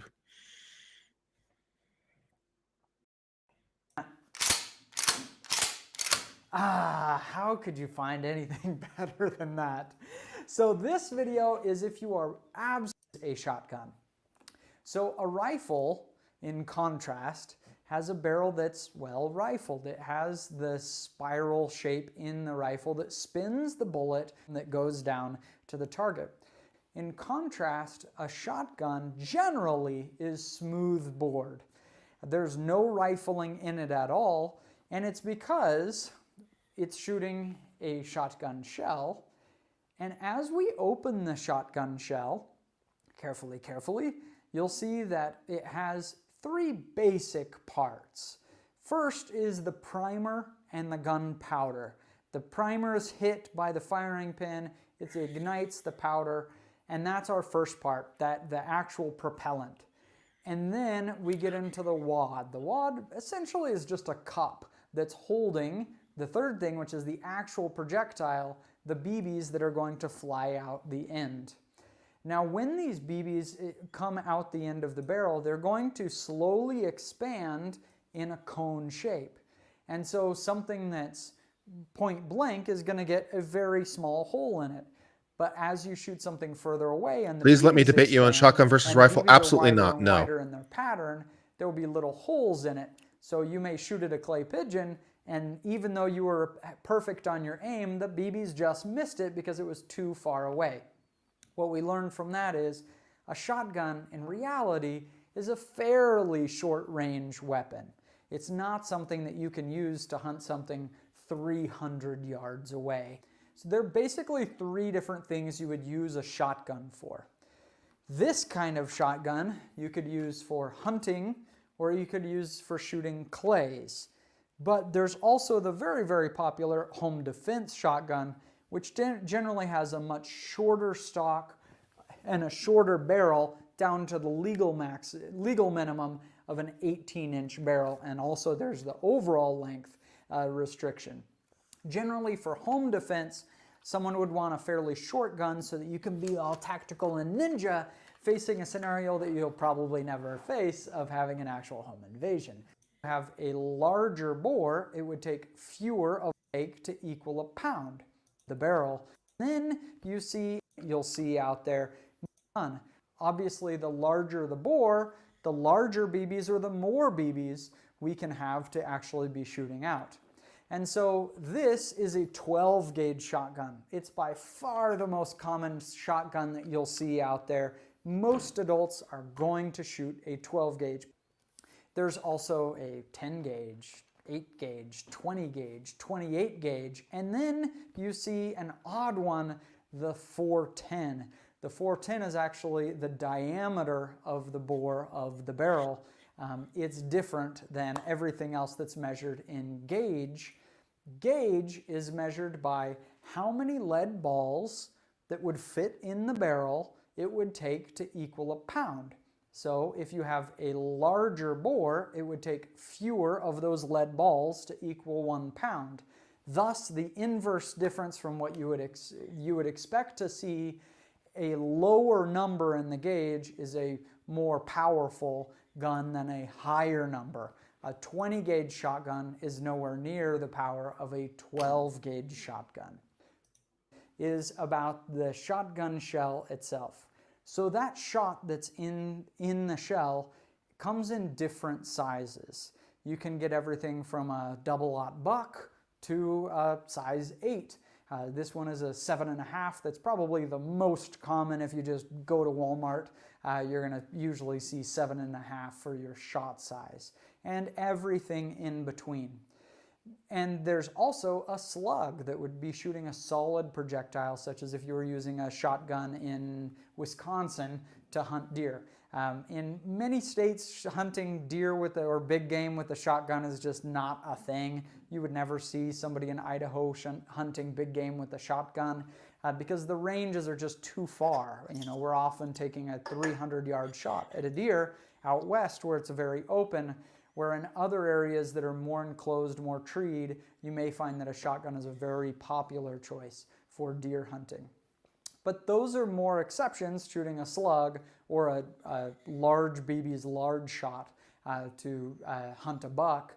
And then getting in the smaller sizes, we'd be shooting clay pigeons, and somewhere in the middle, we'd be using to hunt a duck or a goose, something like that, where you want slightly larger shot size, but still small enough that we get a nice full pattern so that we can hit our intended target. Also, go to the next video in the series, which is our buyer's guide. Okay, so there's your basic shotgun stuff, right? So just to summarize what we learned, so you measure shotguns first in sort of the gauge, which is the circumference, or I suppose the radius of the shotgun shell is basically how big that is. Yeah, the radius really, I suppose. So the smaller the gauge, the wider the radius. So a 10 gauge has a wider radius than a 12 gauge, than a 16 gauge, than a 20 gauge, right? So the bigger the gauge number, the smaller the radius. And that's because, as he mentioned, it's based on like how many you need to file to make a pound. So bigger numbers mean you need more of them because it's a fraction, right? So it's basically 1/10, 1/20, if you want to think about it that way. But yeah, so you measure first of all in gauge, which is the radius.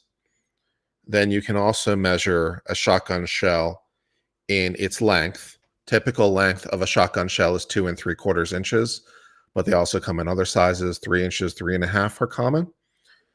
So that's the second number you would measure a shotgun by. Then the third number you'd measure it by would be the shot in the shotgun shell itself. So if I have a 12 gauge shotgun shell and it's 2 3/4 long, the number of individual pellets in there is going to be based on the shot size. So again, like that's based on, so again, the larger numbers are smaller for the same reason. So if you have a number 8 shot, that is smaller than a number 7 shot, is smaller than a number 6 shot, is smaller than a number 5 shot, because it takes more of them to form a pound. So that's like basic shotguns 101. So if you're shooting bird, again, it depends on what kind of bird you're shooting, but you're typically talking, depends, but you're typically talking number 7, number 6, number 5. And then if you have larger birds, then number 4, number 3, number 2. And then if you're talking deer, those are measured differently. So you can have like 0, double 0, they call it double aught, that kind of thing. That is basically the basics of shotguns. How do you practice shooting a shotgun? Well, there are lots of ways to do that, but there are shotgun sports is the way I always practiced. So there's skeet shooting. So you go to, there are ranges. They're outdoor ranges. They're outdoor ranges and you shoot at targets. Clay pigeons typically. And those pigeons come in different sizes depending on the sport. So there's trap shooting, there's skeet shooting, then there's other kinds of sporting clays, where the sporting clays typically are smaller, harder to hit. But that's typically how they are measured. And yeah.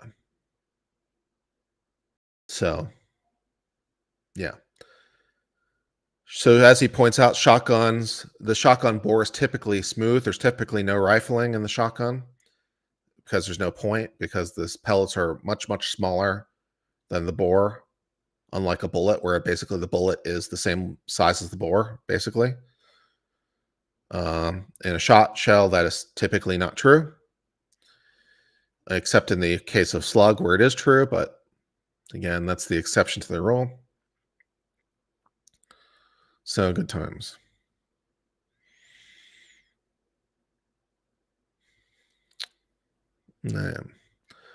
Shotguns also come in different forms. So there is semi-automatic shotguns where they're fed from semi-automatic and automatic, semi-automatic and pump shotguns where they're fed into a magazine. So typically in that situation, the magazine is under the barrel and the shotgun shells are stacked end to end under the barrel. So if you look at the barrel of a pump or semi-automatic, they're in line with each other along the length of the barrel.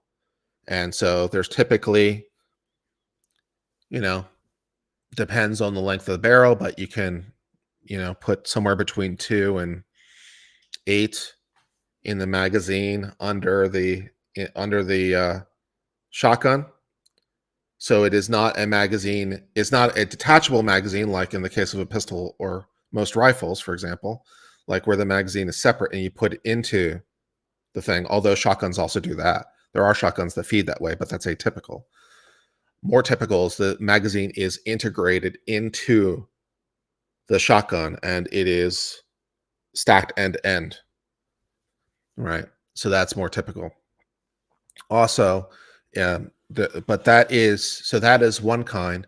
Perhaps more common is a breech loaded, where you feed in where you break the barrel open, right? You break the shotgun. There's a little latch to do this, right?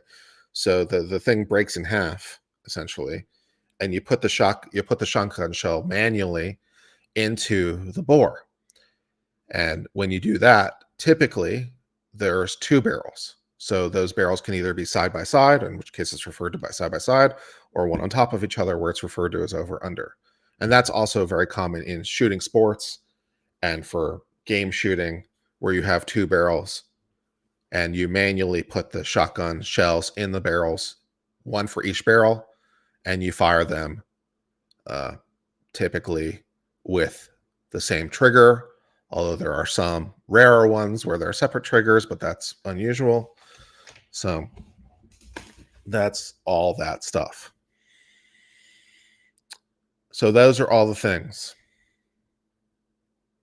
Rifle fires a bullet. Shotgun fires shot. That's true. That's right. And then, of course, the kind of exception to that rule is the case of the slug, in which case you can have a, well, I guess it's a single piece of shot, but the shot is roughly the same size as the bore. And now you're just firing a big ass piece of lead with a shotgun shell. Rifles can shoot shot. That's rare, but it's possible. Yes. But that's very rare, because why would you, to some degree? But yes, it's possible. You can technically have a bullet that's actually filled with shot, so that when the bullet is fired down the gun, the shot comes out. But like, the only time you would do that would be for like varmint patrol, but that's rare. That's very rare. Yeah, double barrel shotguns are very typical. It's very sort of sporting-esque. It's very sporting-esque. It's sort of the genteel way of doing things, I suppose, is the double barrel shotgun, over under or side by side. But yeah, that's sort of the aristocratic way of shooting, I suppose. But yeah, that's kind of all the things you need to know. The range on a shotgun is also typically much smaller than a rifle, because of aerodynamics. Because the reason that the shotgun has lower range is because typically the shot is much smaller, and so it is more prone to air resistance, and it will fall out of the air a lot faster, because it doesn't have as much momentum behind it, right? Bullets typically are much bigger than shot, and so they typically have a lot more momentum than each individual shot, because they're so small, there's not enough mass, so there's not a lot of force behind it. So that's our kind of, what you need to know about that. So typically rifles have a much longer range, but you can get rifling for slug on a shotgun, and they sometimes call it a poor man's rifle, because, well, it won't go as far as a rifle, but you can get close. Well, you say it doesn't go as far. It depends on how it depends. In situations in which you would do that, I suppose your desired range is about the same, so they might be equally effective. But if you're trying to shoot over long distances, then yeah, not so much. Has the needle moved at all? Barely, in my view. There's not much here.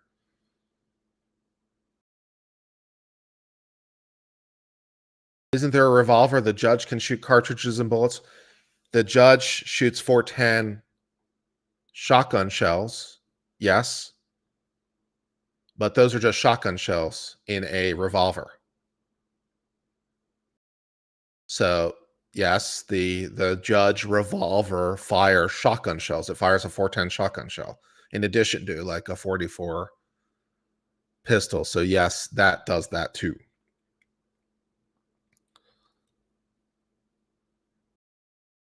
So, yeah. Shotguns are fun.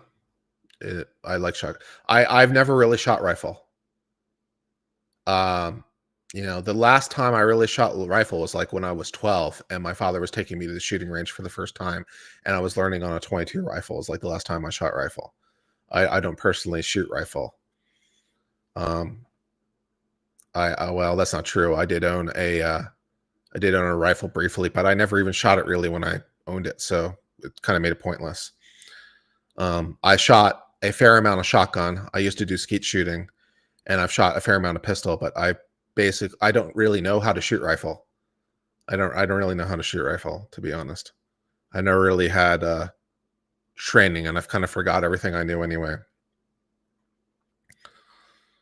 So I'm much more familiar with pistol and shotgun than rifle, by far.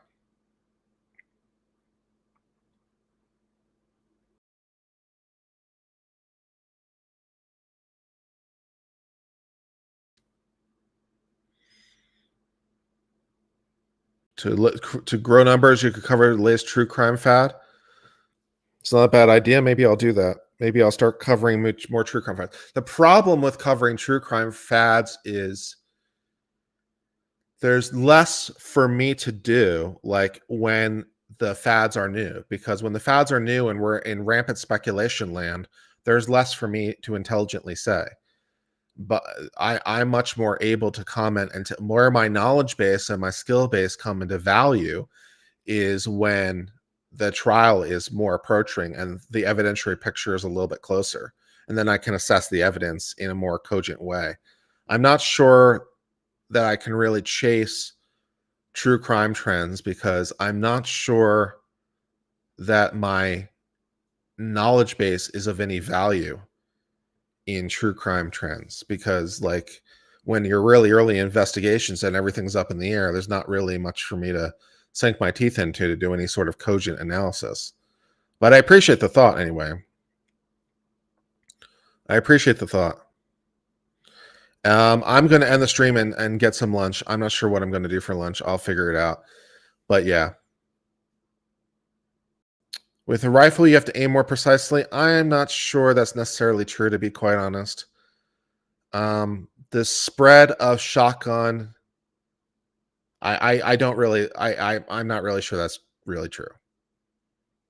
I'm not sure that's really true. I don't like the idea that with shotgun, it's like, oh, it's just that the spread is so wide, you don't really have to aim. I'm like,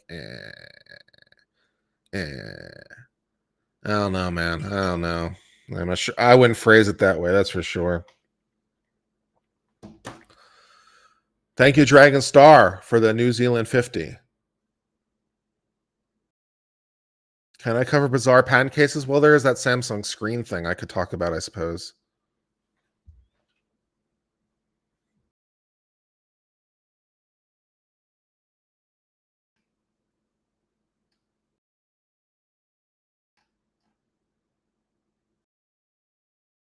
The choke of the shotgun is also quite relevant in this determination. That's fair. So the choke of the shotgun is, well, some shotguns are interchangeable, but the choke is basically how wide the shotgun spread is. Some shotguns are fixed. They're fixed by the nature of the barrel. Some shotguns you can change the choke. You twist in a thing into the end of the barrel that changes the spread pattern. And then you have different kinds of chokes. So you have full choke, where the shotgun pattern is very tight. And then you basically have the exact opposite of that, which is skeet choke, where it is wide. And then I suppose you even have more the opposite of that, where you have blunderbuss, which is way old school, and the shot just goes kind of go everywhere. But that's way old school. So they don't make shotguns like that anymore.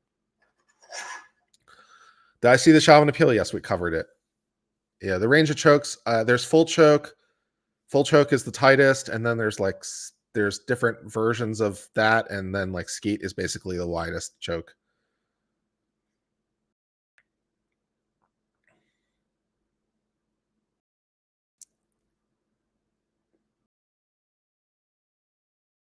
Modified. There you go. Modified. There's in the middle. That's right. It's been a while since I shot shotgun, but once you remind me, you know, it's like, oh yeah, that's right. That's right.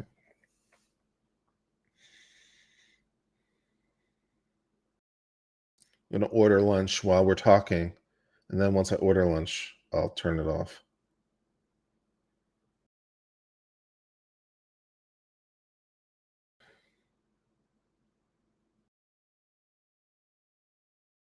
Thoughts on the trial this far? I think the state is nowhere close to being able to make its burden right now. These witnesses are testifying, and I'm not really sure why the evidence is particularly helpful to the state's case is my sort of overarching thought about the whole thing. Did I see the message inviting Peter from Lawyer You Know to pop in on stream? No, I did not. What was Peter from Lawyer You Know here? I'll send him a message back on Twitter. Peter, let's say Lawyer You Know. Lawyer You Know. I'll send him a message back on Twitter. Say, did you pop in on my stream and want to join? Question mark, would love to have you this afternoon if available. Great. Okay. Let's see. Where was I? Rob said he wanted a link too. I think he said he was busy today.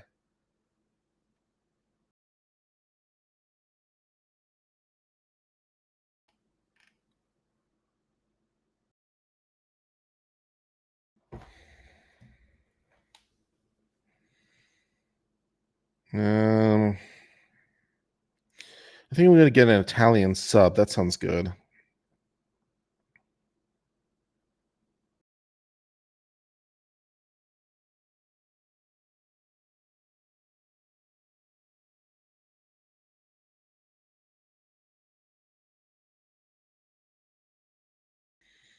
Send me one for the afternoon. Cool. I'll send you one, Rob. I'll have to send it to you later in the new thing. But when I start the afternoon stream, I'll send you a link. So I'll send you a link in like an hour. No, I was asking if you sent him one. Then I misunderstood. I sent out a note to the people in LawTube saying to them if they wanted an invite to let me know, because I thought it was the least awkward way to handle it. So no, I hadn't sent him a link because I hadn't heard from him. I thought what you were saying was that Peter was in chat and wanted a link, and I had missed it. So I sent him a note separately. Keep sending it out. People will forget. I don't want to be a burden. I don't want to. It doesn't. It's just a problem. Peter does a recap in the evenings. I've been seeing that. It's looking good. A nice way to invite guests. I thought so. Like, because sending out a link if I do a stream twice a day and I send out links to everyone twice a day, that just seems somehow like, I don't know. It just seems weird. It seems so like, I don't know. It doesn't strike me as, it seems needy. It seems like, it just seems not good. So I was like, I'll just send out a note once and be like, a lawyer note says, can't swing it today, but maybe one day next week. All right, I'll just text him back. Cool. I thought someone in my chat. Wait. I thought someone in my chat.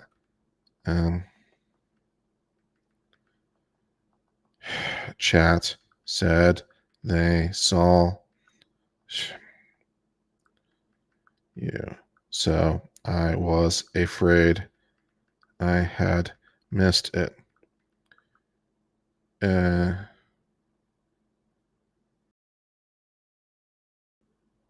Saw you.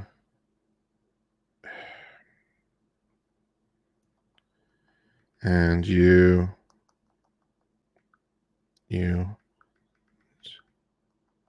a link, so I was afraid I'd missed it. Hope all is well. Exclamation mark. Cowboy hat.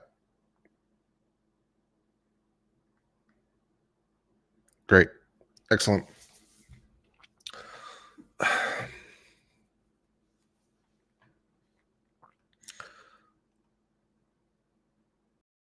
I might send him another reminder at the beginning of the week.